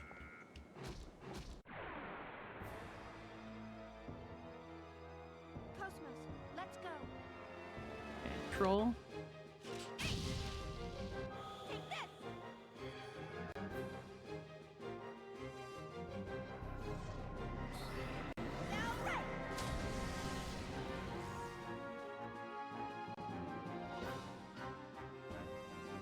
Yeah.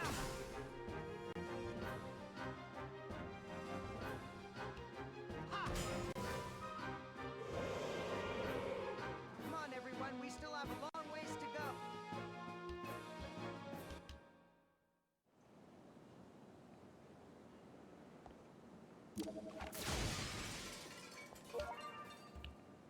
Number 5. Hell yeah. How did I not know where the location of this was? I freaking... You know what? I probably touched this and got a game over. Double buster. I was like, I touched this one before. What do you mean I didn't have it? I probably got a game over at some point and then just never went back here and said, fuck it. Probably. Do you really think this is a good idea? Yeah. Ready?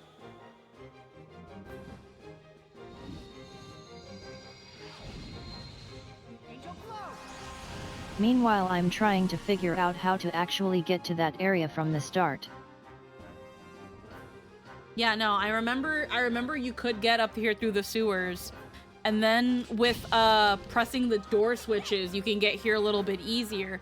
But the freaking UMW puts you at the end of the area. And this door was at the beginning. Where after going through the sewers and some shit, you can get here. But like, I remember this area. So the boss here probably just buried it in memory. Probably. Because I think this was also one of the bosses that was fucking bullshit.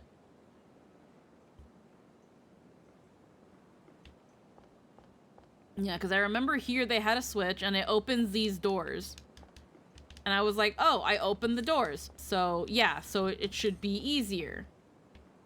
But, like, again, this is... If I was starting from the beginning of the area, it would have been no issue. So now I can leave.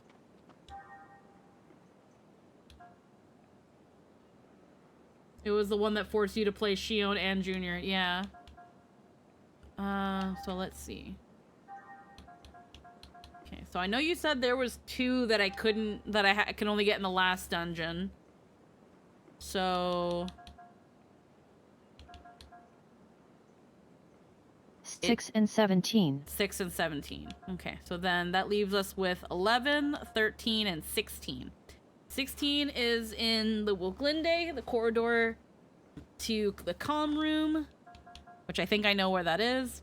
The Utic battleship, and wherever 13 is.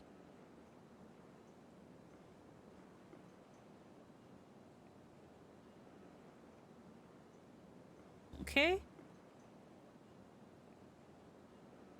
So let's get the fuck out of here and save.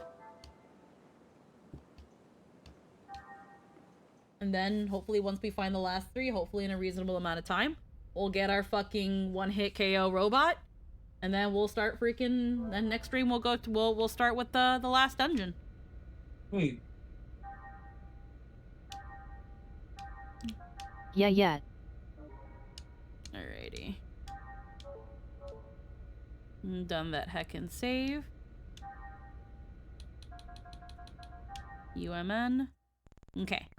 So, we've done this one. With the Woglinde we can go later. We did Pleroma. Utic we can go to later. Song of Nephilim we did. Encephalon we did. So, Cathedral Ship. What's the Cathedral Ship? I don't remember. I don't remember these places by their fucking names. Oh!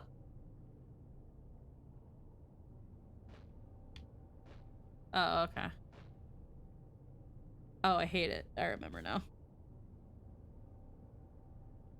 Okay.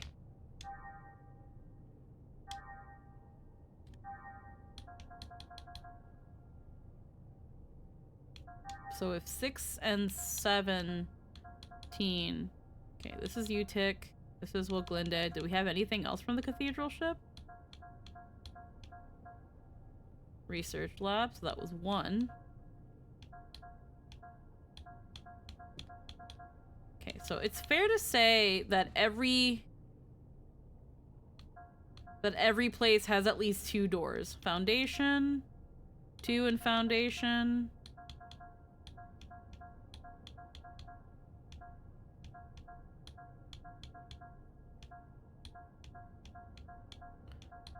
Yeah, Woglinde. Yeah, it's fair to say that each one has 2.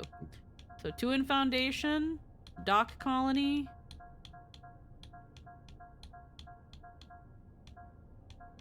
Had Woglinde. You said there's I can 2? tell you what maps they're on, but not where if you like. I can just look around. It's fine.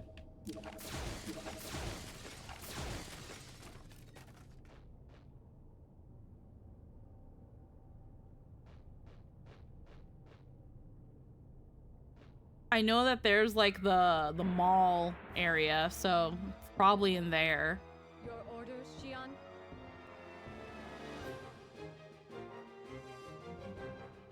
Yeah. Ready?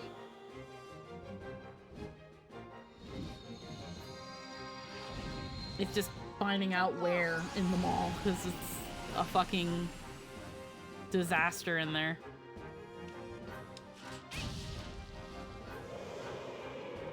Great. I collected some good data. And then once we find it, it's just a matter of like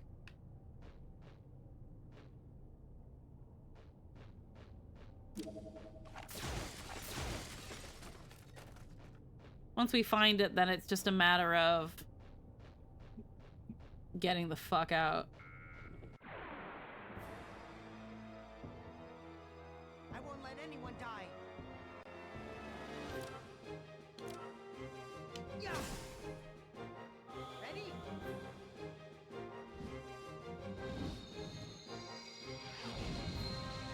Angel blow.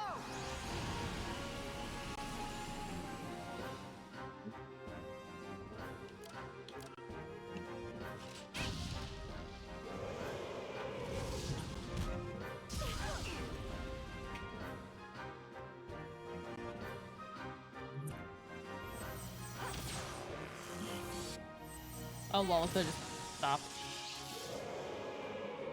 All systems clear. Alrighty.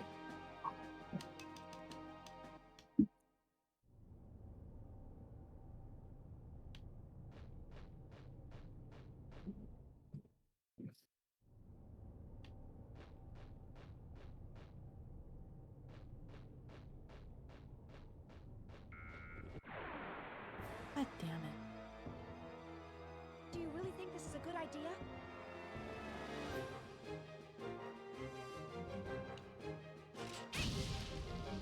Take this!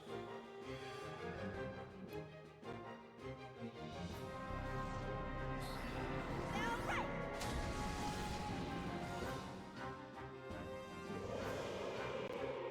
Great!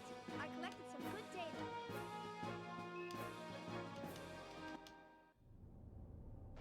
Actually, now that I'm here.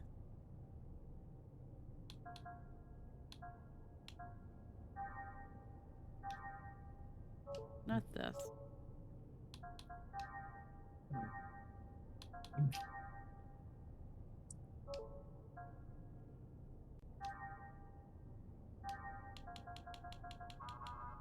I really wanted to, I can buff her HP.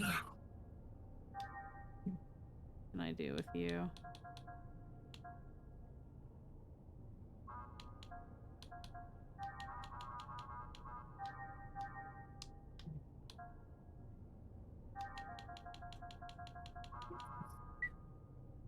Wow, that's a lot.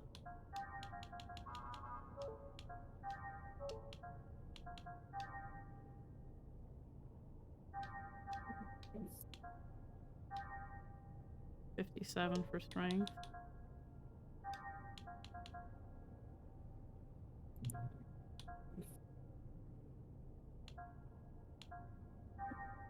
Lol, why not for the meme?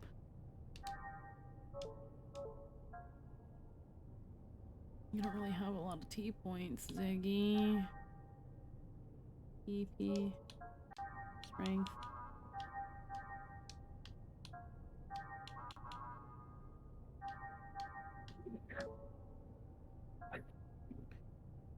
Do we have anything for Momo? Because we don't really use Momo.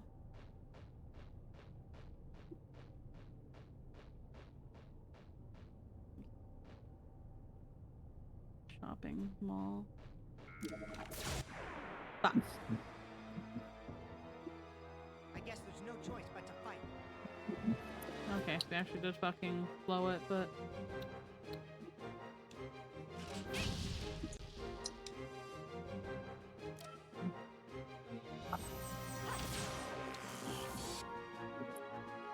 Yeah. Ready?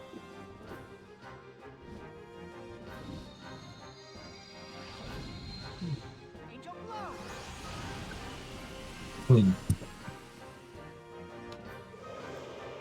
B. Come on, everyone. We still have a long.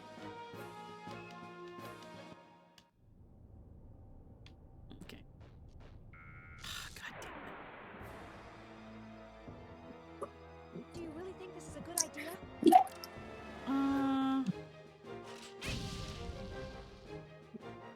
Lee? Yeah. Ready?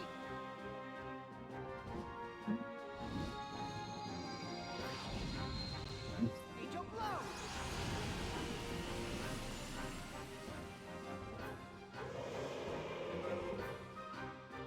Come on, everyone. We still have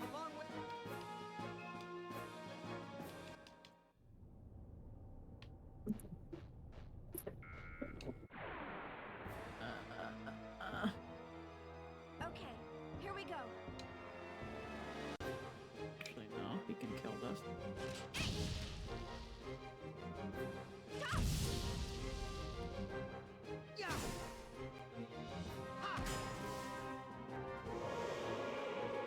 May all your souls.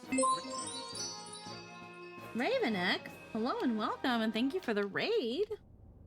Hope you've been having an easy one, and hope you've been having a wonderful night. Yeah! Oof. Poor lost souls. May you be reborn again anew. No, kill them. Ready? Kill the bugs. So, is it ever addressed why Chaos has wings? Nope. Cool. It's not addressed why Chaos can do anything. Because we'll probably find out in the next 2 games. Ways to go.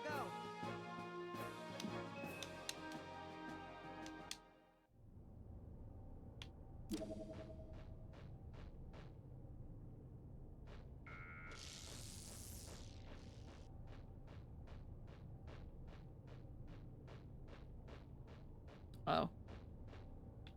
It's been pretty good. Lots of sillies? Hell yeah. Why? This was the wrong way. God damn it.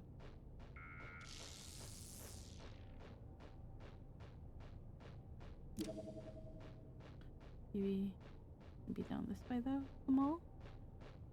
Did anyone tell you that Xenosaga was originally going to be like 7 games? They were kind of pacing it out that way in the first 2? Yes, actually. Lynn was the one that told me. It was originally going to be about 6 games. Sure did. And because the second one was so fucking bad, they were like, hey, you got 1 game to fix it. You got 1 more game to fix it now.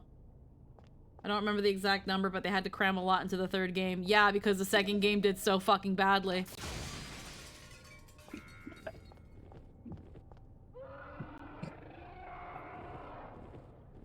Ah, fuck.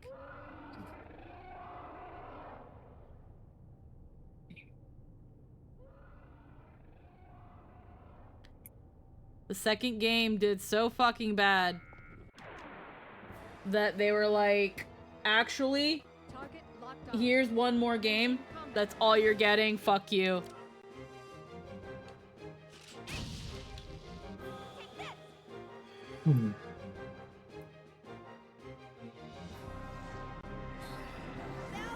And because the 2nd game was so bad and made so many people drop the series, the 3rd game, while being so much better apparently, was still not enough for people to be like, this is a game series we want to invest in. I remember from seeing VOD, you did talk about how everything except the post game super bosses does 2's battle system actual work. Probably, yeah. I think we did talk about that. I do remember that conversation. Yeah, that was me talking about it. Yeah. The enemies have been exterminated.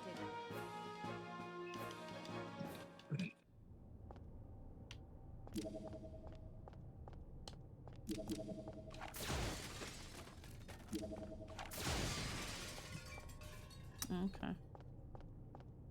So... Xenosaga has a really big issue with too many neat ideas. Yeah. Alrighty, might have to go the other way then.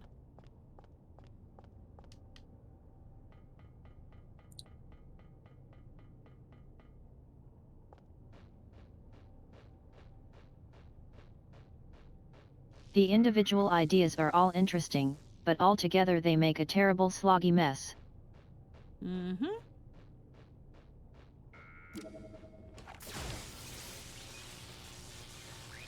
Eat shit.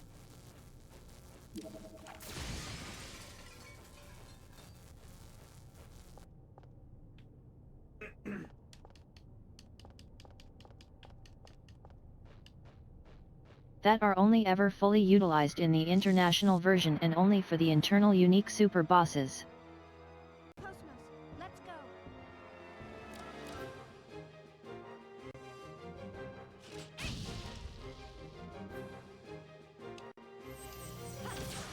Is this like Xenoblade or are they separate things?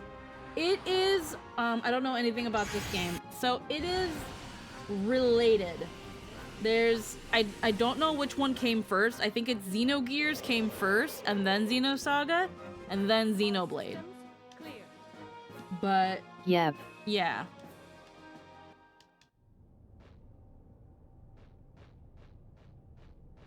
Okay, where am I going now? Where's the fucking mall?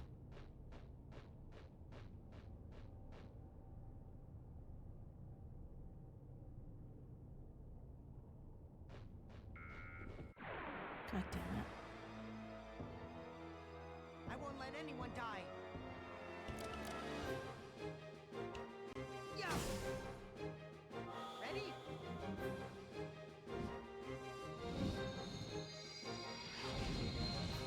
Angel blow.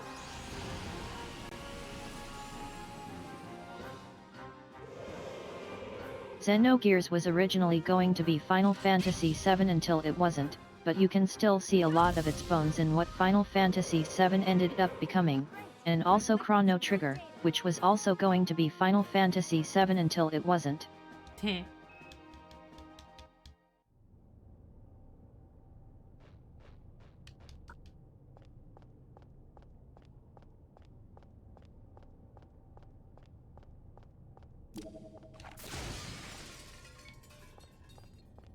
Where the fuck does this mall start? Okay, I see stairs over there. But I don't think I can get to it from here, can I? Maybe. Eat shit again. And then never mind. Then the team that made Xenogears left Square and formed Monolith Software, which partnered with Namco to make Xenosaga as a spiritual successor to Gears.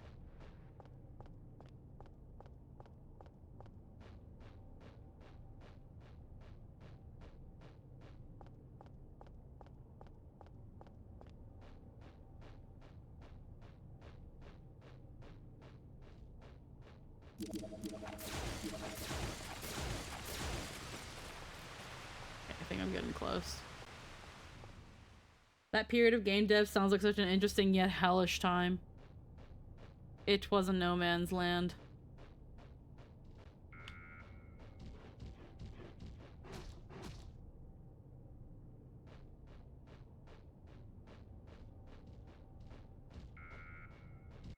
God damn it.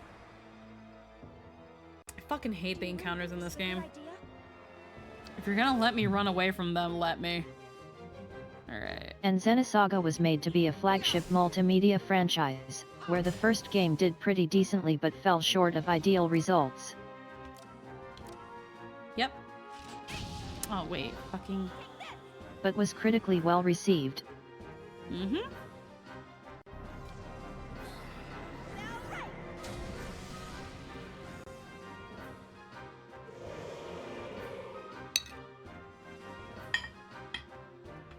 Then there's what I refer to as Takahashi's mistake. The enemies have been exterminated.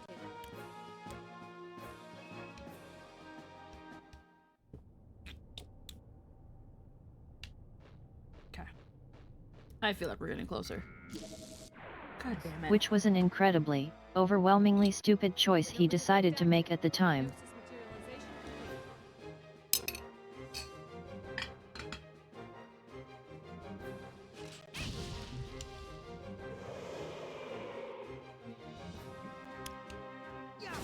And pretty much ended up being what freaking cost this game.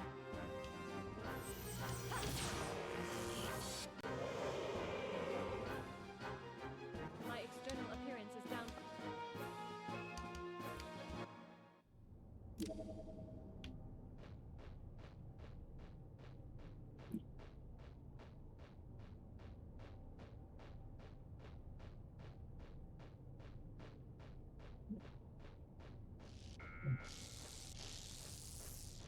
Okay. Here we are.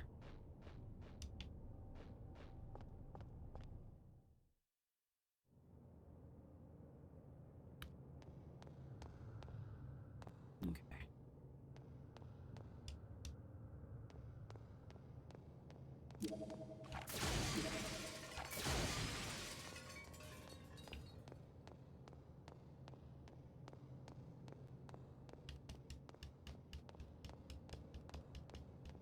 No, it's where just- the main team of Monolith Soft decided to leave their flagship title that their entire company was riding on, Xenosaga Episode 2, to an untested B team full of mostly industry rookies, while the main team of Experiences veterans worked on another project which I believe was Baten Kato's, but I'm not 100% on that.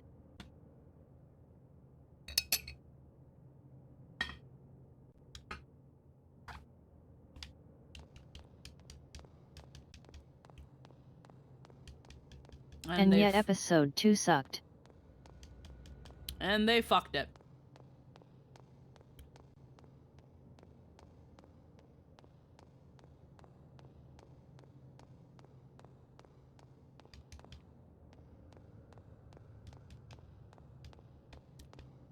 Okay, just want to make sure there's nothing here that looks like something I can actually go into. Aside from over there. But I feel like there's probably another way to get to that side. Okay. Yep.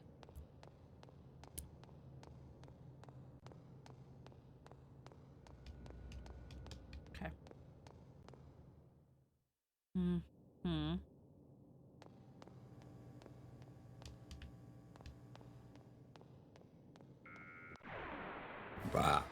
Excuse me. Completely killed Xenosaga, made sure it was dead, and killed the studio to the point it basically stopped being able to work on their own games anymore in favor of being a support group for other games. Yep.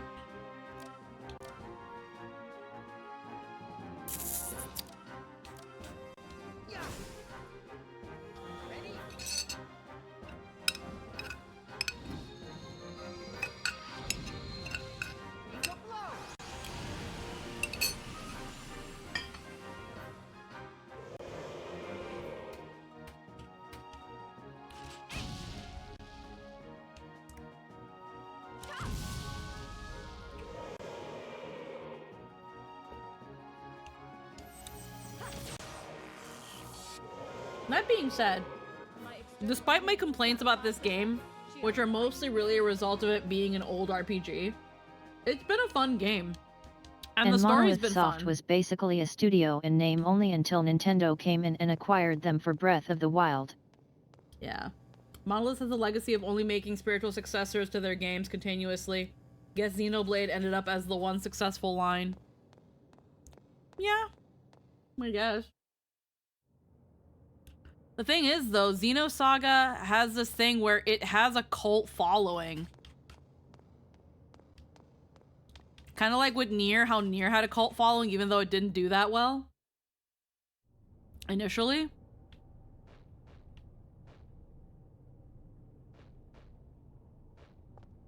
Like... Yeah, though Xenoblade ended up doing well for a pretty specific reason that you only really get from Nintendo. Okay. Wait, what's over here?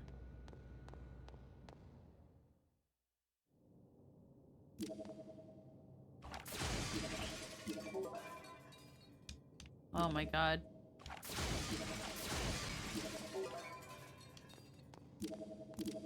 Oh, it's gonna be one of those cases. It's gonna be behind this somewhere.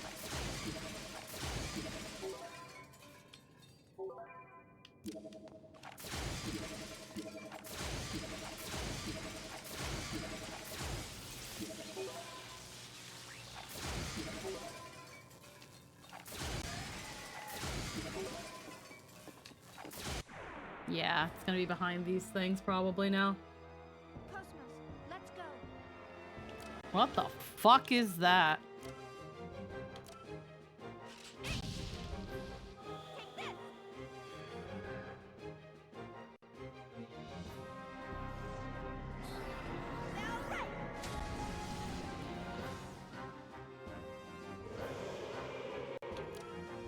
Unicorn.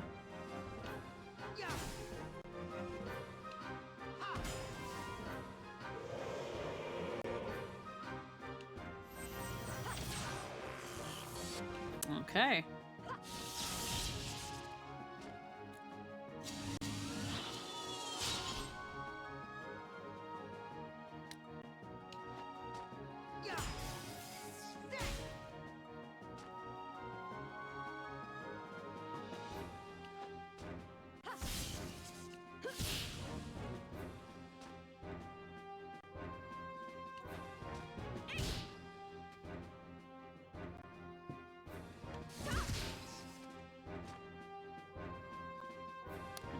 pretty sure we can.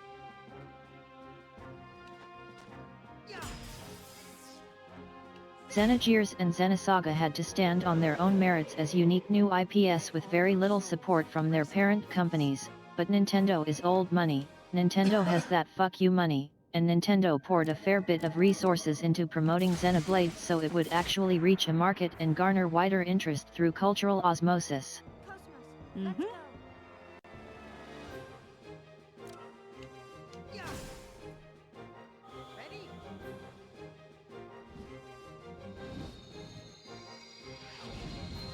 Unfortunately, it's not really been enough to convince them to do anything with Xenosaga. Among other things that make it difficult. Excuse me. Well, Nintendo doesn't have the rights. Yeah, I was gonna say, I was like, even, I mostly also just mean, like, because I know Nintendo doesn't have the rights, but them being Nintendo isn't enough to even start the conversation to get this, like, thing going.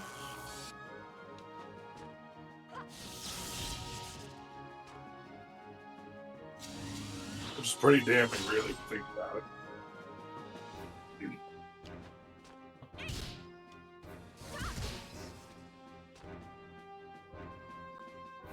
Okay, can I? Namco does, and Namco is entirely willing to work with them to get it going, but Namco basically can't do it themselves because they don't have Nintendo's fuck you money.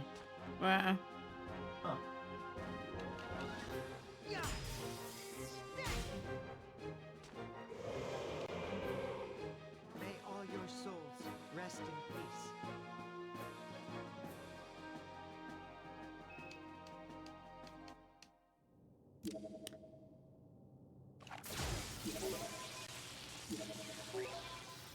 Okay, so I feel like the door's gotta be behind. Namco wants to do a Xenosaga remake, There but it their is. tests showed it wasn't likely to do well at market. There it is. I hate that shit. Breaking shit. Well, the chart says it won't do good, so we're never gonna do it again. Because that's the thing at the end of the day. They unfortunately need to prove to investors that it's going to make money. Yep. With Yoko Taro, after Automata did so fucking well, it was so easy to get the conversation of like, hey, remember this other game I did? that connects to this? We should, Cosmos sells, but Xenosaga doesn't. Ah, fuck.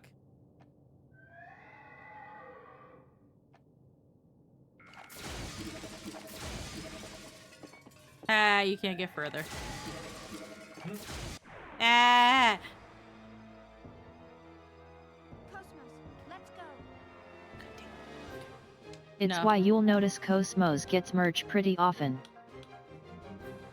Yeah, no. And no one else.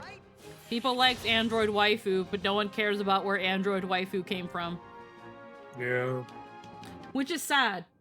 Like, it's cool that she's popular, but at the same time, what's the point if it doesn't garner interest in where she came from? All battle systems are go.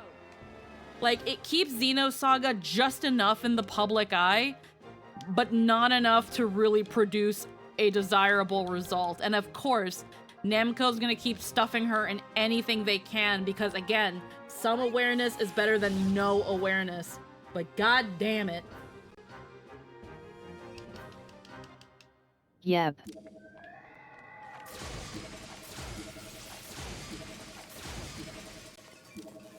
Get me the fuck out of here. Okay.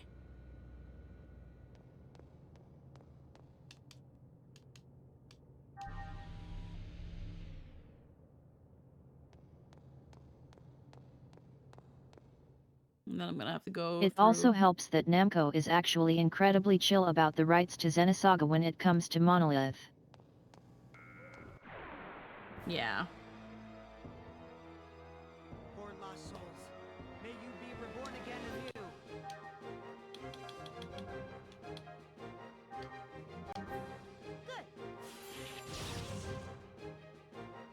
It's like the only thing we can really hope, but again, it's like I think when it came to Xenoblade what the fuck?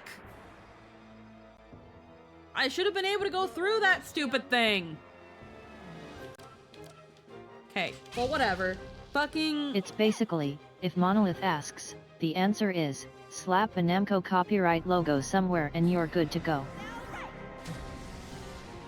The thing that sucks, ultimately, is that for as well as Xenoblade did, I think the one game that had Cosmos in it implemented her in the fucking stupidest way with its goddamn in-game gacha. Like, the worst way, because you can play the whole game and never get her. And then never know who the fuck she is. Yeah, and she's the ultra super mega legendary rare. Yeah. She's the little wink if you know who she is. But like, hey, like, no one does. So it's like... And they say her name wrong. Yep.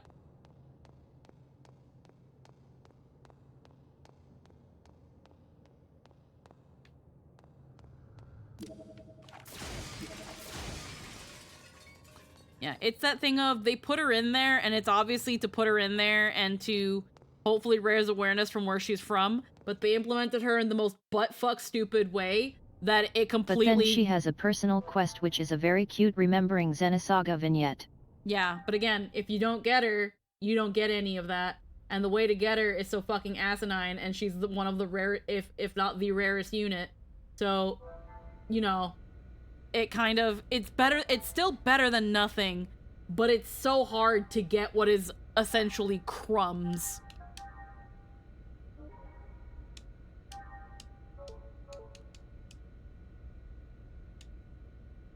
Alright, where are we? Okay. Okay, we can't get 6 She's the lowest drop rate by a substantial amount. Mm-hmm. 16 and 11. So the U-Tick and the Wiglinde. So number 11 is in the U-Tick battleship.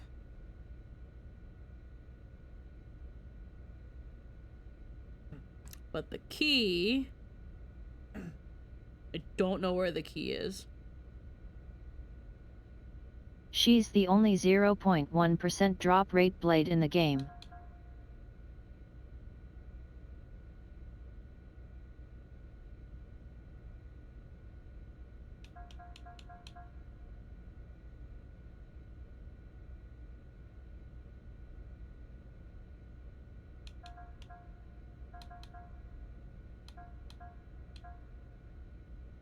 Corridor and comm room. Soldier room.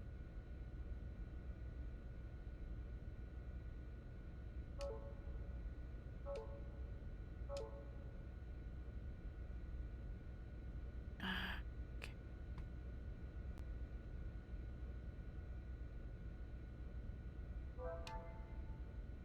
Fuck, that's not what I wanted. Now let's save again just cause.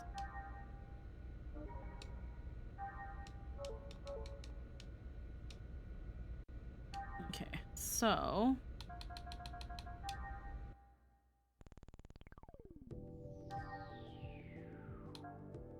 Glende, Pleroma. U-Tech is where one of the doors is. Glende is one of the other door.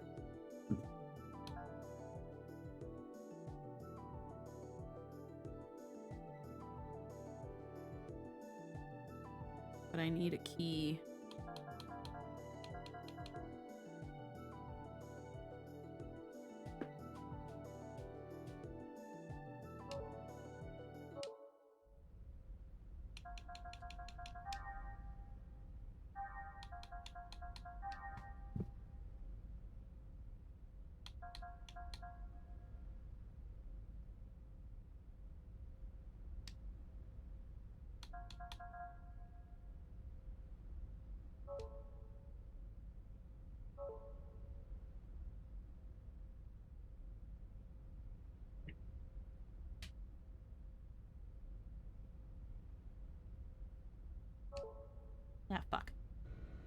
Keep forgetting you have to go into the freaking menu.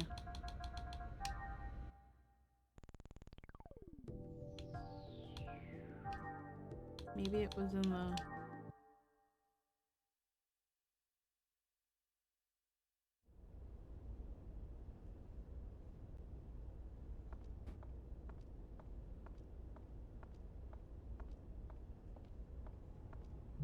Maybe walking around like I own the place will make people less susceptible. Nope.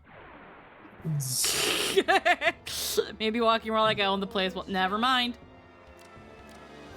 I always find that a weird piece of advice, like act like you own the play. It's like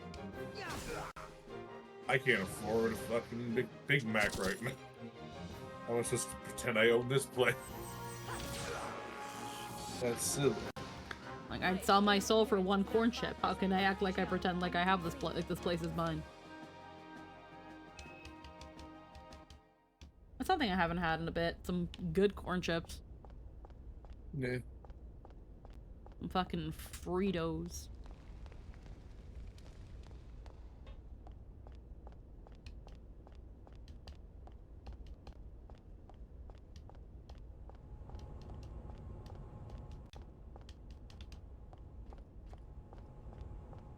Okay, nothing here.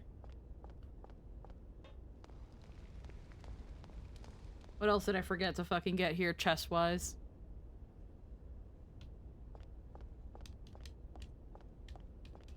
It's either something I have to blow up.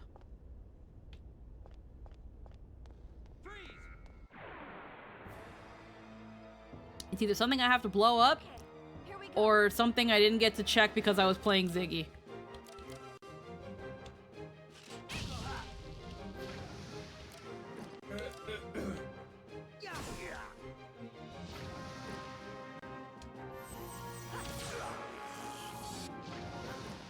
It's time to bully people. Is down 5%. Because I never went back to the church or anything, I just kind of kept going. Who goes there? Blech. God damn it. Get out of my way, or else. Ready?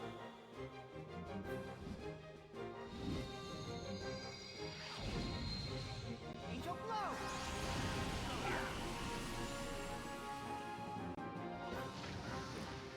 Is everyone okay?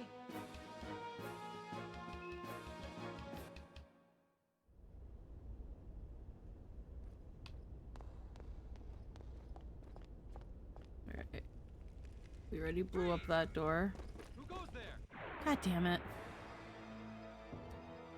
I didn't even know how they even saw me. I literally, like, just walked in. Like, I didn't do anything. Ready?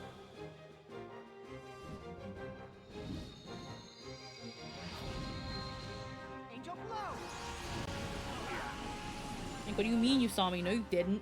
It's shit. May all your souls rest in peace. It's bullshit. And the other one's right fucking... Okay.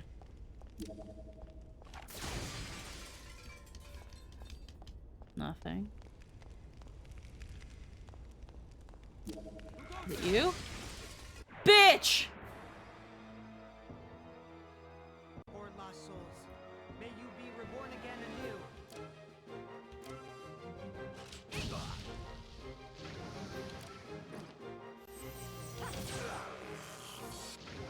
Yeah, just check the odds. Cosmos has the lowest rate, to the point she's often the very last blade people get.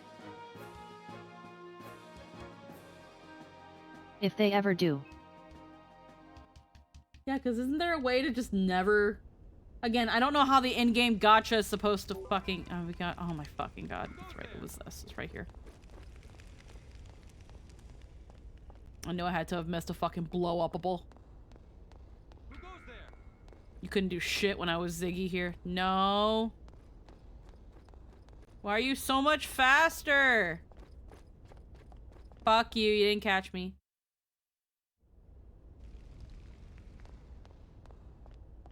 Okay.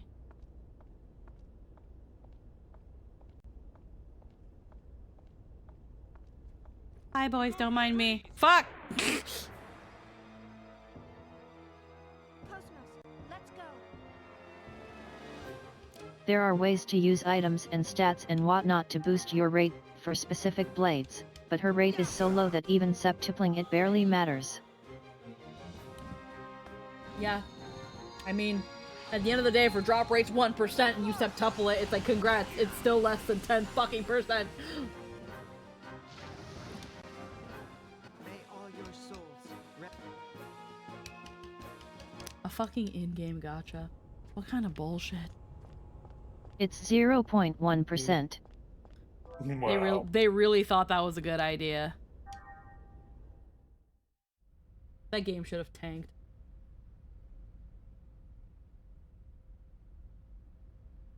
It's a thing of, I think they wanted people to have different lineups as they played through the game. And I get it.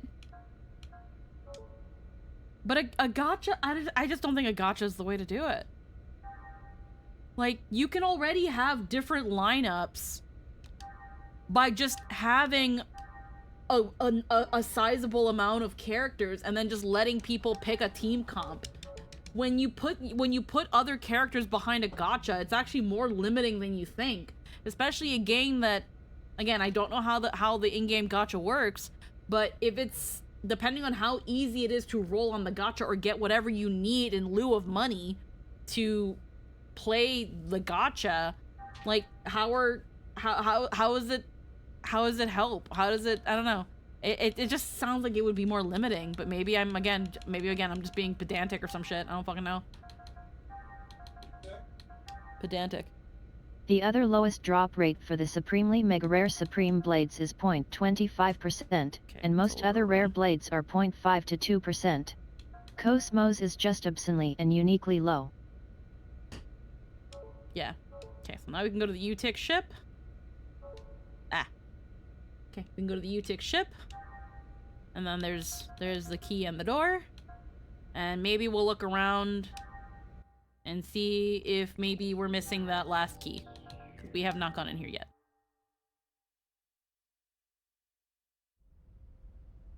Alrighty.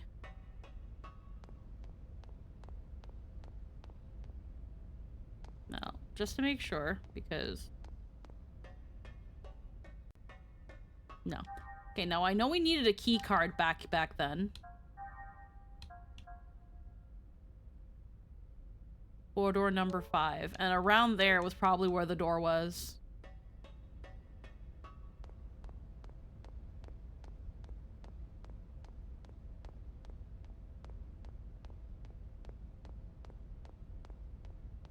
Okay, there's a corridor there, but this hallway's dead. Always good to check, though.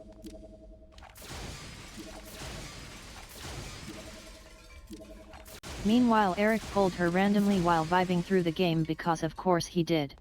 Yep. I think it was a sort of game, Lynn, where you said you wanted to play it to get Cosmos, but because of the chances of getting her so fucking low, that in itself was also a dissuader. Yeah. Where it's like, I could end up playing this game and actually never get her. And then, like, I mean, not to say it's not a bad game. I've heard the Chronicles games are good games, but like, like if you want to play her for Cosmos, if you want to play it for Cosmos, it's like, that is unfortunately probably the worst reason to want to play this game. Okay, so that's 3. Corridor 5. One of these corridors has to have it. And I think I remember which one.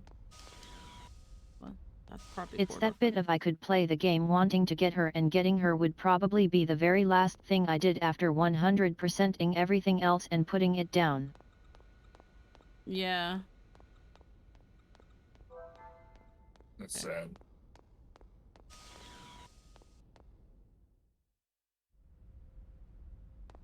Most people get Cosmos in post-game when the rates get slightly shifted. Okay. They made it weird in how some characters were not good but had utility use, or just whole side quest lines to get all their skills. It was like a single-player MMO. It's weird. Yeah, again, I'm not gonna see. I'm mostly sitting here and saying that I just don't Now understand. granted she's a very powerful unit, so that's nice. Not the best in the game, but very good.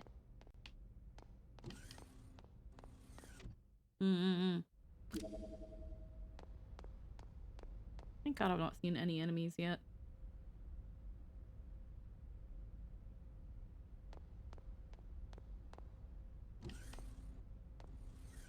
Okay, we're in corridor 5, so it must be around here.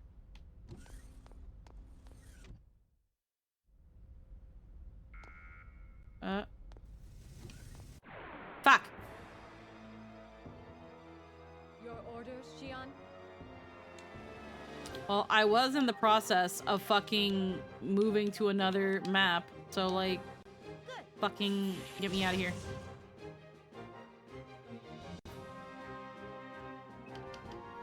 Here I am being like, damn, there's like no enemies here. I'll fucking take it. Nope, never mind. Spoke too soon. God forbid. God forbid I have some fucking peace.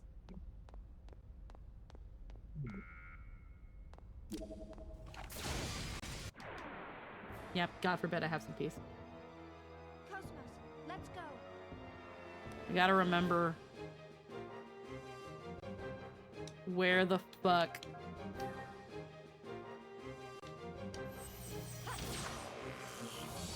Charging.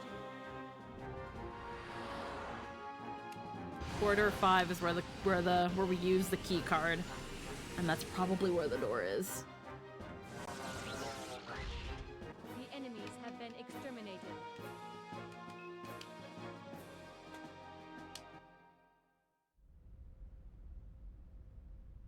Quite a lot of shit to sell too that I really should.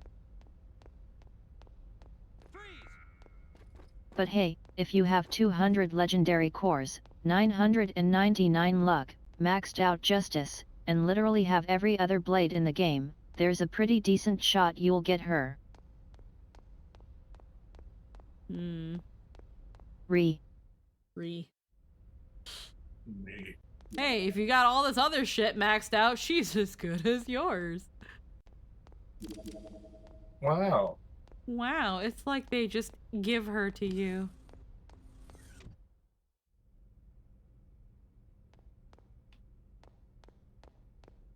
Okay, where the fuck?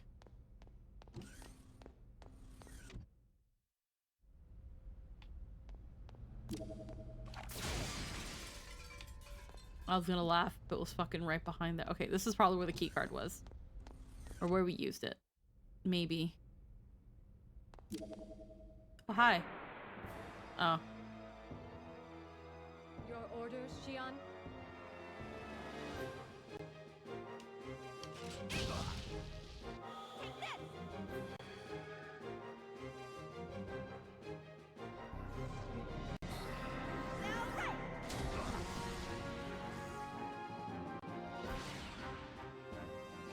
Oh.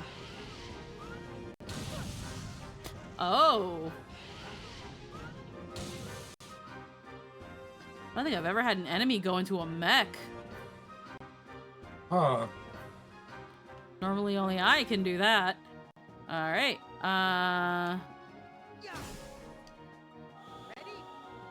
Yeah, this guy has ions. Ambitions.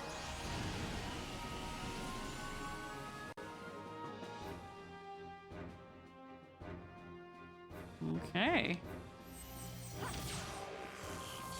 Charging.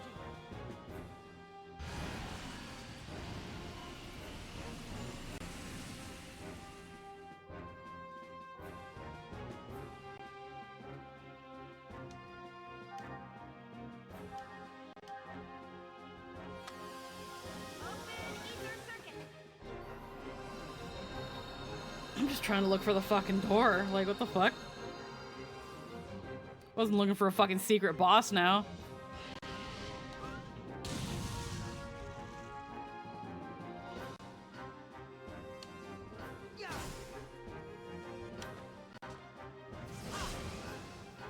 Yeah, no, I wasn't expecting that to actually do anything.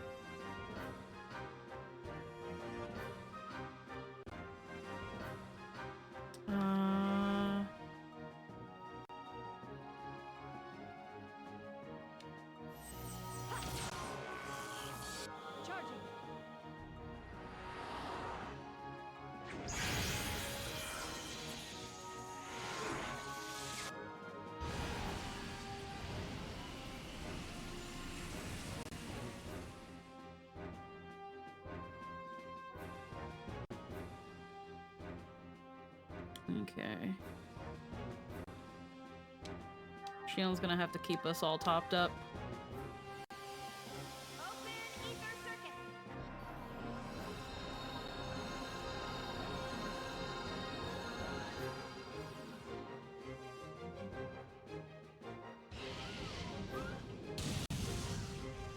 Because that gun hurts.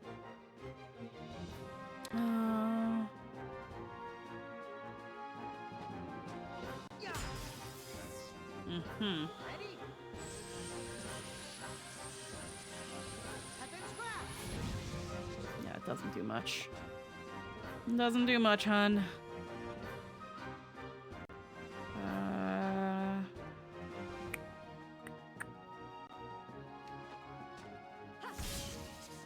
Charging our blade. Okay, yeah, we just want to use ether then.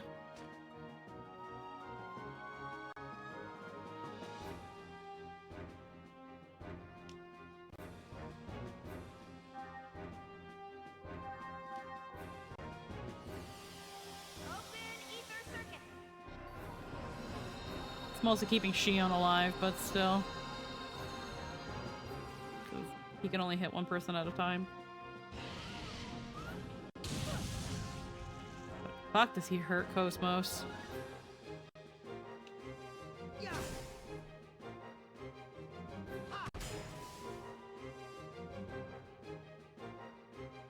Mm-hmm.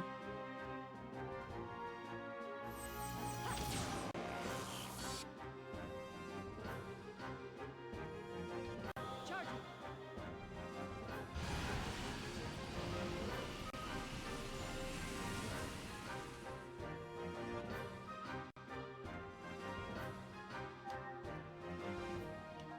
Yeah, this guy is basically a farmable endgame boss, not quite super boss, but kind of in the same category. Mm.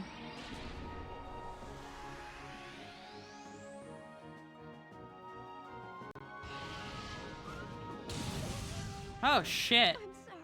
I'm sorry, everyone. Fuck. Hmm. Alright. It's because he crit. Here. Yeah, I'm not done yet. Okay.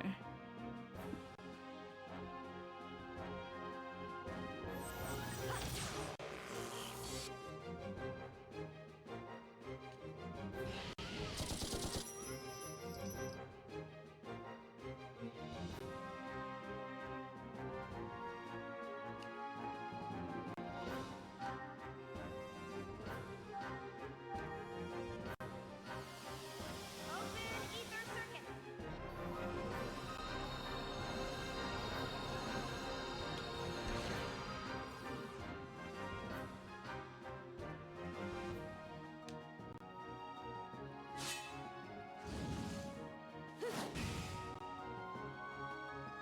Get that one squared away. Still 5,000. God damn it. We're gonna be here for a bit. Yeah. Ready?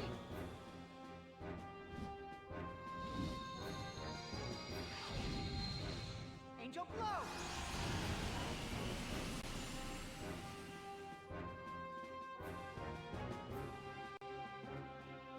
Hmm.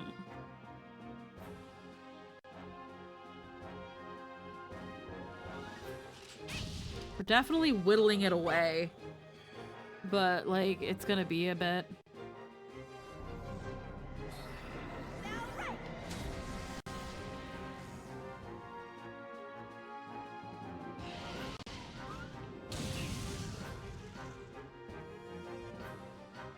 He does some fucking owies, though.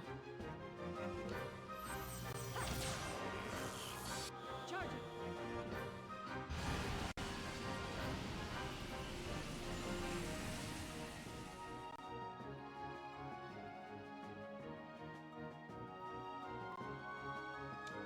great way to get levels and points is to hit him with the insta-kill giant robot of victory. Nah, that's fair. I was not expecting to run into something like this. So you that's got on me. this. Yeah. Get a burden. Hi, how we doing? Thanks for the raid.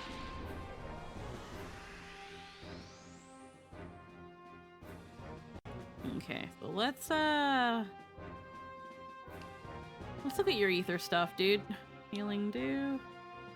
Ice ether. Flame. Lightning. Let's see what it does. Unleash some of thy powers. Not worth it. God, what? Holy shit. Alright. Yeah. Charging.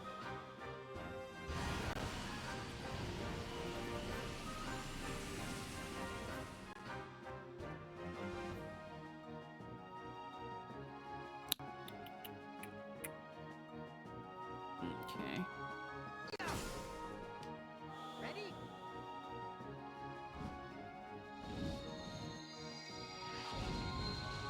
Angel blow.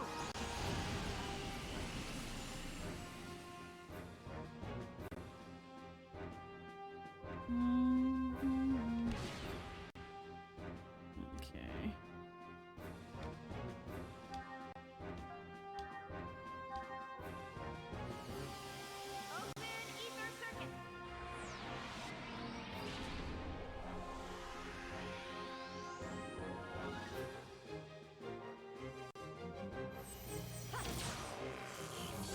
Charging.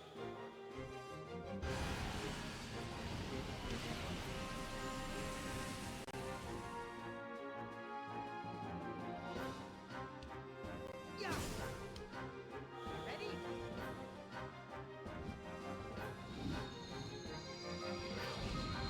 Must just trying to take away the chances that he can crit. I think what I need to do is...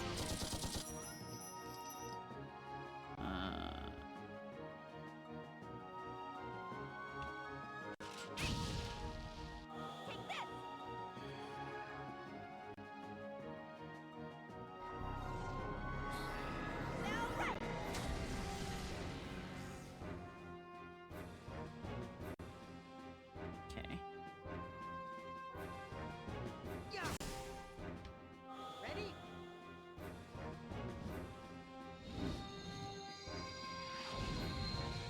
Angel blow.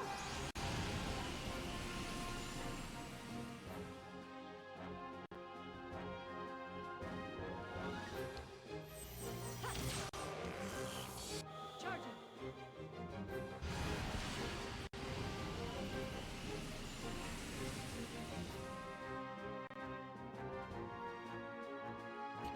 1946. Yeah. Ready? No, it's just keeping an eye on his HP. Angel blow.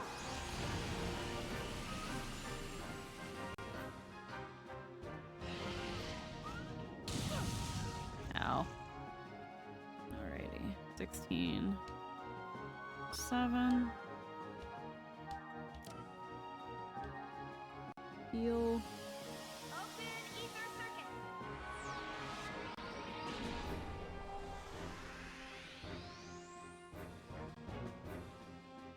Alrighty.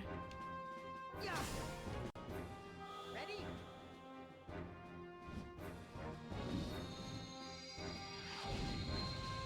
Angel blow.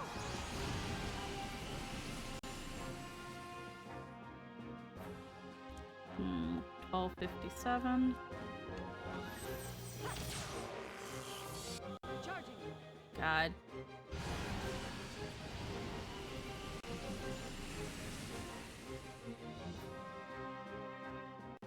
Okay, 1857. Right.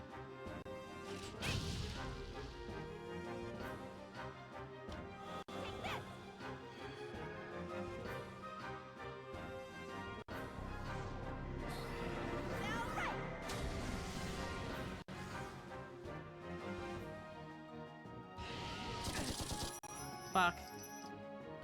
Alright. 516. Yeah.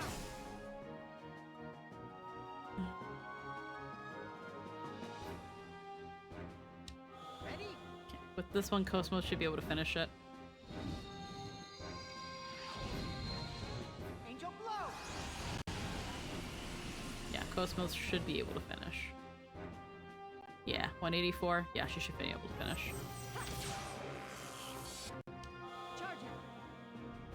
And that's the coin.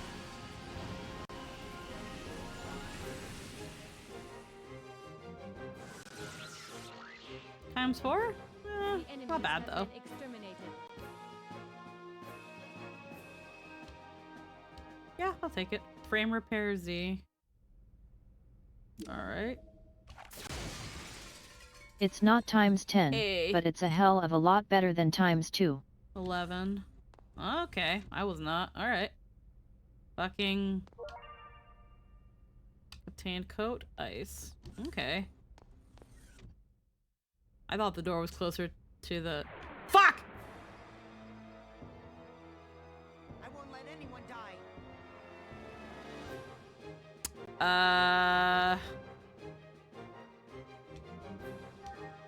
Bye.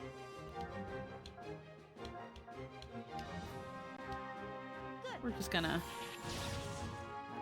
Forgot the fuckers respawn.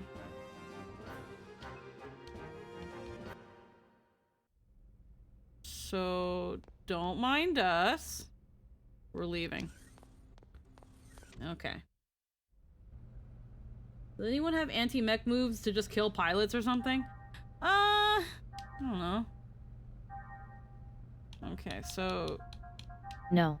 No. Okay, so last place is the corridor to the comm room, and we don't have the key.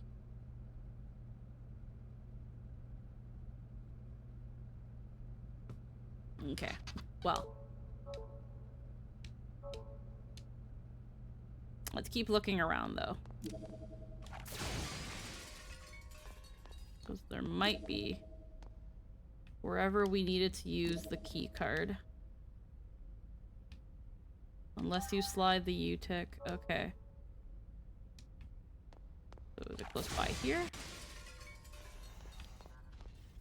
Fuck. Fine! Target locked on. Commencing combat mode.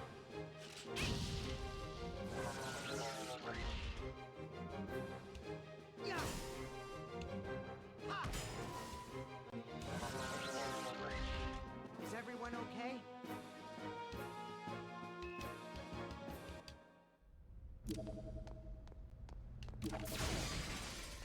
The key is on this ship.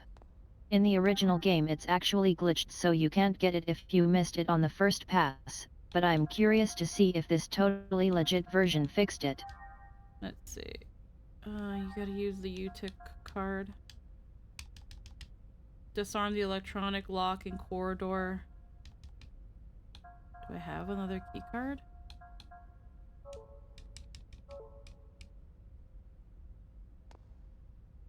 Unless you slide through the card reader.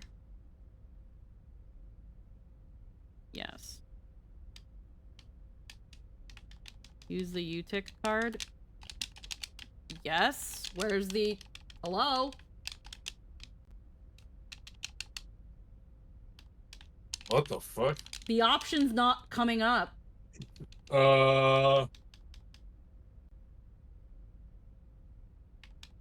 Yeah, that's the glitch.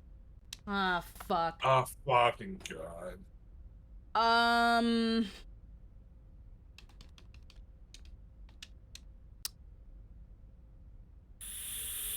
So I'm stuck.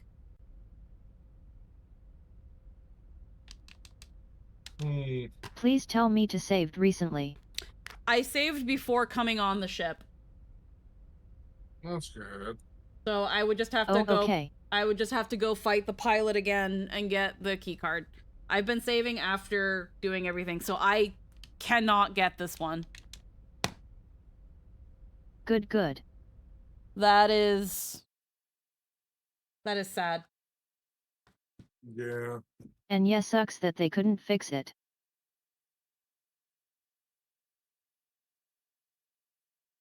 Well. Alright, well, let's go. It's a known glitch that is very dumb and annoying. Yeah, no, that's annoying. Yeah, no, I'm pretty sure I saved after we came back from the funky woo-woo mall.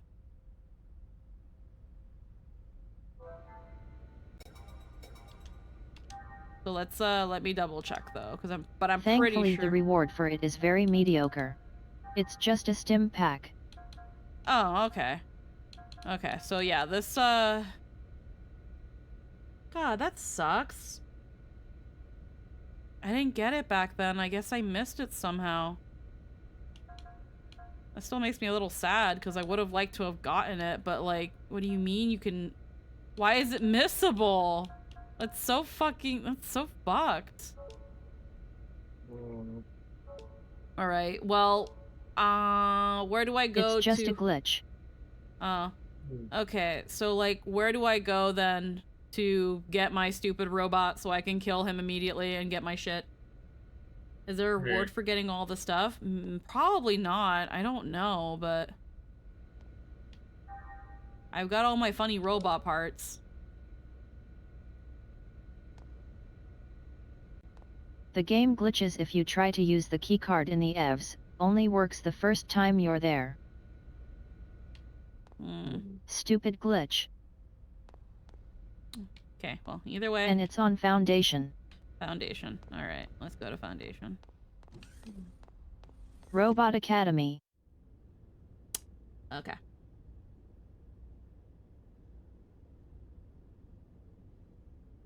Which is the bottom left zone.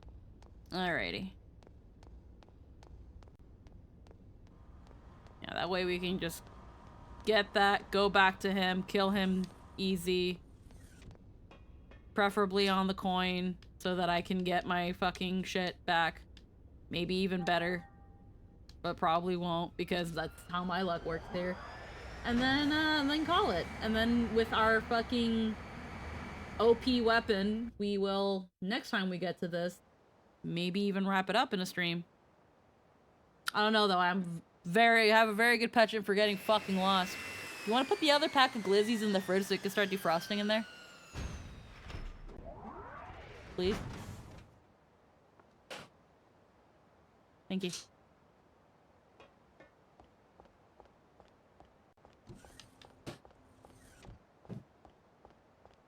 Okay, let's go to the academy.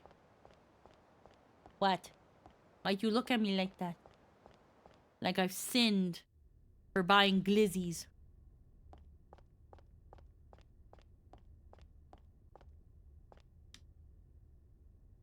Foundation Robot Academy. Enter. But yeah, only real saving grace is that the only glitched door also has the worst reward, but it's still extremely galling. Yeah.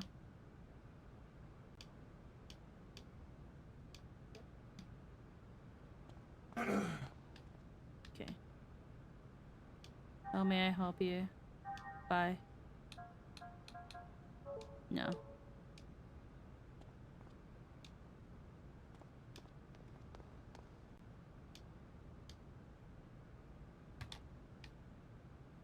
Really nasty nesting down there. Something really nasty.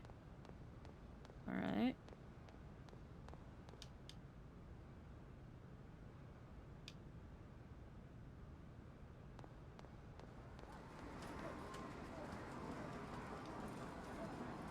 Would you like to play?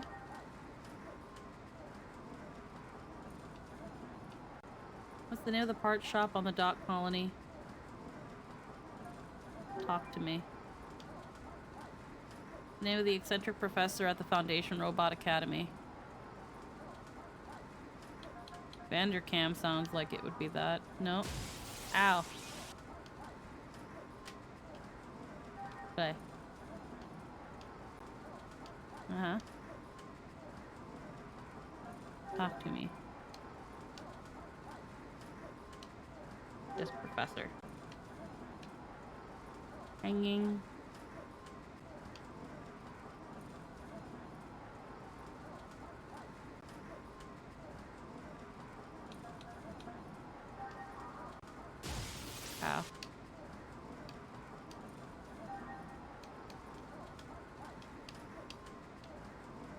Parts shop on the dock colony.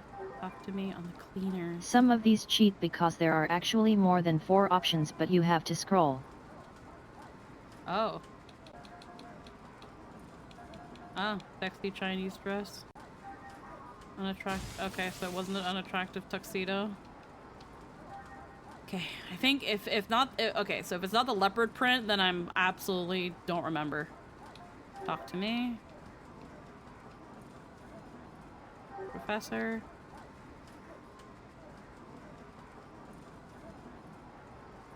Irresistible leopard print.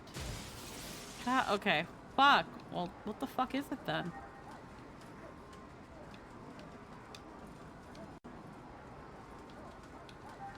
Fuck! I pressed the goddamn button! Alright.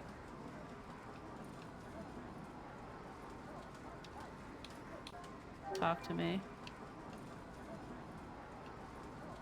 Professor. Okay, it's not the tuxedo, it's not this, it's not the black suit. Belly purple shirt. Who's all fired up about the drill? Olgar. What's the name of the girl that can't speak at the doc clinic, the med clinic? Lovely Momo? No, it's Ludi. Hooray. PM card C. No idea what that is. Card game promo. Ah, okay. Alright. The robot is to the left. Okay.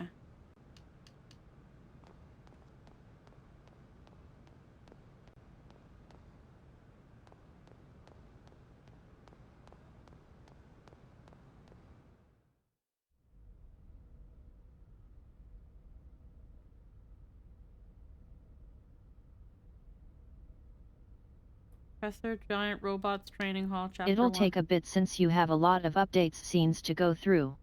Episode, his name is... This place permeates some kind of fondness for the past. What's going on? There's no place for the likes of you, no sir. Excuse me, what is this place? Very good of you to ask. This is the amazing, stupendous, absolutely fantabulous Foundation Robot Academy. But this is not the time for me to be talking to you, no sir. Sort of seems like an, Aegis factory, but a little different. You say, don't you dare compare this to the children's toys, no sir. Children's toys? What in the world do you make here? All you keep doing is asking questions. You're all some kind of spies, aren't you? Who do you work for? Spies were nothing of the sort. I have little interest in machines at all, so I have a little interest, so I thought I'd ask. Interested in machines, you say? All right, then I'll tell you. I'm building an invincible giant robot. Giant robot? No, you got it wrong. Invincible giant robot. Invincible giant robot? You don't believe me? Then I'll tell you the extra special secret. Want to hear it? That's okay. Listen.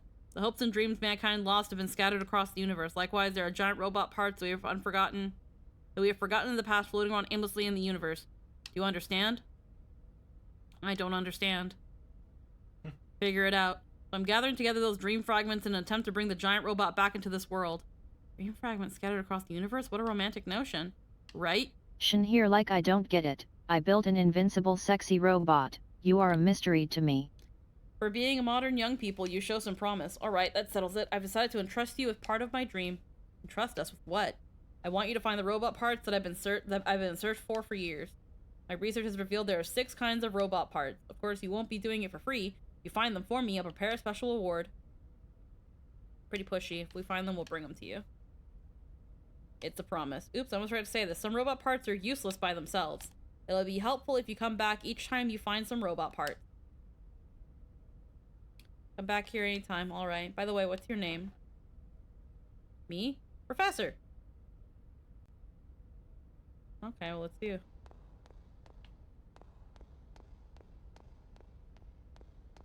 Now you just have to leave and re-enter. Alrighty.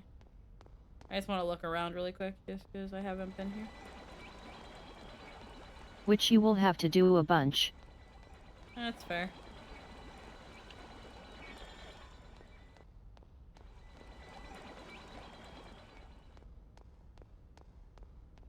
Move.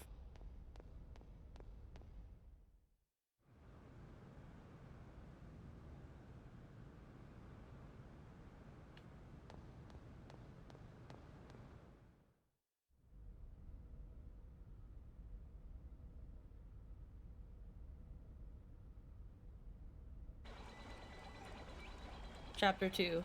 Foundation Robot Academy. Professor, you found what you wanted. Well, you already found some? Much faster than I anticipated. Much faster. We went through a lot of trouble, you know. You made us a promise. You're gonna give us a special reward, right? Oh, what is this about? Gee, she's playing dumb. Alright then, the deal is off. I'm sure these parts would fetch a good price at the junk store. Wait. It's just a little joke. The thing is... But... The factory's so dirty, I don't feel like working. I have a small favor. Can you ask me to clean up the factory? Help you? You're gonna make us do more work? You people have connection gear, right? Use a vaporized plug-in to blast away the clutter in the factory. If you do that for me, there's no stopping my creativity. Alright. We're holding you to your promise. Lies and oversweet coffee are the two things I hate most. I'll transform the robot parts that you brought into a special reward. Okay, so now you want us to clean up your Damn fucking bitch, place. you live like this?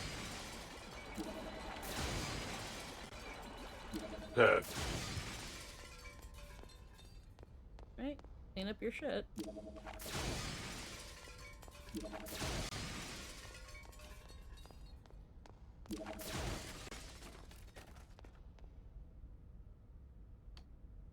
I know I'm not done cleaning yet. I was going to keep freaking the boxes.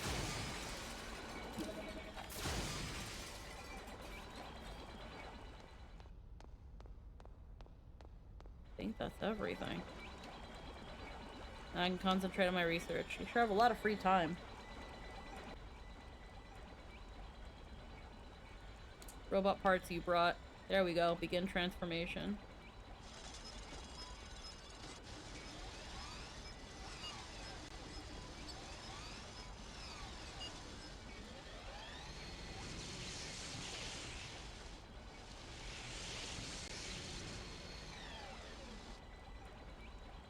Super weapon, Throny Blade is complete. We'll set this up as an ether for Shion. Summon it during a battle and you'll blast away enemies.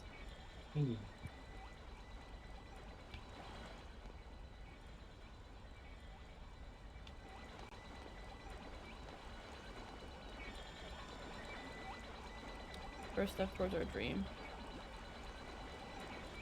Right? So I'm just gonna leave and come back. Yep.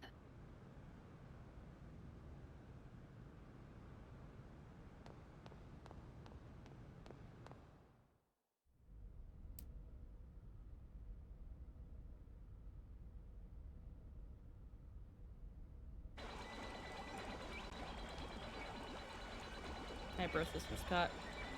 Oh, this place seems livelier. Good of you to notice. Actually, I have an assistant now. An assistant? Don't you know what an assistant means? An assistant is a status symbol for a genius scientist. The time has finally come for me to make my mark in the universe. Make your mark? What is this? What's with your attitude? Why did you come here today? That's right, we found more robot parts. You guys are pretty good. I must show this to Assistant Scott.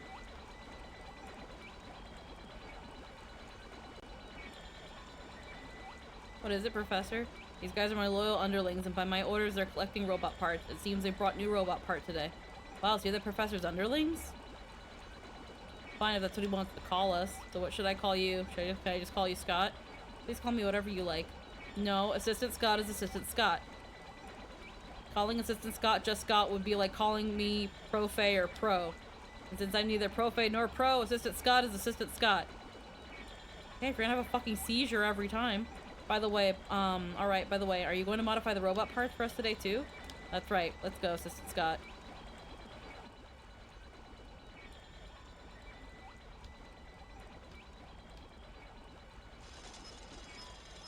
Put him in a home. Heh.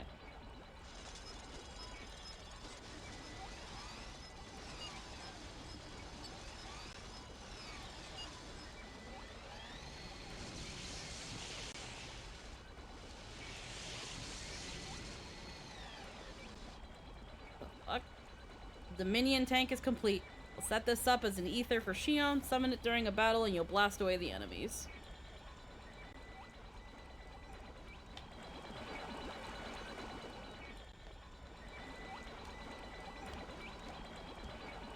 Makes my heart sing.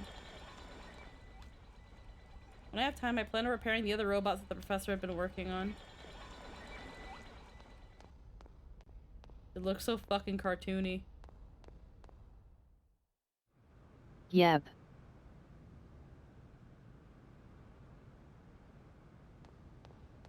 Alright.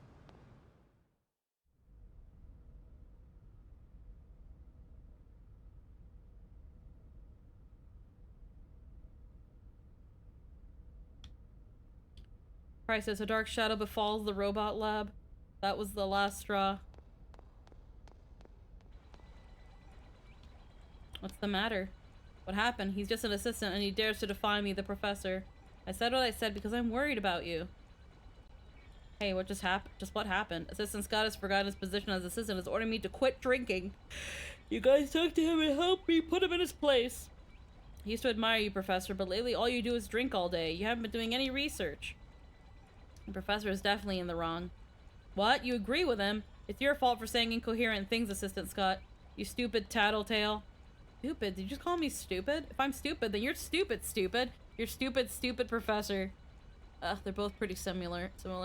Now I'm mad. I'm very, very mad now. You're dismissed. That's fine with me. I'm sick of being your assistant.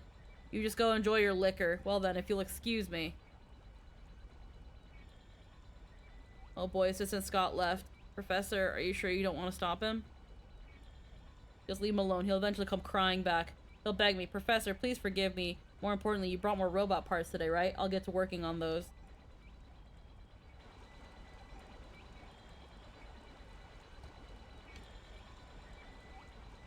Alright, and then the head is the body, I guess, is another chapter.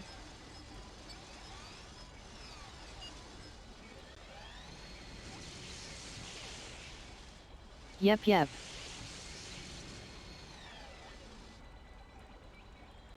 How's that? Super weapon Seraphim Bird is complete. Professor feels like a reference to a lot of Super Robot Classic Era or Super Mecha creators. Yep. Alrighty.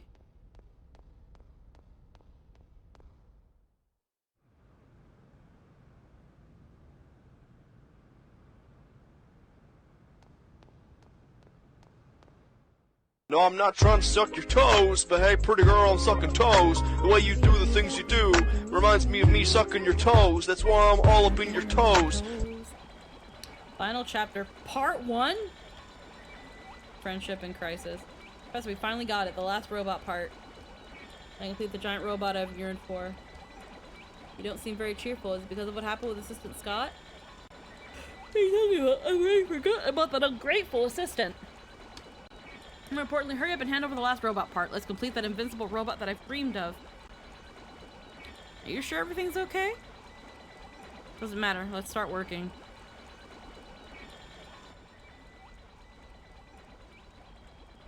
These are the robot parts that you brought. Here we go.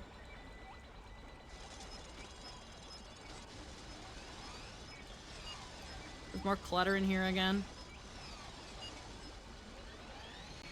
Yep.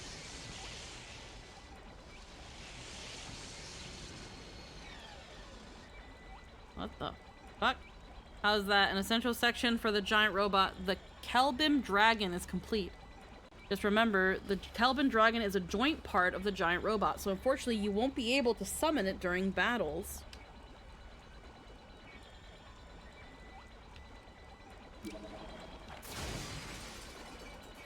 Let this place go to shit again?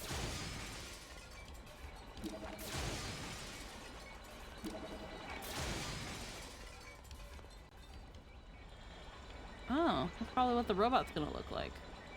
Looking pretty neat already. Yeah. Yeah. Okay. Colors make my eyes hurt.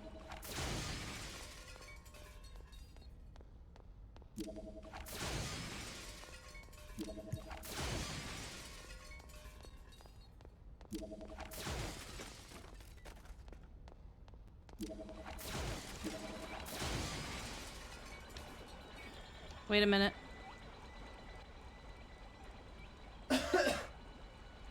Not all 6 robot parts are finally here. I'm set about completing the robot. If Assistant Scott hadn't defied me, he would have been present at this historic moment. Well, just forget about him and get started. Now, just you watch. What? Wait, what?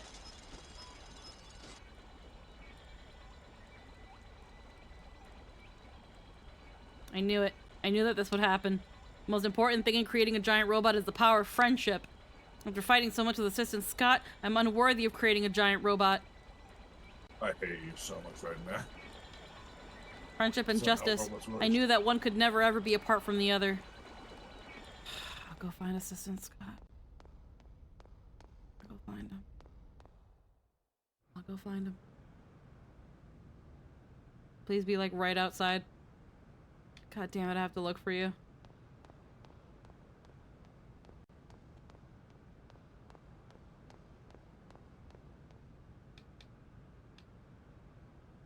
I guess someone's sleeping in there. Okay, where's Assistant Scott? He's where most deadbeats go to whine about their lives.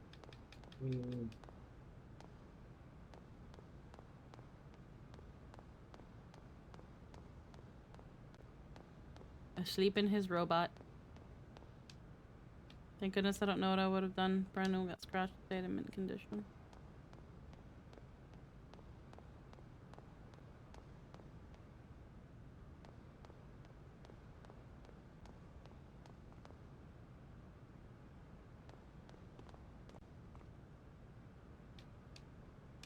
He's not here, but still in Foundation.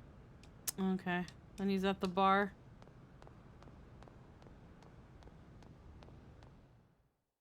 So a brothel, says Axerman. Now you get it. Yeah.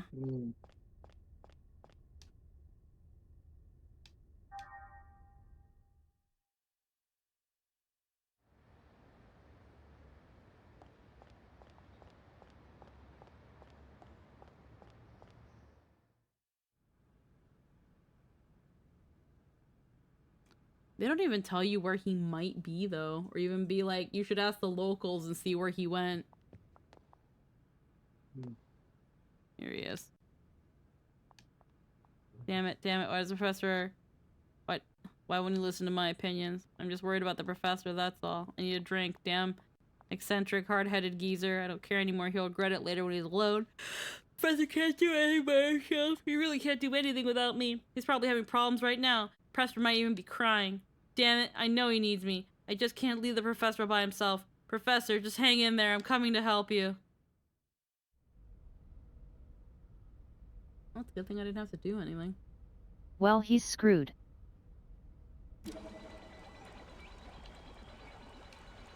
Part 2. Friendships are forever. The messenger of love, justice, and courage. That's a hell of an abusive relationship rebound. Erd Kaiser is here. Professor, we brought back Assistant Scott. You can make your dream come true with him here, right? Professor. Huh, what a meddlesome thing to do. What? I don't think it's fair for you to say that. Well, whatever. Come, Assistant Scott. Get to your station quickly. We have a big, once-in-a-lifetime job to do.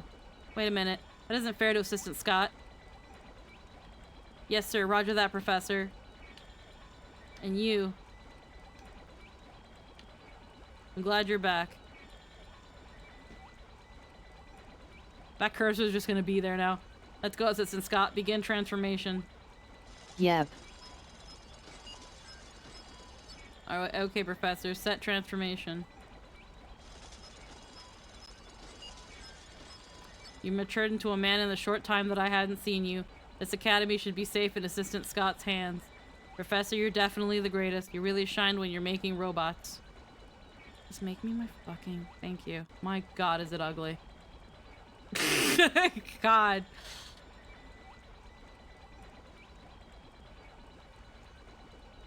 Behold, love, courage, justice, victory, friendship, effort, the symbol of all such things, united and invincible, absolutely just, the Erd Kaiser. It's such a fun 70s style robot. It's so gaudy. It's so fucking gaudy. Oh my god. A lot happened to the Professor Me, but in the end, he's a great scientist. I'll continue to work for him. What do you think? The incarnation of my dream will never lose. Alright, well. And it will kill everything in one shot with its gaudiness. Yeah, no, I think it just kills things from being a fucking eyesore. Okay, well, let's go find that pilot. Let's go kill him. And then let's end stream. I guess you don't... Though you have to assign it as an ether Anshin. Fuck, okay. God, I hate that.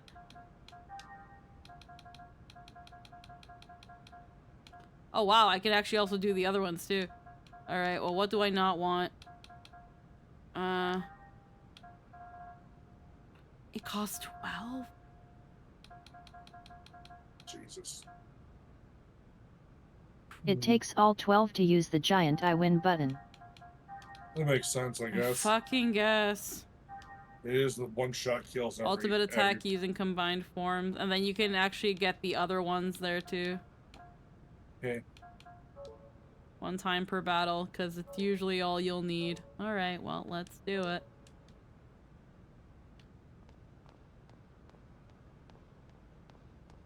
And you might want to put the angel ring on her. Okay, let's see. Items. No. Characters. B. Equip. She does have an angel ring. Hooray. Yeah, she's had an angel ring for a while. Alright. Okay.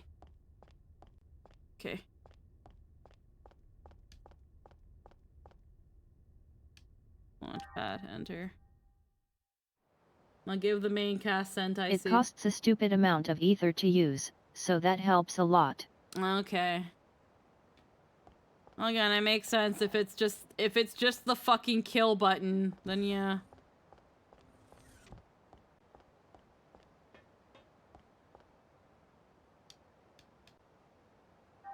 Right.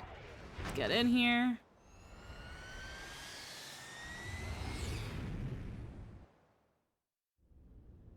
Don't worry, we're almost done. Just a couple minutes shy of midnight. Almost done.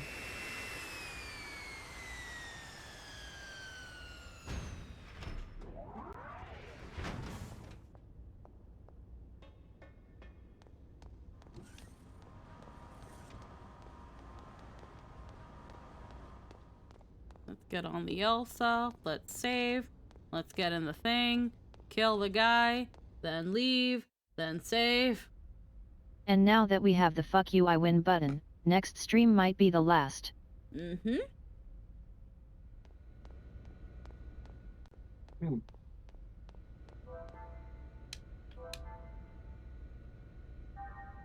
Let's do a hack and save.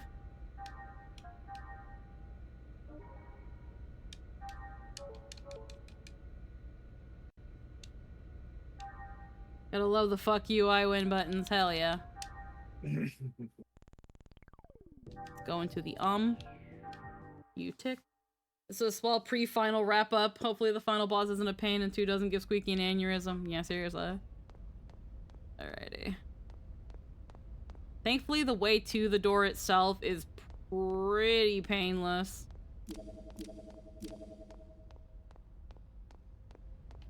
Oh, we are not playing 2, we're watching it. Oh yeah. Lynn said it would be better to watch it than play it. Apparently 2 is just that. Whoa, apparently 2 is just that bad.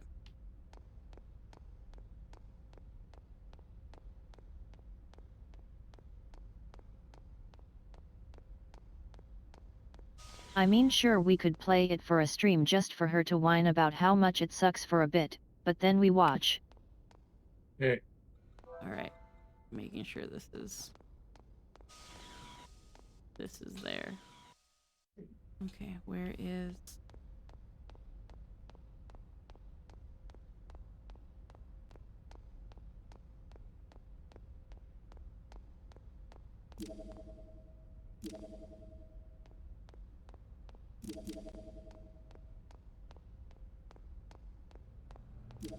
Guess since saves don't really transfer over, so just watch the game and maybe the super boss just to see where the oof. See what could have been?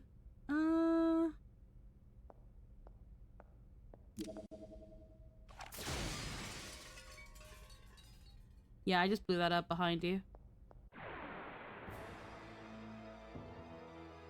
Do you really think this is a good idea? Alright, we're already on the coin. Sweet. 30. Wow. Don't. Don't. Oh, wait. Oh, yeah, we can't kill him right away because he has to go into stupid fucking robot. Alright. Yeah.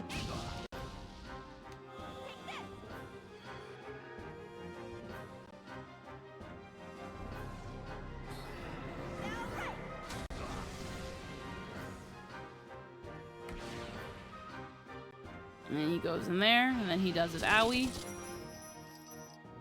And then he does his owie. Anyway. That's a Okay. big robot. I'm gonna have to wait till the the coin lands on Shion. Unleash some of thy powers.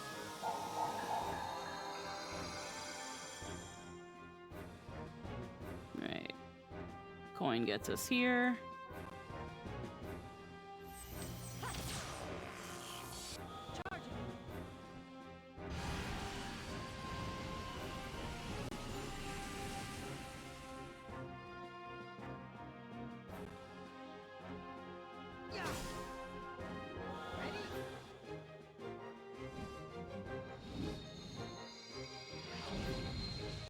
Angel blow.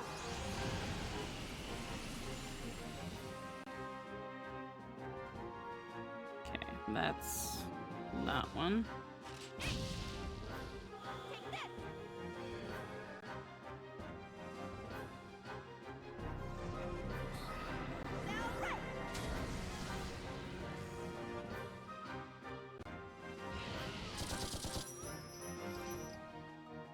And Cosmos is again on the coin.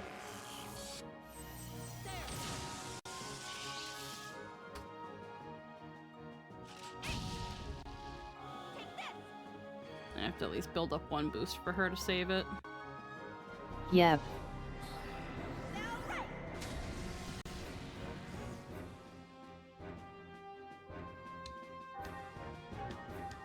Unleash some of thy powers.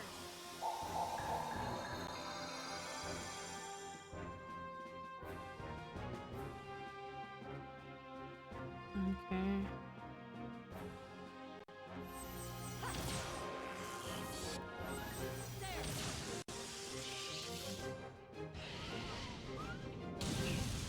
Ow. I'm sorry, Fuck. everyone. Okay, we're gonna... That gives us the boost we need.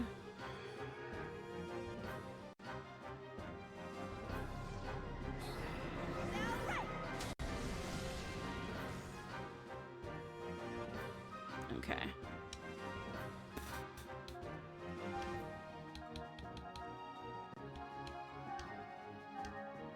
Get the fuck up. Thanks for the help.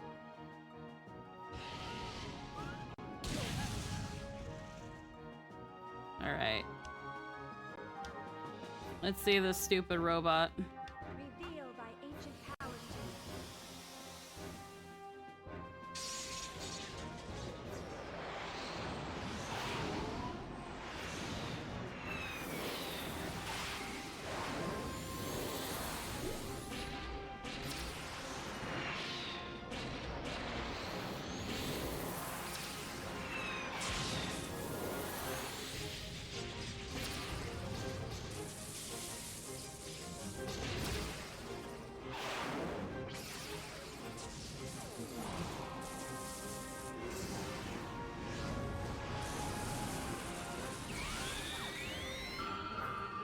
What the fuck?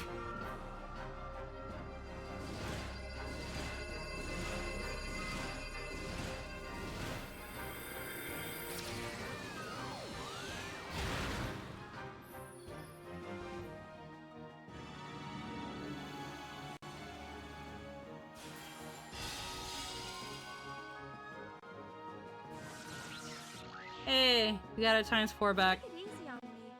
I'm not meant for this line of work. Literally a super robot finisher And that's attack. the giant robot. Yep. Fast circuit 25.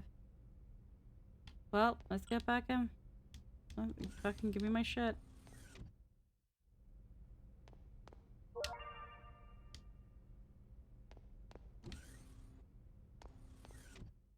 I'm only sad it doesn't have a stupid anime opener theme song.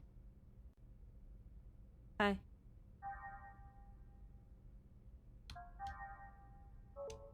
Mm.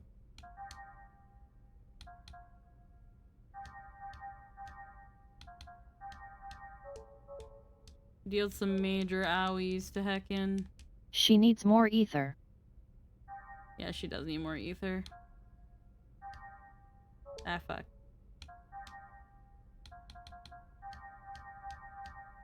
Well, I wasn't gonna really do it again. I'm gonna escape the second Oh, time. okay. Yeah, because I have to... It's gonna take a couple minutes just to get to... It's gonna take a couple minutes to get to his, All right. to get him to his robot.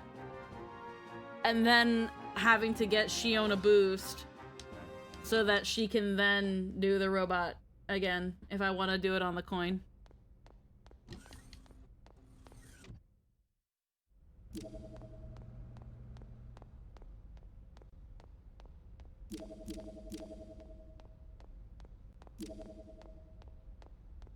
Alrighty.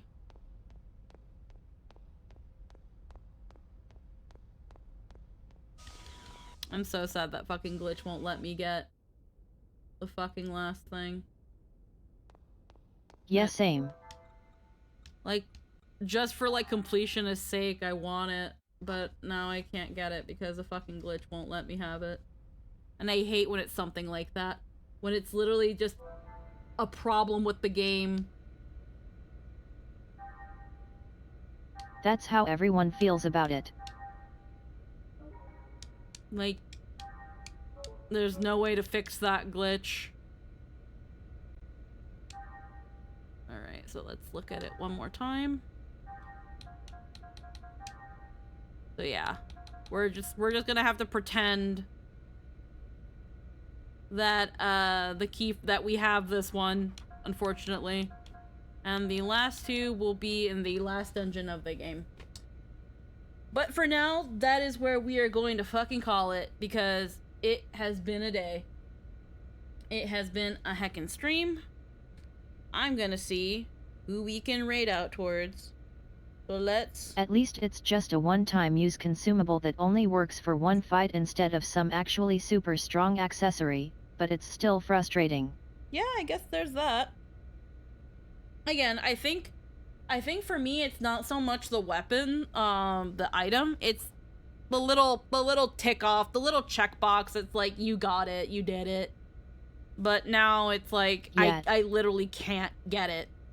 So it sucks. But it is what it is. What we're gonna do though, we're gonna throw you guys over.